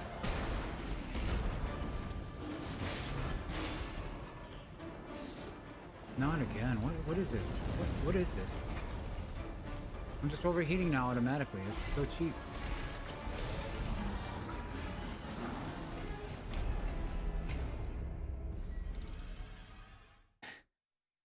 Hard sigh.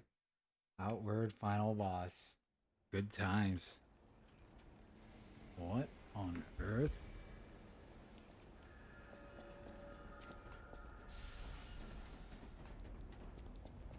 Yeah. So there's aspects. Elden Ring could be easier. This game could be harder.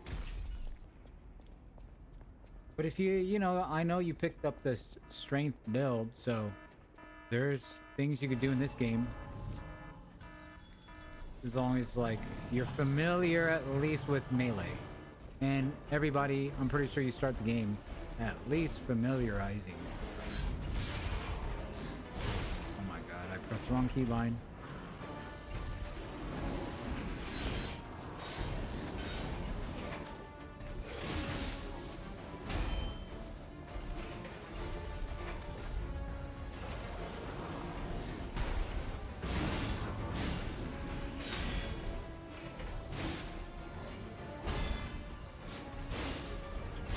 I'm out of stamina. Nice dodge.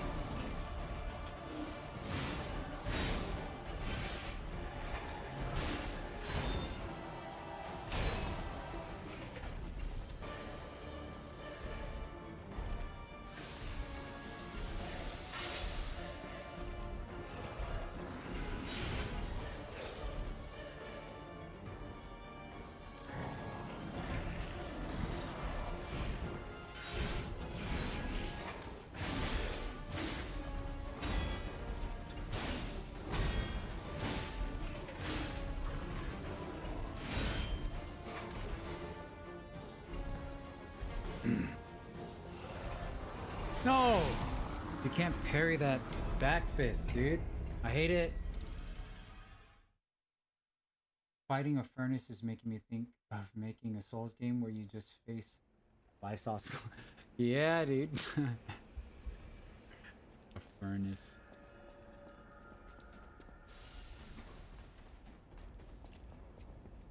I mean, in this game, Pinocchio, it's puppets. And it's like, I don't know when they made this, but it's obviously They're talking about AI, and slowly the materials that we use to make it contributed to the good times. And over time, I just have to be careful what I say now.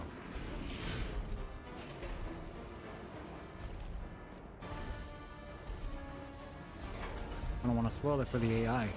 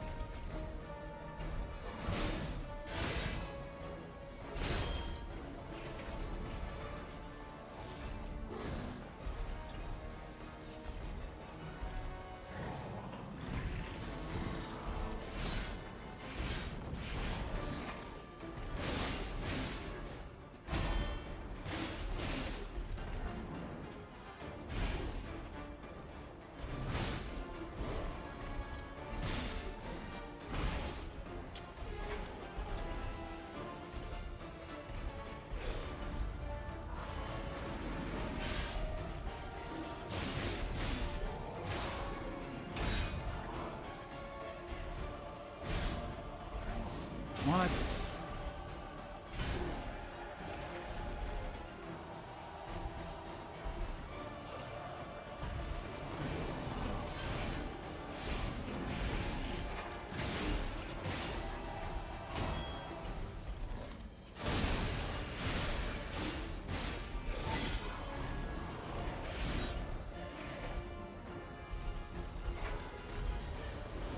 The hell?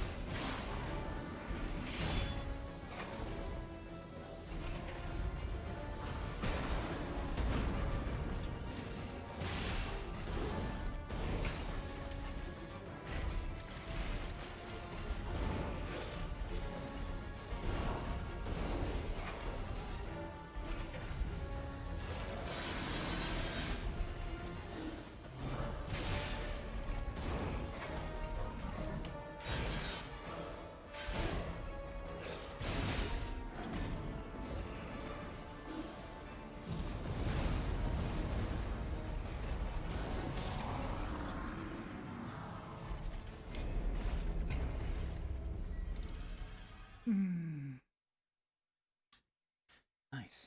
Cool.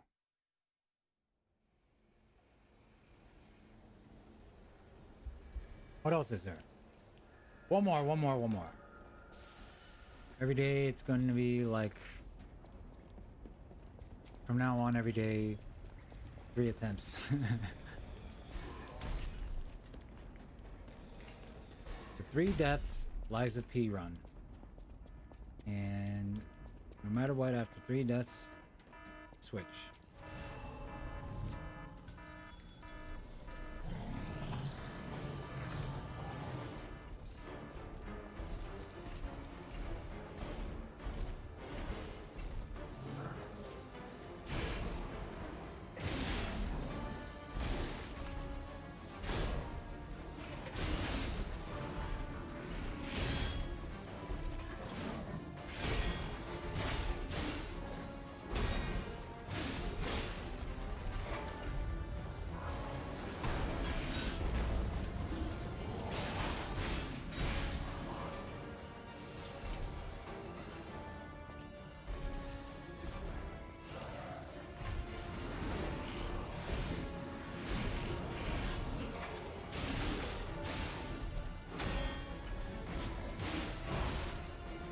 What?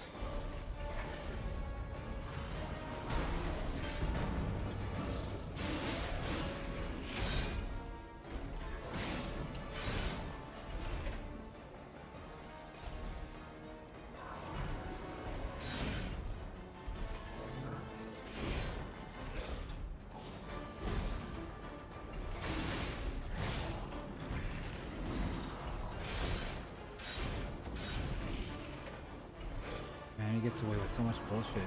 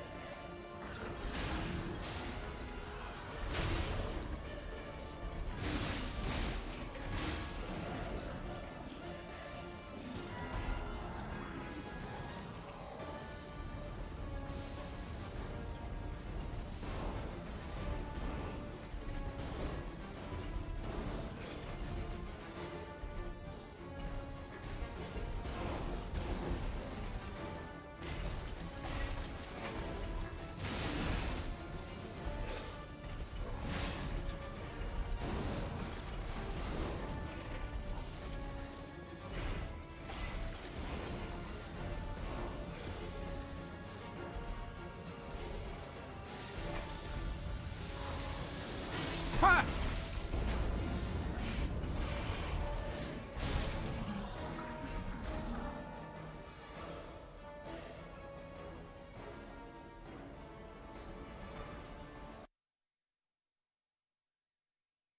All right.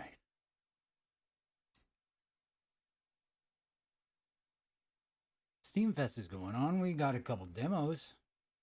There's a couple demos out there. One being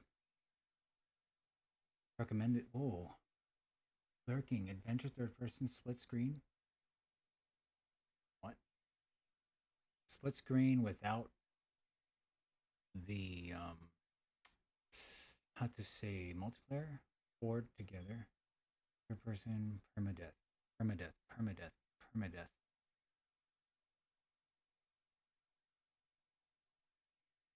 There is Fellowship demo that Ben recommended.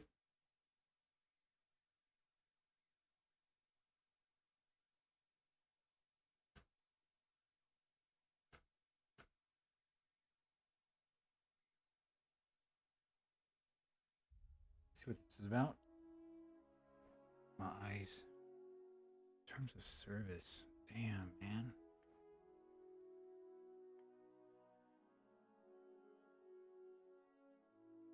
There's actually a queue for this.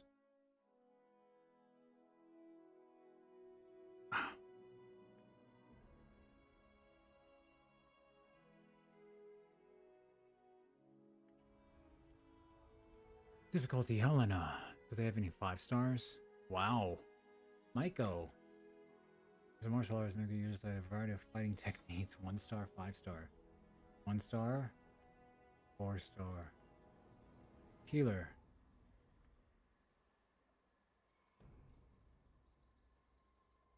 Wow.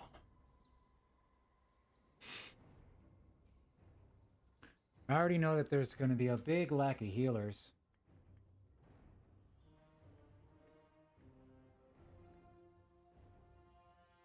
Or will there be? I'm not sure.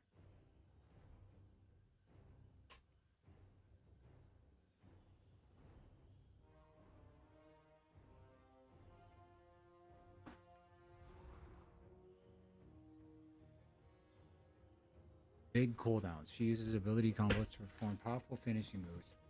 Melee tank that uses ability control mechanics. She excels in the front lines, taking hits instead of her allies. Big cooldowns and self-busts allow her to mend her own wounds and survive dangerous attacks. Mend our own wounds and survive dangerous attacks. Tarek. Tarek channels a storm.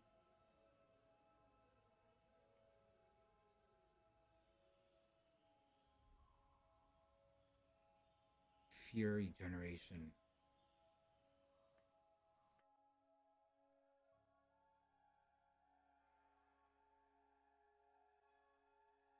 Five star. 5-star.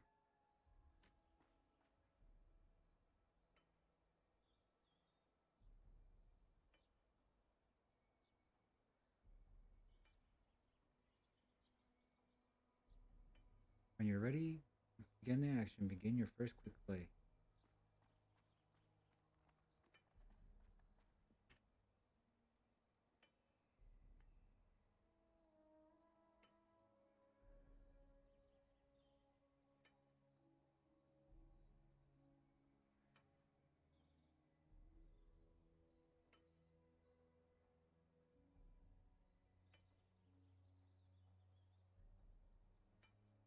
Okay, Meiko.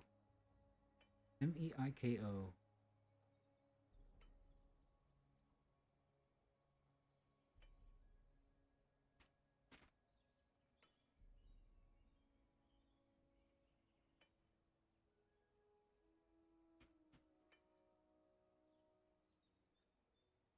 This is called.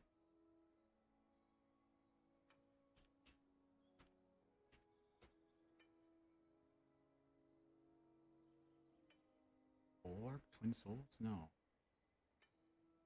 At Mako's most basic level, you'll go through your combo builders, which will be your palm, your kick, and your punch in a variety of different ways, so you have access to the finishing moves under the fighting techniques.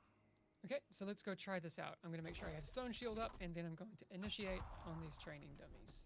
Okay, so let's get some buffs up. We're going to do Spirit Palm, Wind Kick, and then Spirited Strikes. You'll note that's actually off the global cooldown when you go to use finishing moves. That'll give us 20% haste, which is super nice. Then we will use our kick, punch, and we will use the Lashing Storm Kick, which will do AoE damage to all of those, and it'll give us some self-healing, which is going to be really, really important for Mako. Now let's work on our punches. So we'll punch, palm, Rising Earth. That'll give us access to those. We will punch, kick, and then Earth Disparage, which is super cool. At Mako's most basic level, What's wrong with self buffs and big cooldowns? For the training dummies. So it's basically like a MMO, but instead of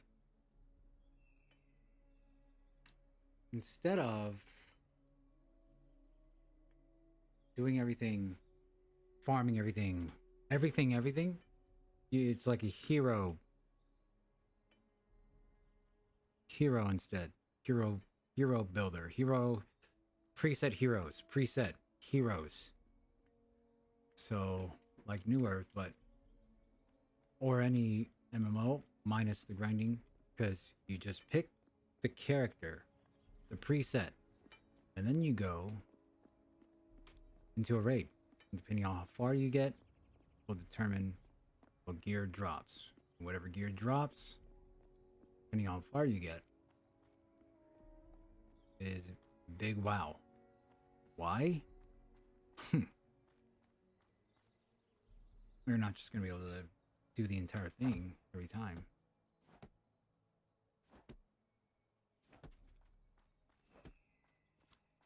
I'm just gonna keep doing that.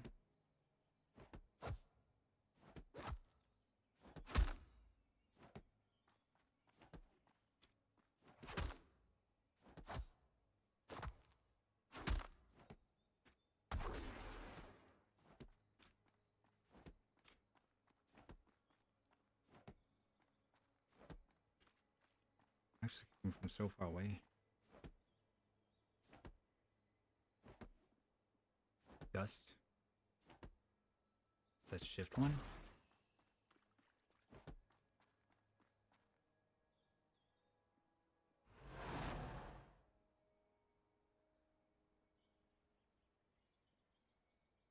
Forcing it to attack you. Stone shield.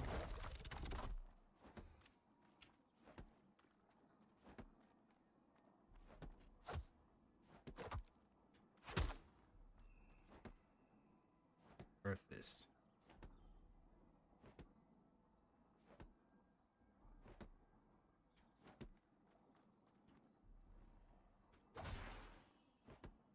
What?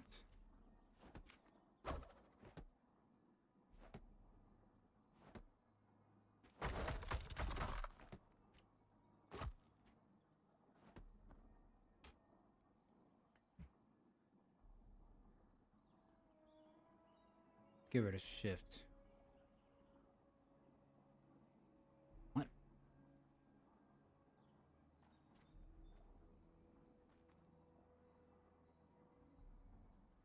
Shift 2? Fine. Whatever. You'll go through your initiate on these training dummies. Stone shield up, and then I'm going to initiate on these training dummies. C. Okay, so let's get some buffs up. We're going to do Spirit C, Palm, X, Wind Kick, and then Spirited Strikes. E, You'll note that's actually F. half the global cooldown when you go to use finishing moves.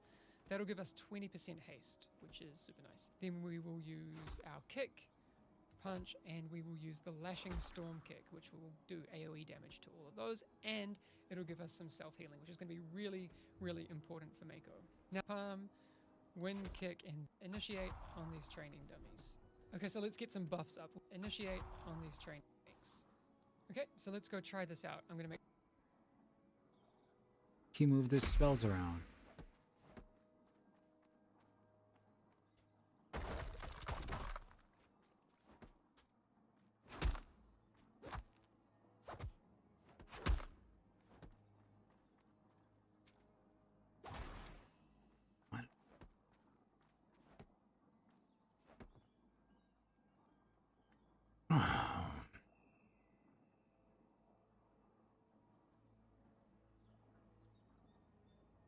Q, E,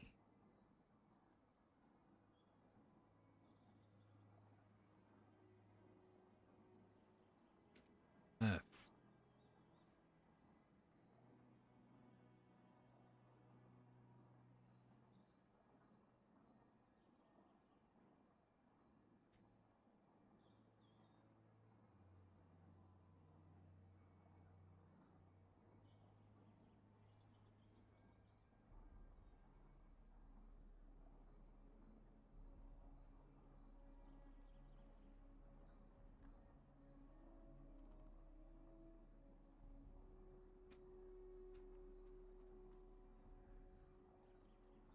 Fatzel.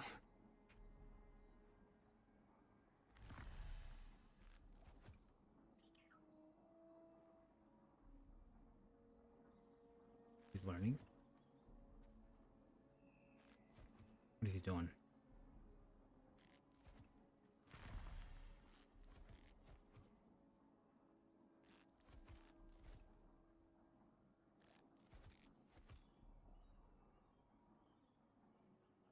Quickly travel forward.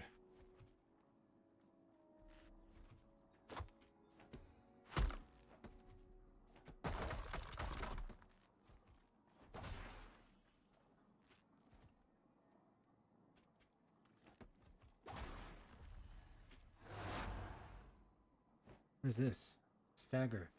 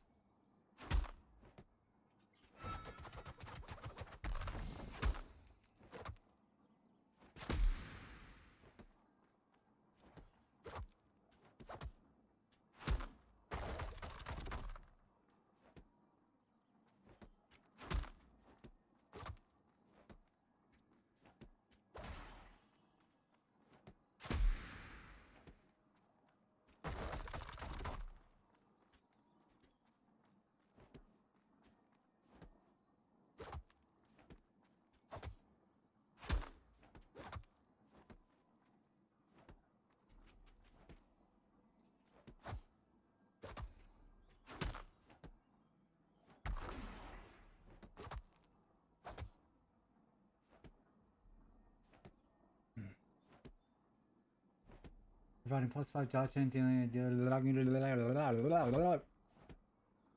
Grants you 2 charges of Earthfall. What the heck is Earthfall? Earthfall, your next Earth Fist, bro. 100% increased damage.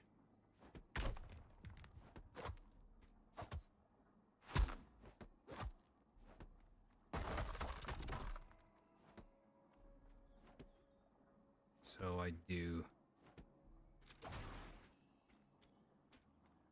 What? Wait. So confusing. How does he just do it immediately like that?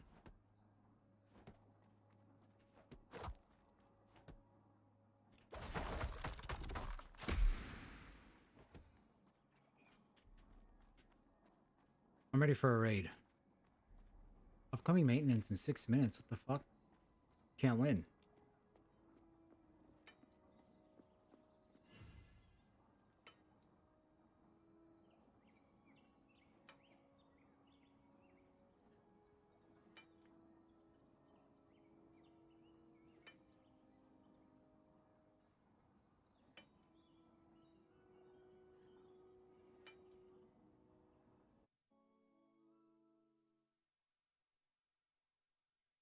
Tank 2 DPS and a healer?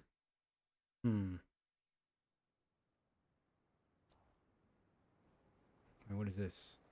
You have 2 healers?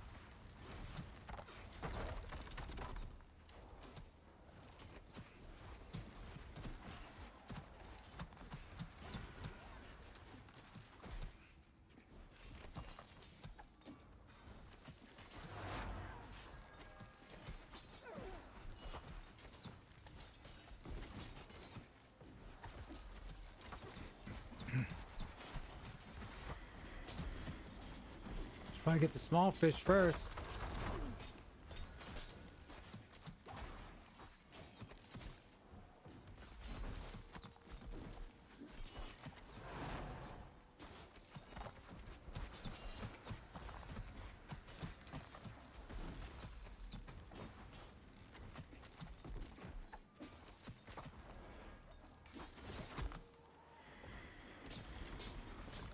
Not in front.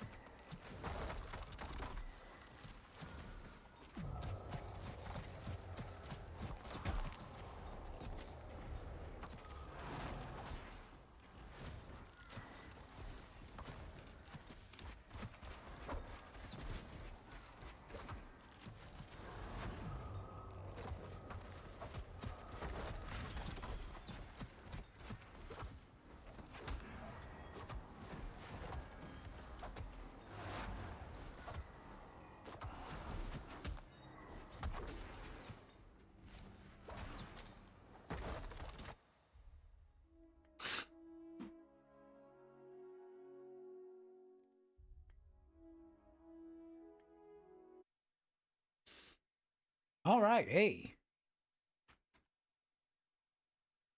Oh, she was kind of hard. Borderline too difficult.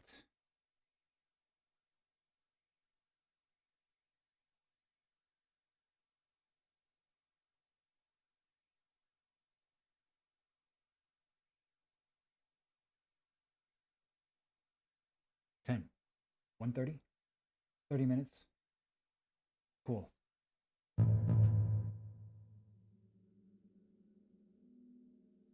Tracking? Data tracking? No.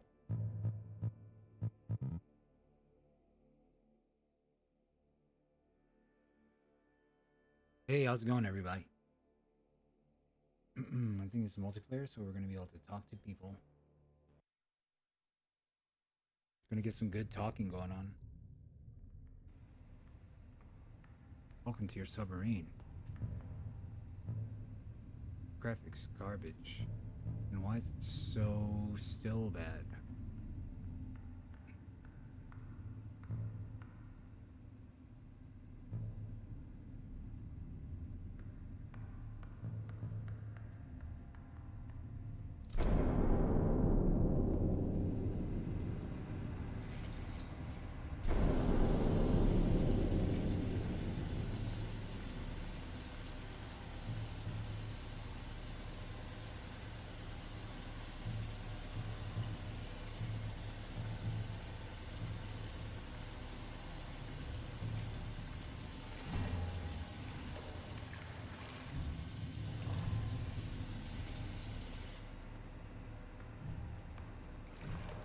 That damage extinguish the lamp.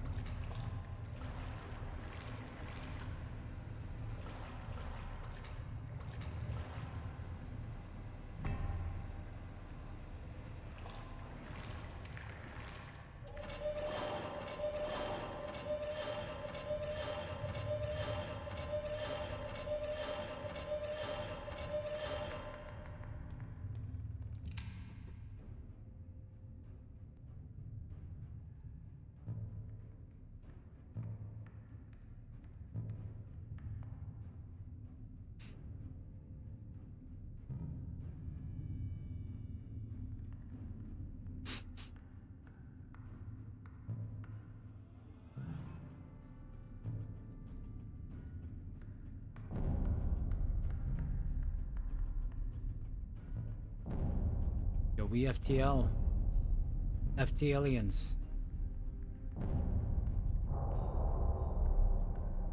That concludes the tutorial. Nice.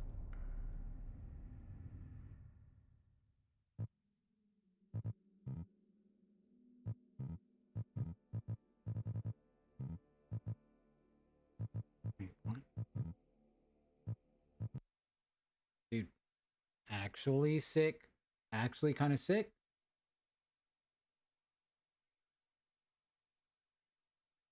Wonder how intricate it gets.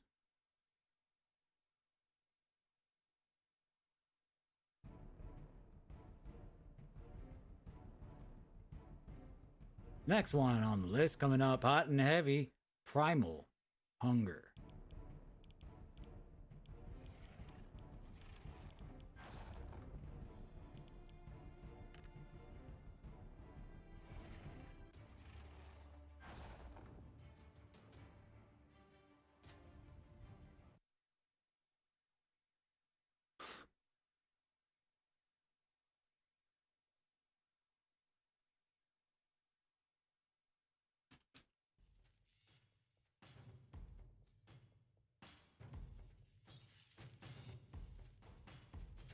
Welcome to Primal Hunger. You are but a fledgling creature for now, but through your strength and cunning, you can evolve into something greater. Yes. I want to become greater. Move further into the forest. I'm a wild bear. Up ahead are some critters. They will make easy prey to begin your evolution. Use your maul and bite attacks to take them down. As you slay creatures, you absorb their catalyst. Your evolution is guided by 3 types of catalyst, allowing you to evolve into creatures with associated traits. Each evolution also has an affinity, and they grow more powerful if you gather catalyst of that affinity. You have gathered enough catalyst to evolve. To do so, you must enter a vulnerable egg, so choose where you evolve carefully. Do so now.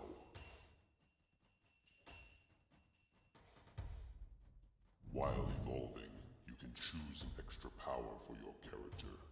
This chosen power also gives you more catalyst of the associated type.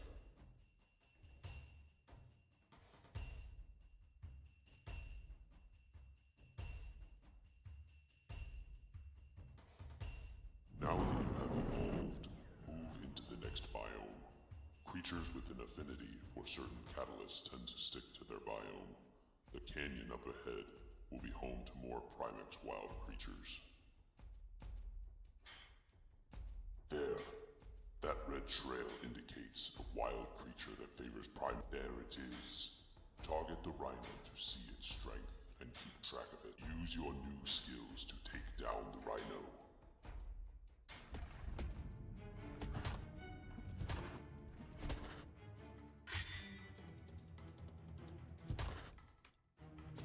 Magnificent.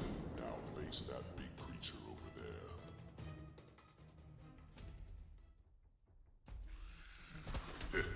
A stronger foe than you. Now you are the prey. Luckily, your catalyst sustains you. Until someone evolves into a final evolution, death is not permanent. There. That creature should be more suitable prey. Hunt it down. Begin your next evolution. The island's abundant catalyst causes strange events to happen in the land. Go consume that cache of catalyst to propel your evolution forward.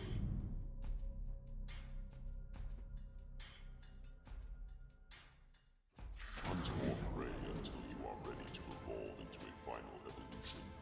You can track your progress here.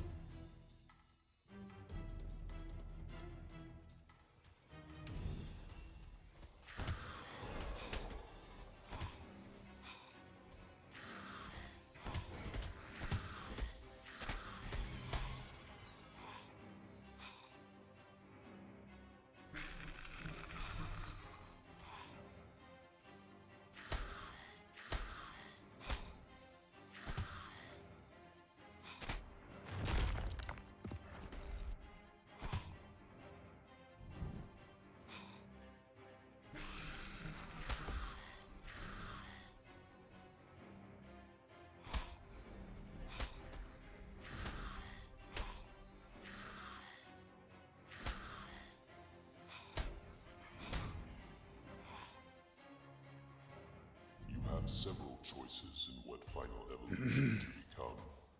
Each fights with its own unique abilities and style. In time, you will find the ones that fare well against each other, and the ones that best suit you. Once a final evolution emerges, the island's catalyst becomes volatile, closing in around the vast power of the final evolutions. Only one may remain. The storm has two layers. The first layer is only deadly to final evolutions, and makes for a shelter for smaller creatures, while the outer layer... Wrap it up, wrap it up.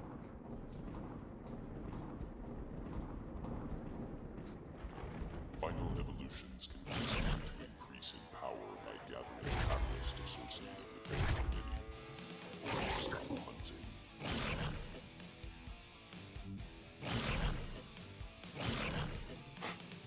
The raw energy of the storm causes crystals to rain down on the island. Final evolutions can destroy them to gain a random power based on the color of the crystal.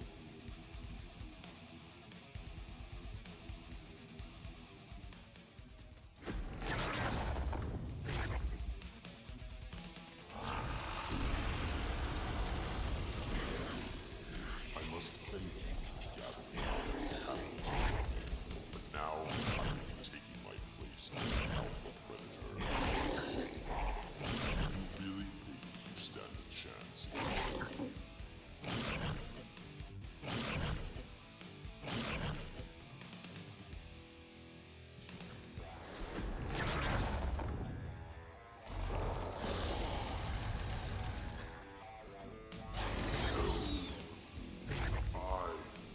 I used to be the alpha predator.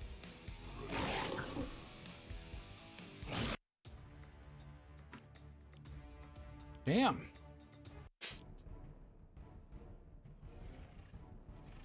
Lone Wolf. Pack hunt. Duo hunt.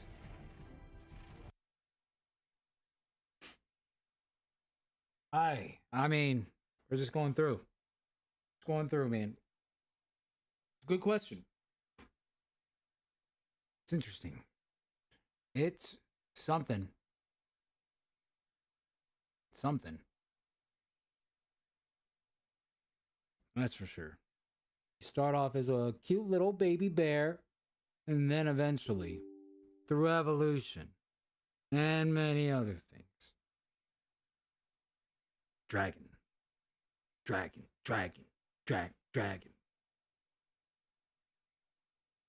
Just checking out the Steam. The Steam Fest. What else is there? Just taking a look. Sudoku. Horseback Runner.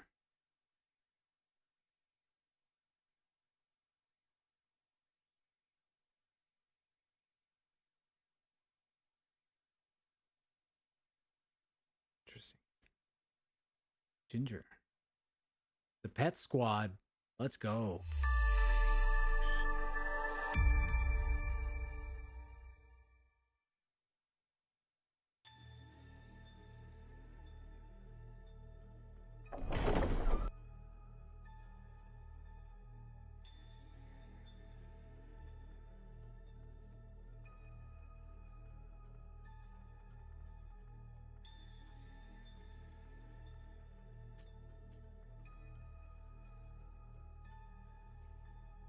Can't just be a bunch of robots.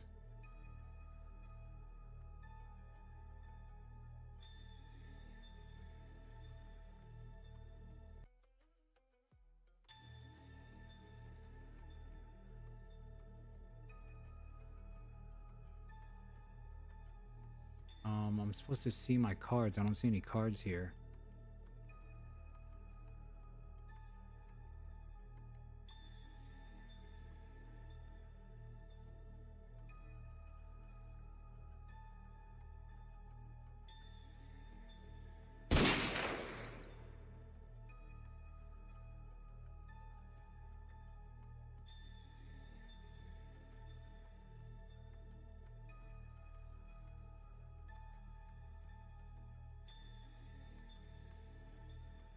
Hey, all right. Nice, good stuff.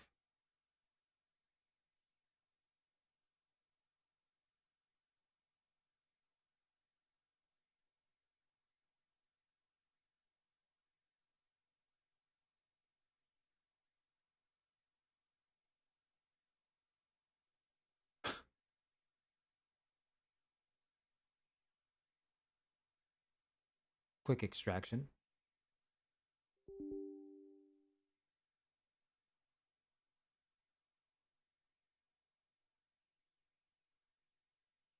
Let's come down to this.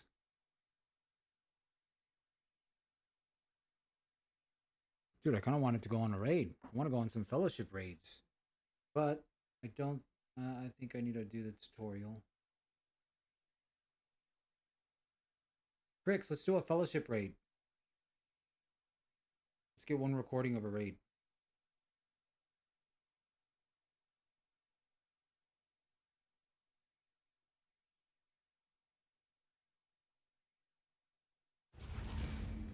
A fellowship raid.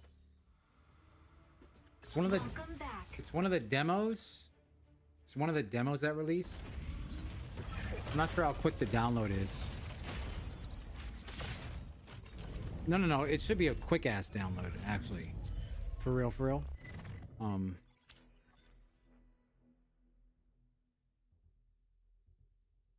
It's like an MMORPG minus the you know how like in Overwatch, Valorant, you get your character and you drop in? They're trying a hero preset build. Elden Ring and Night Rain is minus all that and you just get your gear, right? They're doing that for MMORPG, and Fellowship is going to try it. Let's try a quick raid. I don't know. It's going to be, depending on the class you choose, it's just going to fill in random people and then you go on a raid. So like in New World, none of the farmy. You get that in raid, and depending on the power level, how far you get will determine the loot drop, I think, or something. I don't know much about it. I literally just tried just now. And it ended up going on maintenance. Oh, sweet.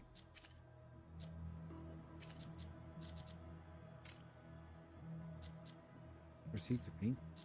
Wait, what? It's called Fellowship. Brighter God. Shitty son.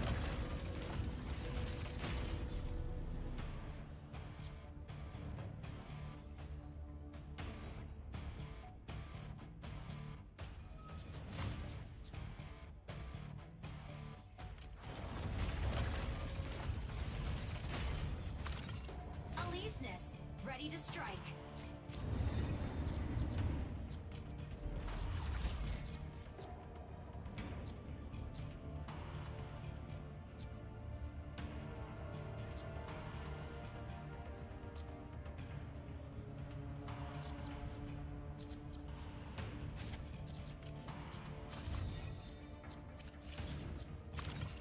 Lumine, ready to strike. Tricera, ready to strike.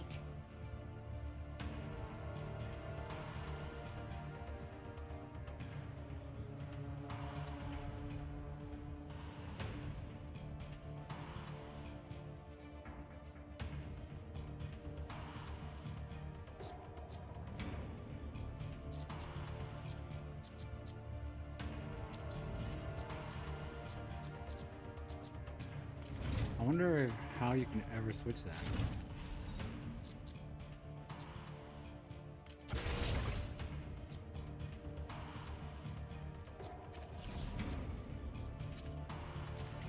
Pilot proceeding on board.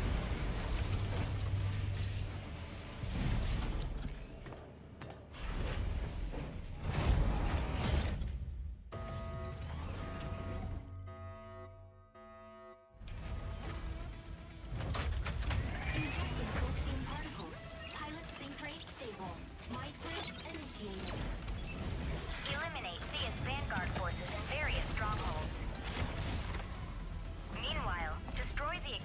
barriers which can trigger pulse storms.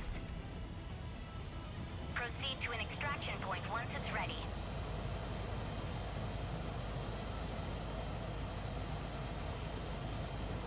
Stay low so I can help during PvP.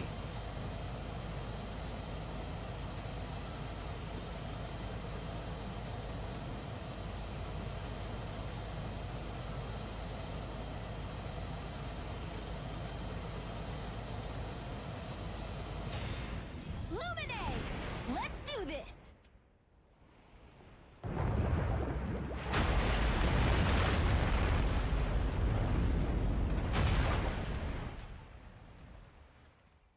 Stage 1. Eliminate. Eliminate enemies in each area. Earn mission points. Activate extraction points. We got the refinery. Obtain supplies.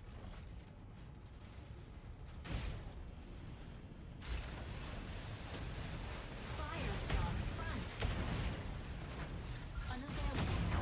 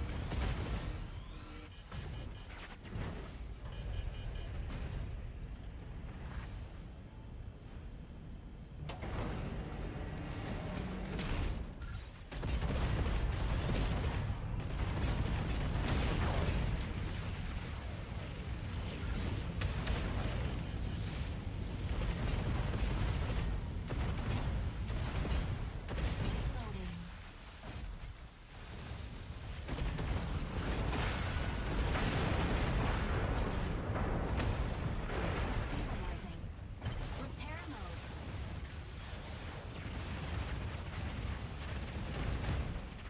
mode. Oopsies.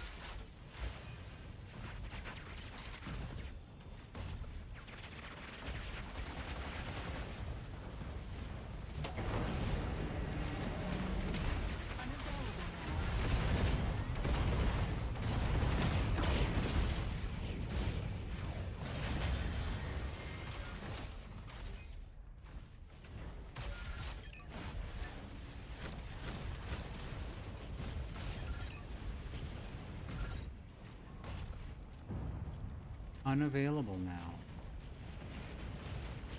Hee hee. Stabilizing.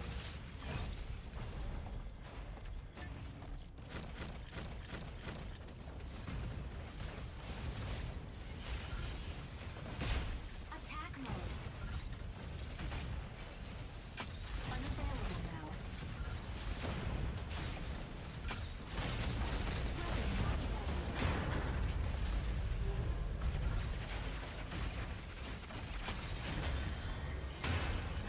Weapon not ready. Repair mode.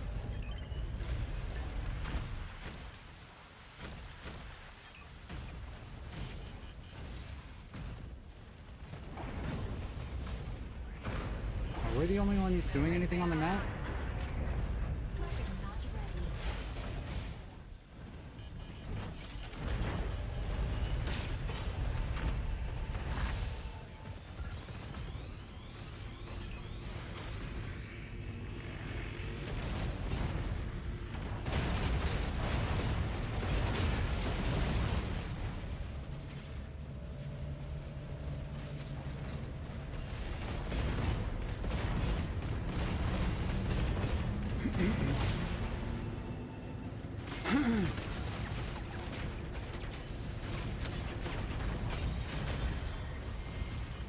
Reloading.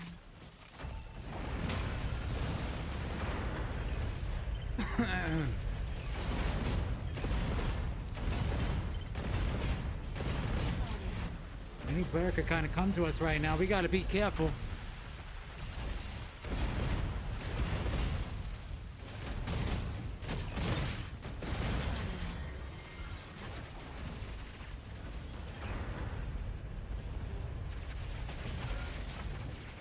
Unavailable now.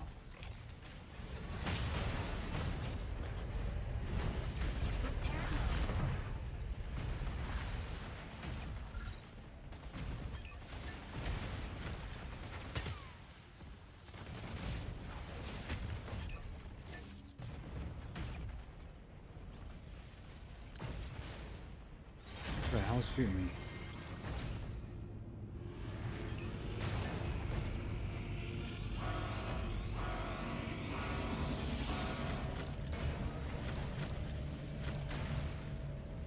Hey!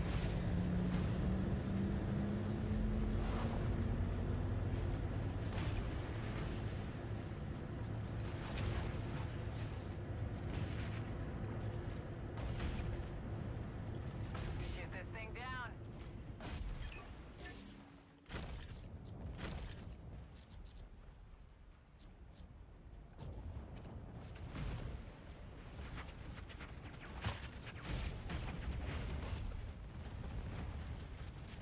Fire from front.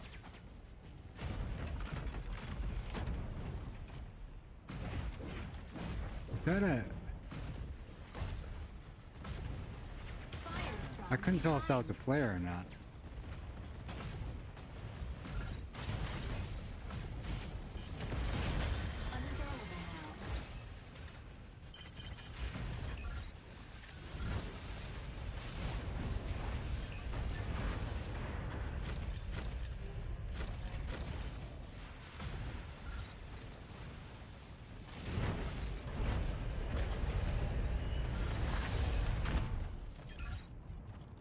Shoot this thing down. Shoot this thing down. Oops.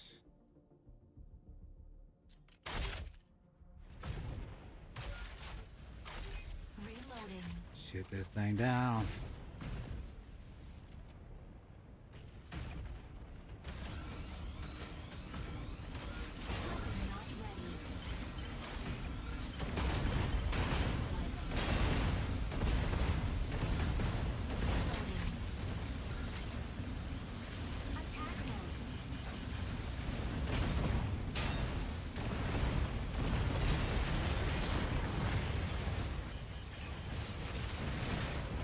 Nice, we get to stay here longer and the zone won't change. Let's go!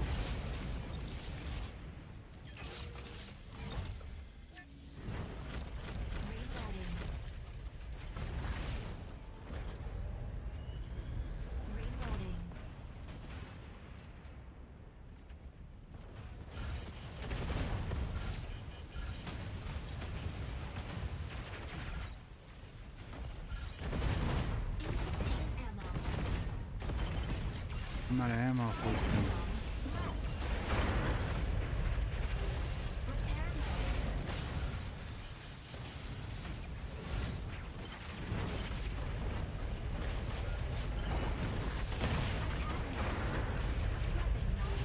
Get over here.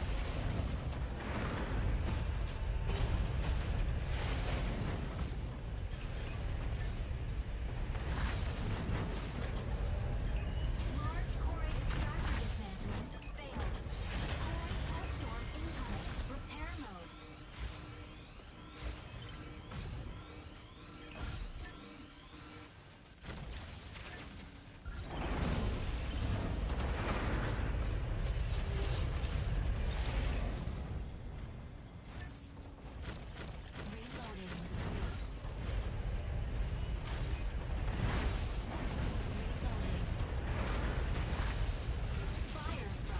Oh no!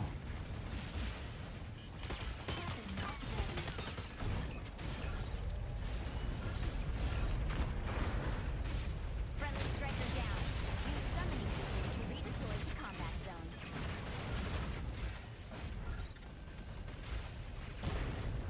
Weapon not ready. Fire from left. Enemy down.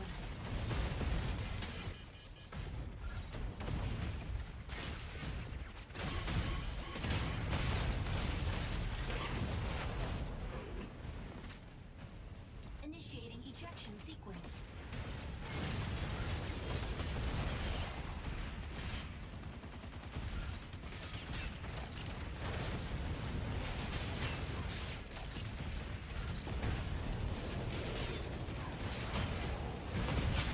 Double kill.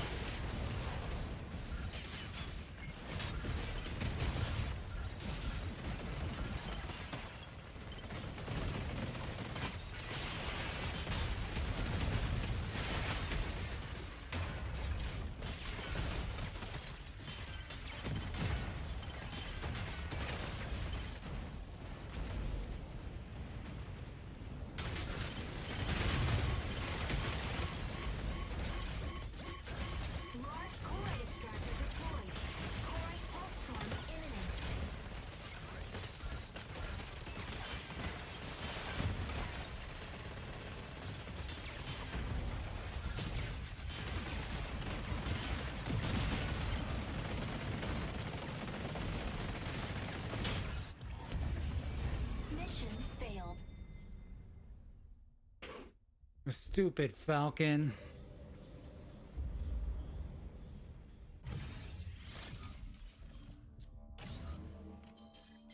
Why are we just going in to just eat 10,000 damage? Just going in to eat 10,000 damage? For free? Stupid?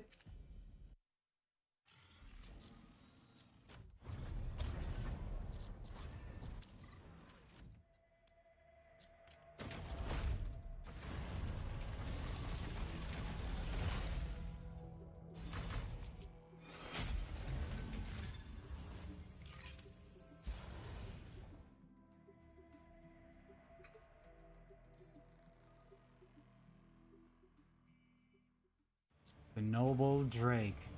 Pinaka? Wait, isn't that a supporter? Is this a rare opportunity where I could play someone else? Heavy Defender. I am the damage dealer. Now.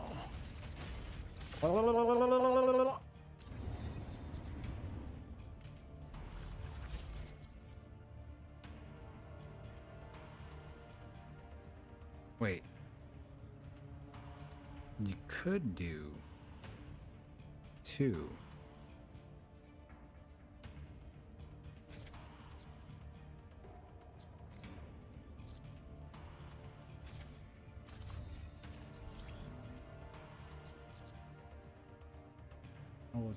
Ultra Heavy Defender. Ultra Heavy.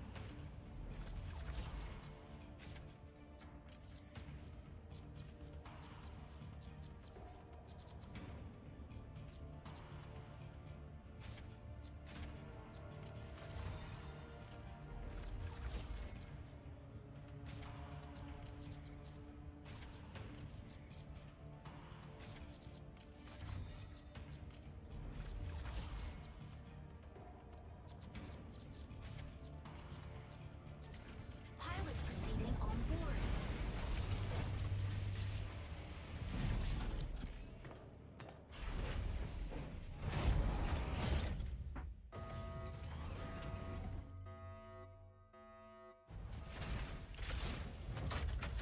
Injecting coaxium particles. Pilot sync rate stable.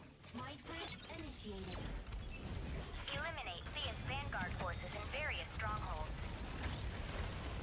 Meanwhile, destroy the extractors, which can trigger pulse storms. Proceed to an extraction point once it's ready.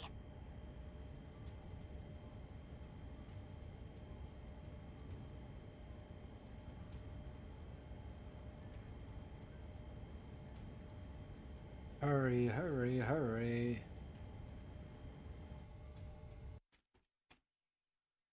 Did it? Update? Maintenance?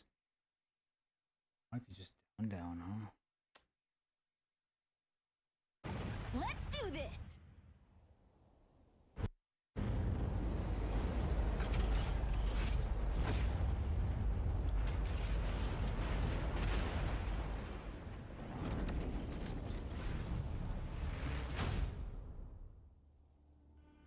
Stage 1. Eliminate. Eliminate enemies in each area. Earn mission points. Activate extraction points. And obtain supplies. Stabilizing.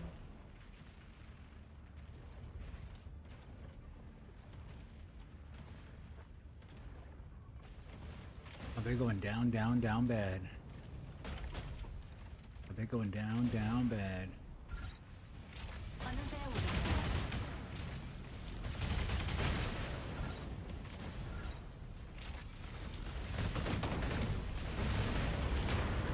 Unavailable now.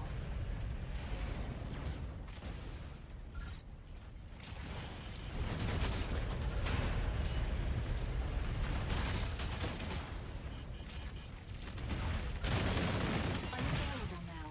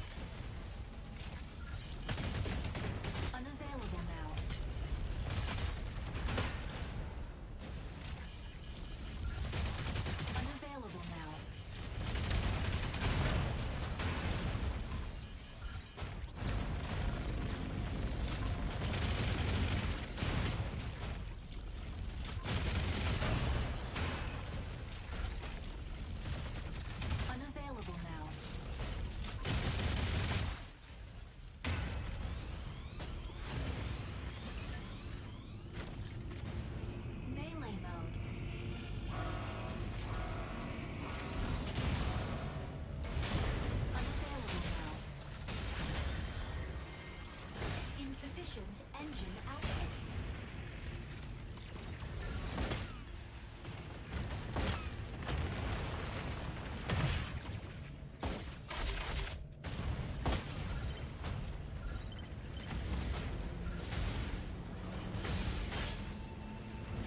Unavailable now.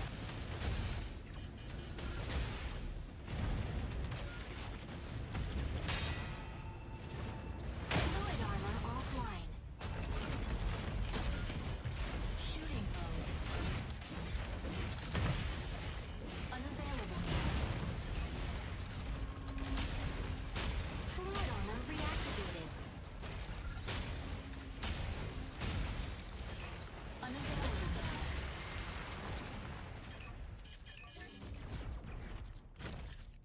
Fluid armor offline.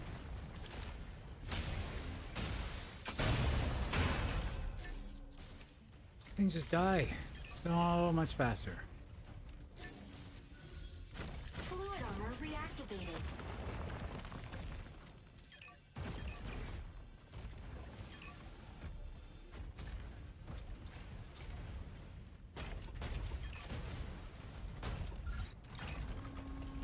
Shooting mode. Unavailable now. Unavailable now.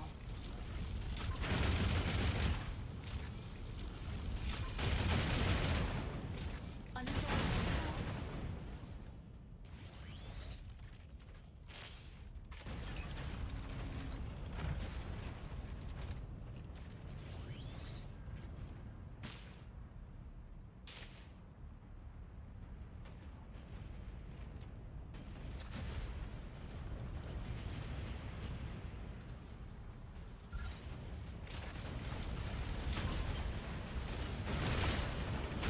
I think if we want this place to last longer, we gotta kill that thing over there. Right?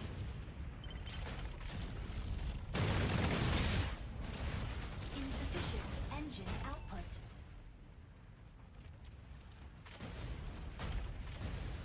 Energy low.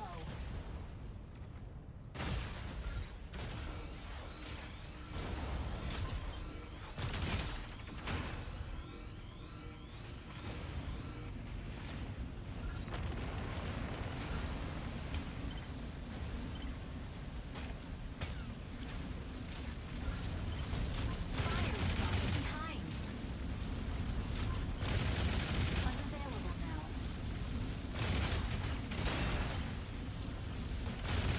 Insufficient ammo.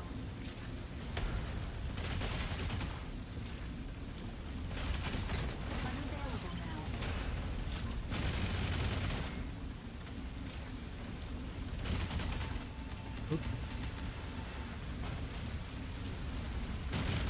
Unavailable now.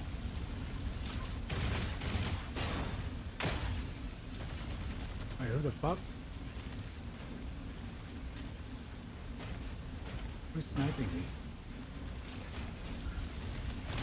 Unavailable now. Fluid armor reactivated. Unavailable now.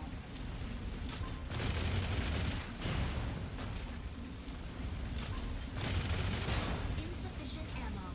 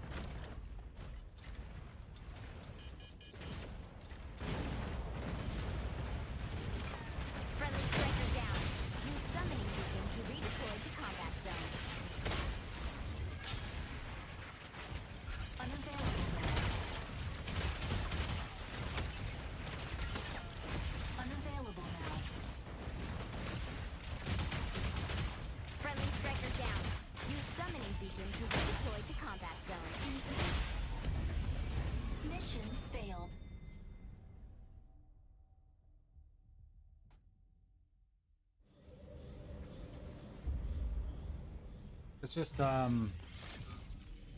third-party city. It's kind of what you got to do. Kind of just leave, and then third-party kill someone at the first jump. That's all that's happening right now.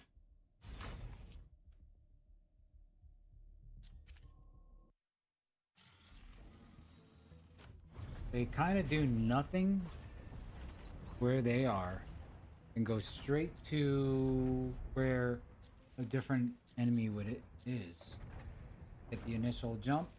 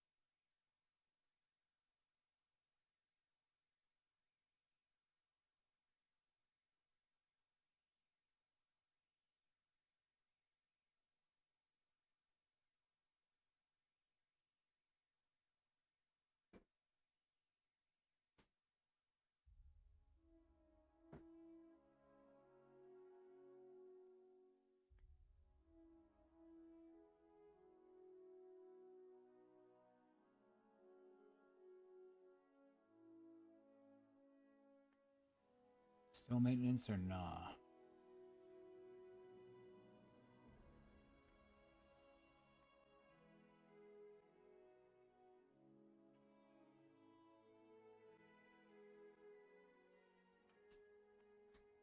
Let's go.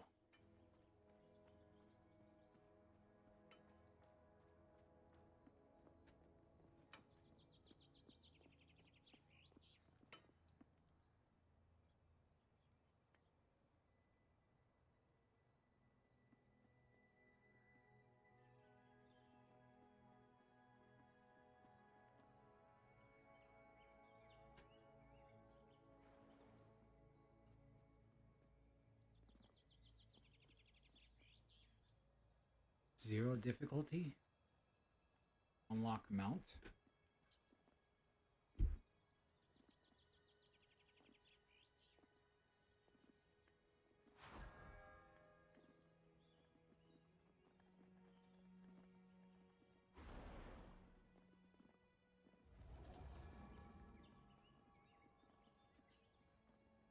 Sir Patches.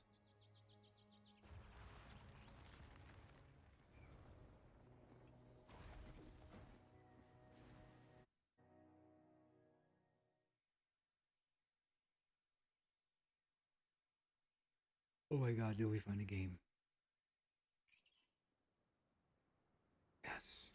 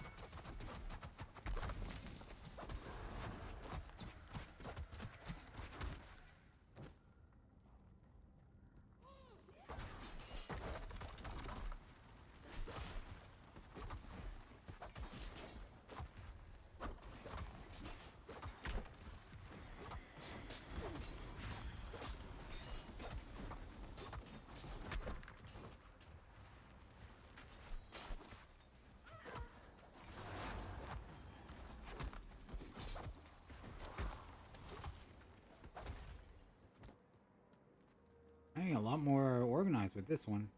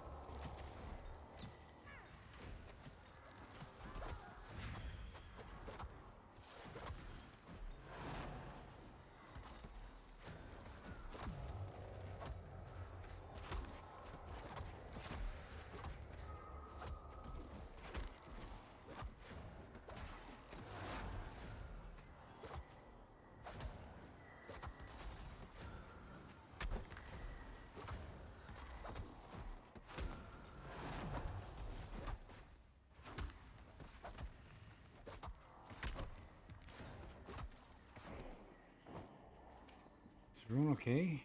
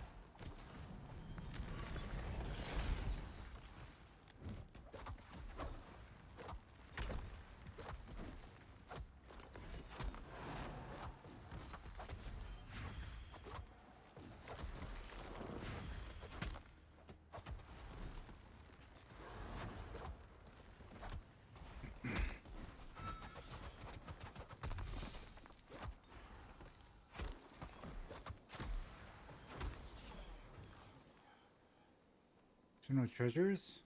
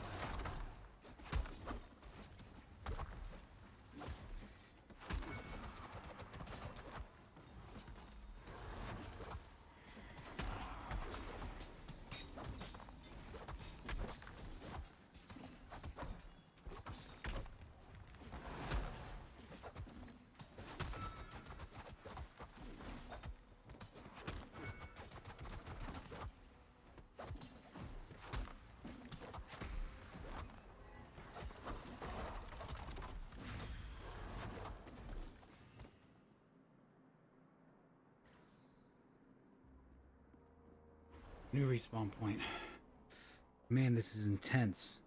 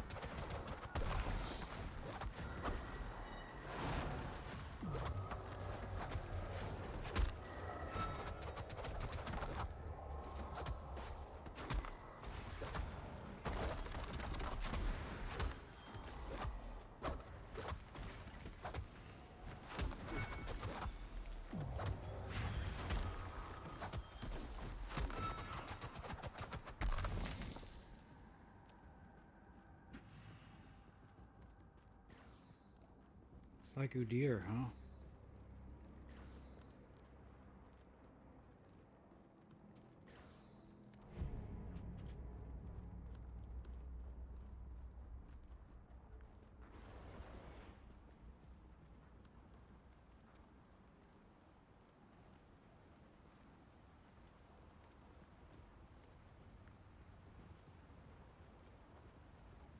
You are blessed to witness her ascension, but your intrusion cannot go unpunished.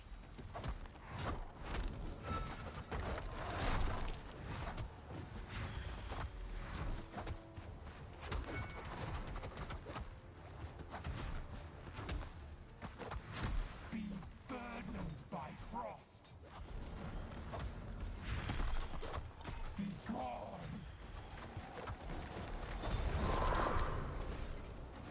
Dance, mortals.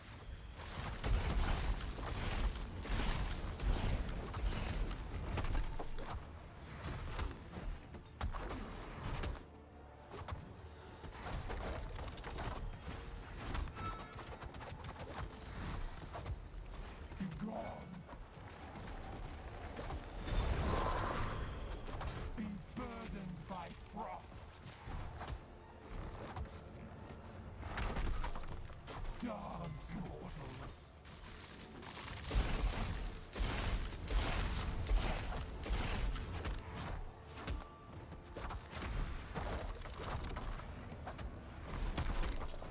Be gone.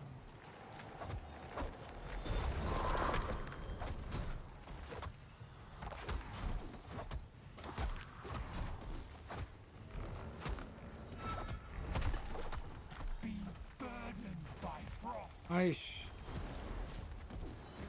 Is that all?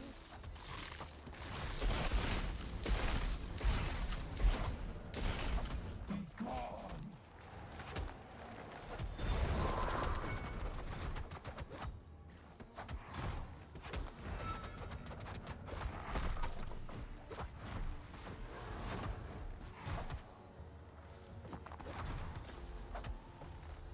This changes nothing. You will witness Sithril's power. Be gone.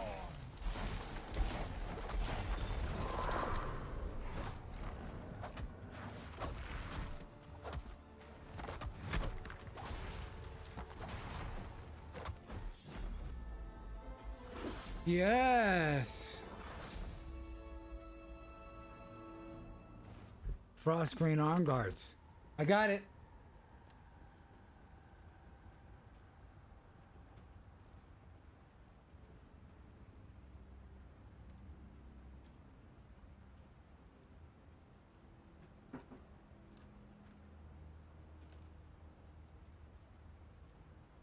Move out or circle.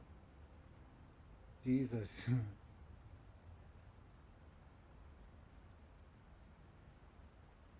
If for some reason you leave mission before picking up your little army.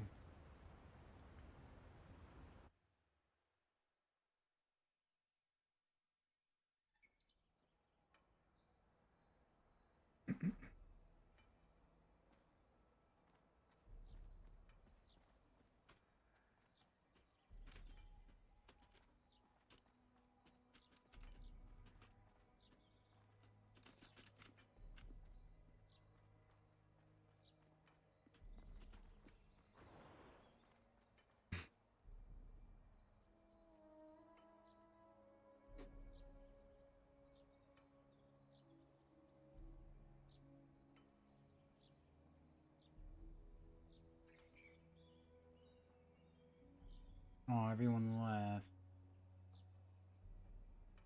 Charge faster from defeating.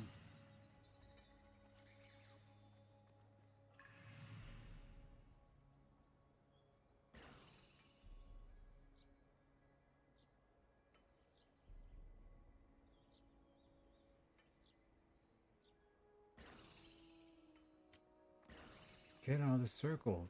Jesus.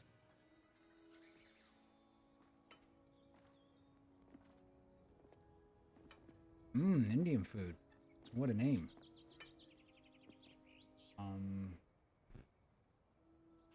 Is it the stables? Oh, he's got a tiger. How does he have a tiger? Stash.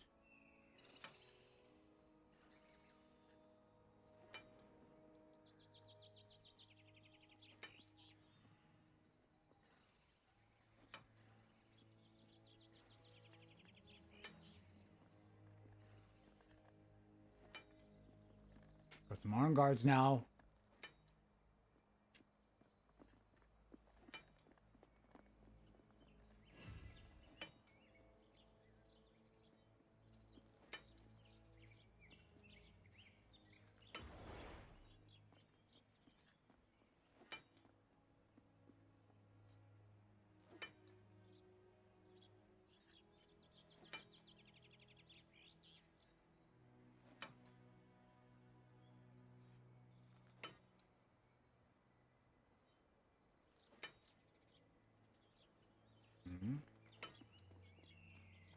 Okay, it's like a salvage.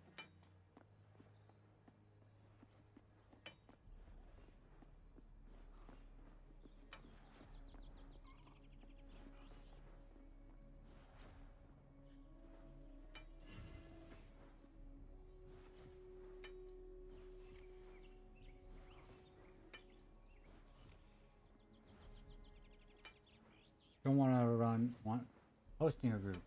Click find game button.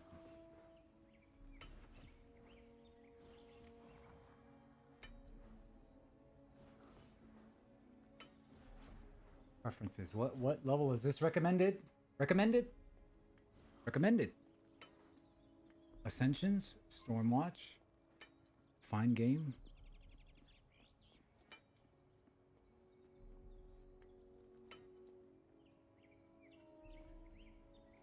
Difficulty. Oh. Oh wow. Potential rewards. Wow.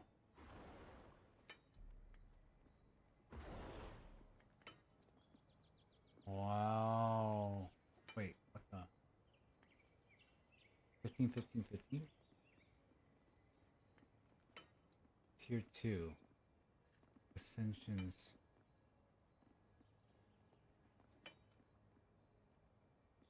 See, 30% increased threat. How the hell? There's no way I could do that. There's just no way.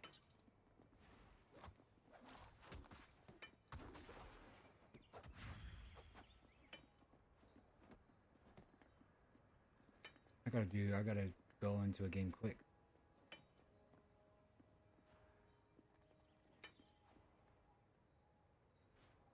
So I'm kind of pressing 1, 3, 2, 1, 3, 2, 1, 3, 2 into Q. I think. No, 4. 1, 3, 2. Depending on which. 1, I could press 4 for a different move. 3, I could press 4, or during 2, I could press 4. Daddy fat sacks. Daddy fat sacks. Bro, it's taking so long to find a game. Do I have to stay in this menu while I search? Okay, matchmaking, nice. I could see how I get my mount. Yeah.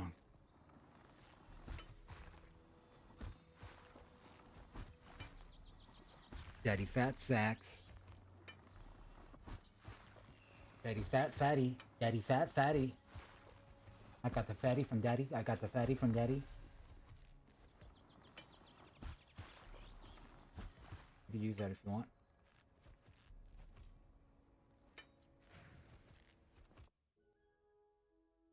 flip it.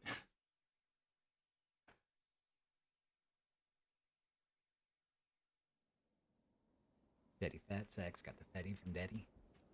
Is my mic on? Can you hear me, team? I got the fatty from Daddy. Everybody's always that character. Why?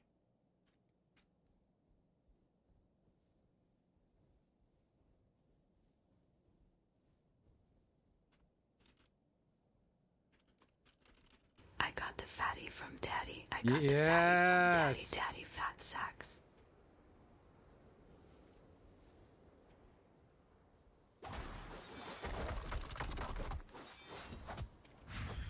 I got the fatty from Daddy. I got the fatty from Daddy. Got the fatty from Daddy. I got. We gotta expand on that. We gotta expand on that though.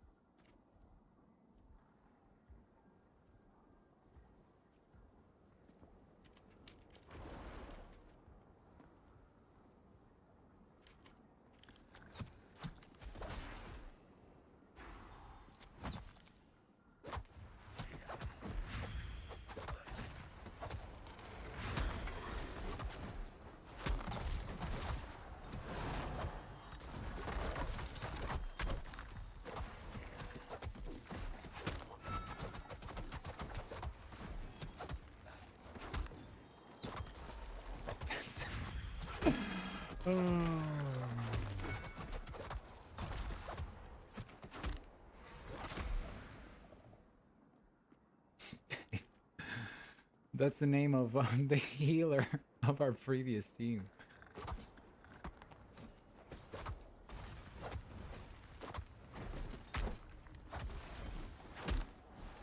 Yeah, I didn't just come up with that. In memory of, man. Tried to get the same. It was kind of awkward because I. Oh shit.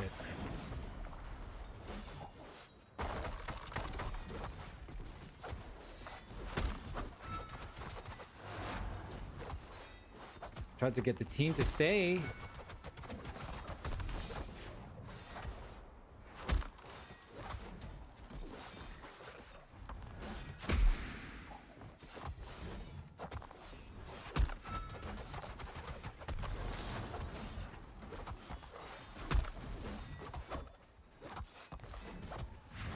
And they all left as soon as I was like, oh, you think we're strong enough to do the next one, fellas? Oh shit.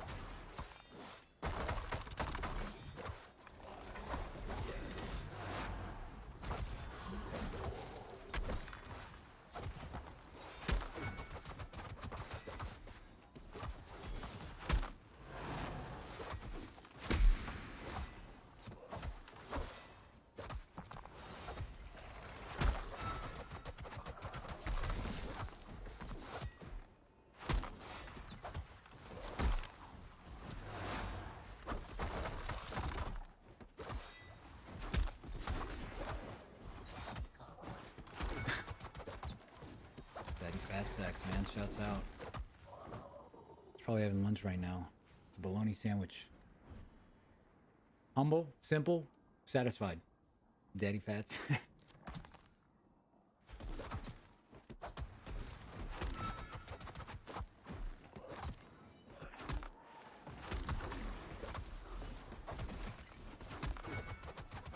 You know he's a dad too.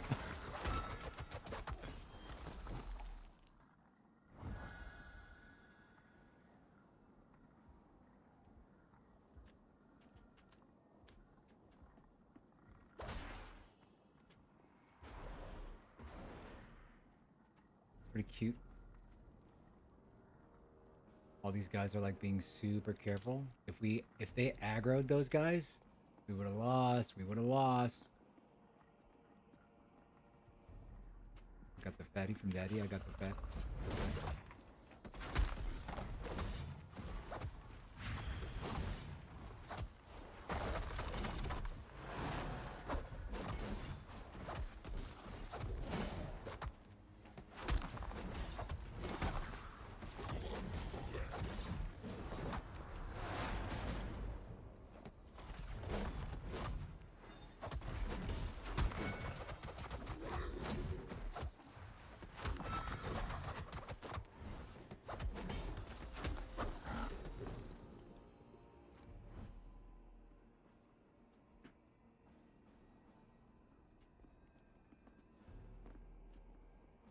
Nice skip right there. We skipped a lot of monsters just now.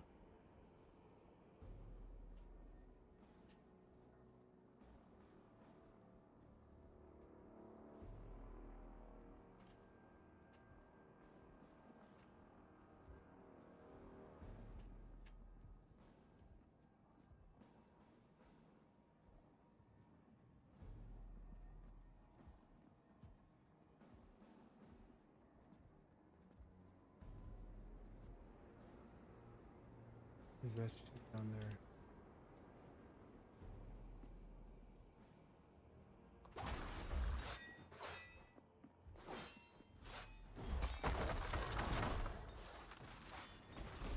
Oh shit.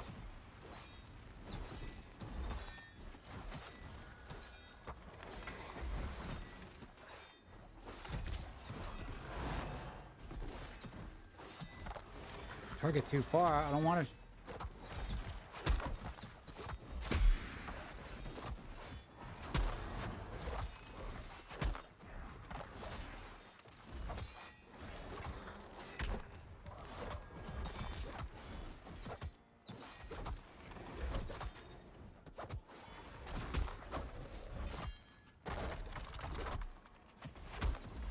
Oh, this is bad. This is bad.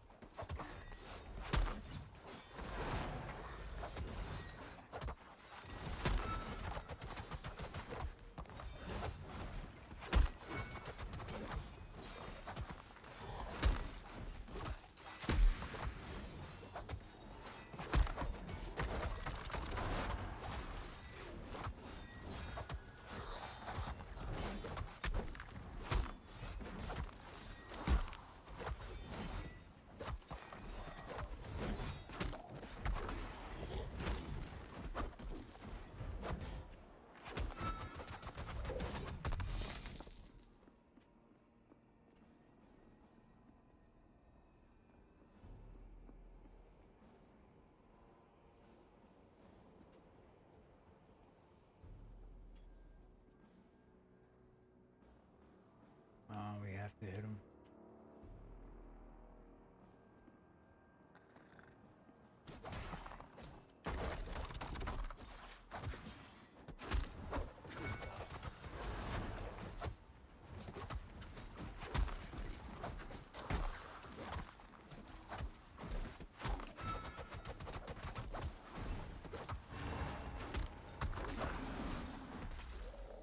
Interrupted his ability.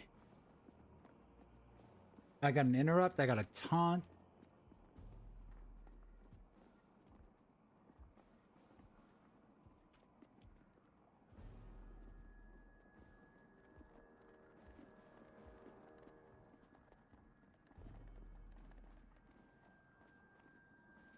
Oh shit. Okay. Oh shit.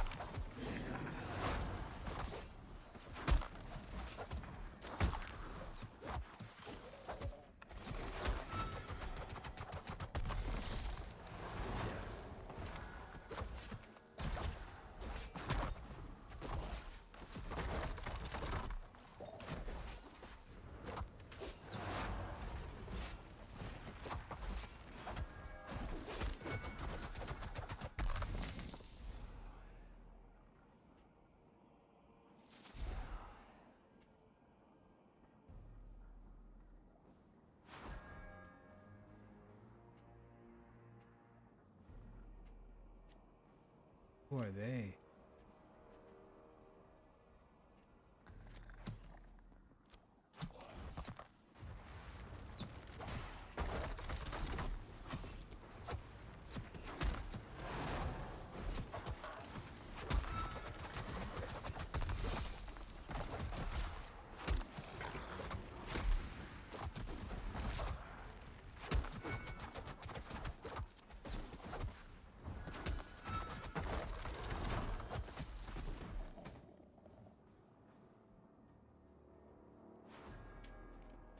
wonder if the loot is dependent on who we kill. How many we kill.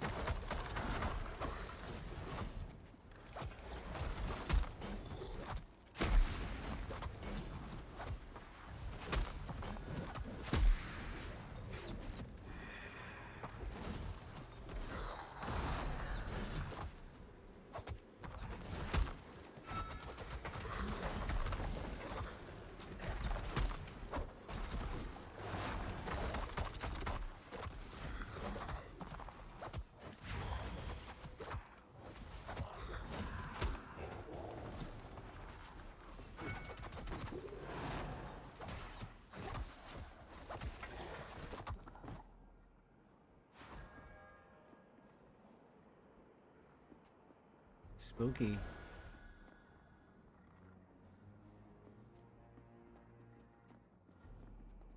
We got this.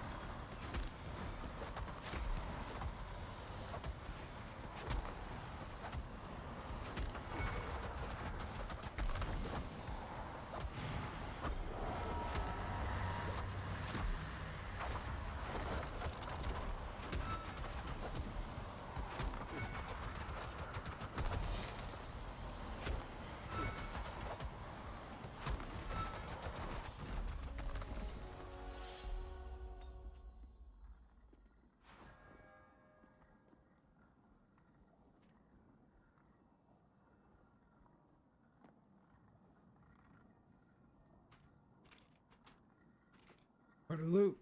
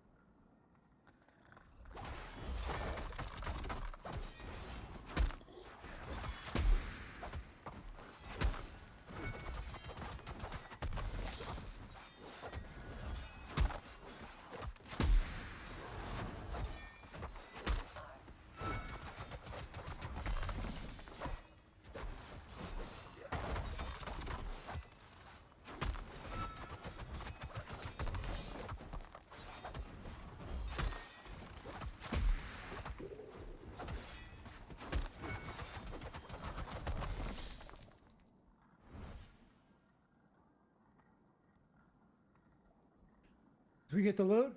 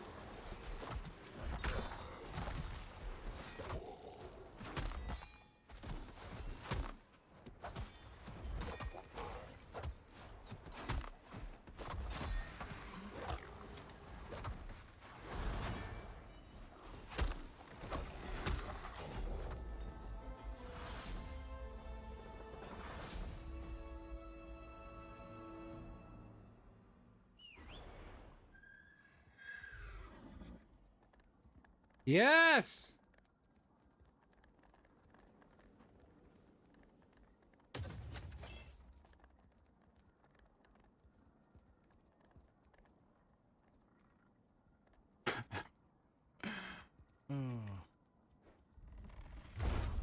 This one's for Daddy Fat Stacks. Daddy Fat Sacks.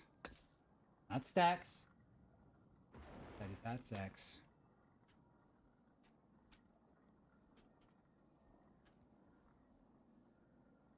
I got that fatty from Daddy.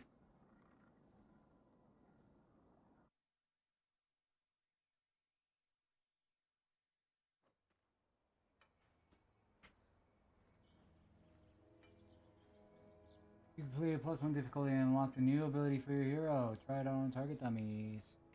Target dummies. Target dummies. New ability. Shatter Earth. Leap and slam ground at a target location, dealing 300. King Kong, King Kong, King Kong, King Kong, King Kong, King Kong. Scrap your unwanted equipment at the Artifice for extra resources. Gold. Oh! Get material will drop in higher quantities as the mission increases. Both are upgrades and useful for reforging a transmission at the reach or higher difficulties. Let's go. Let's go. Wow, wow. Insane. What is this? Scout's Greaves. Nice. And it's tier 2. Grade 2. Item level. Okay. Nice. CrossFit. Humbear.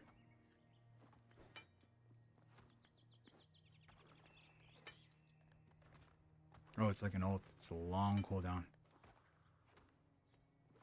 Oh, Humbear was kind of following me around, and I left party, and he was like walking around.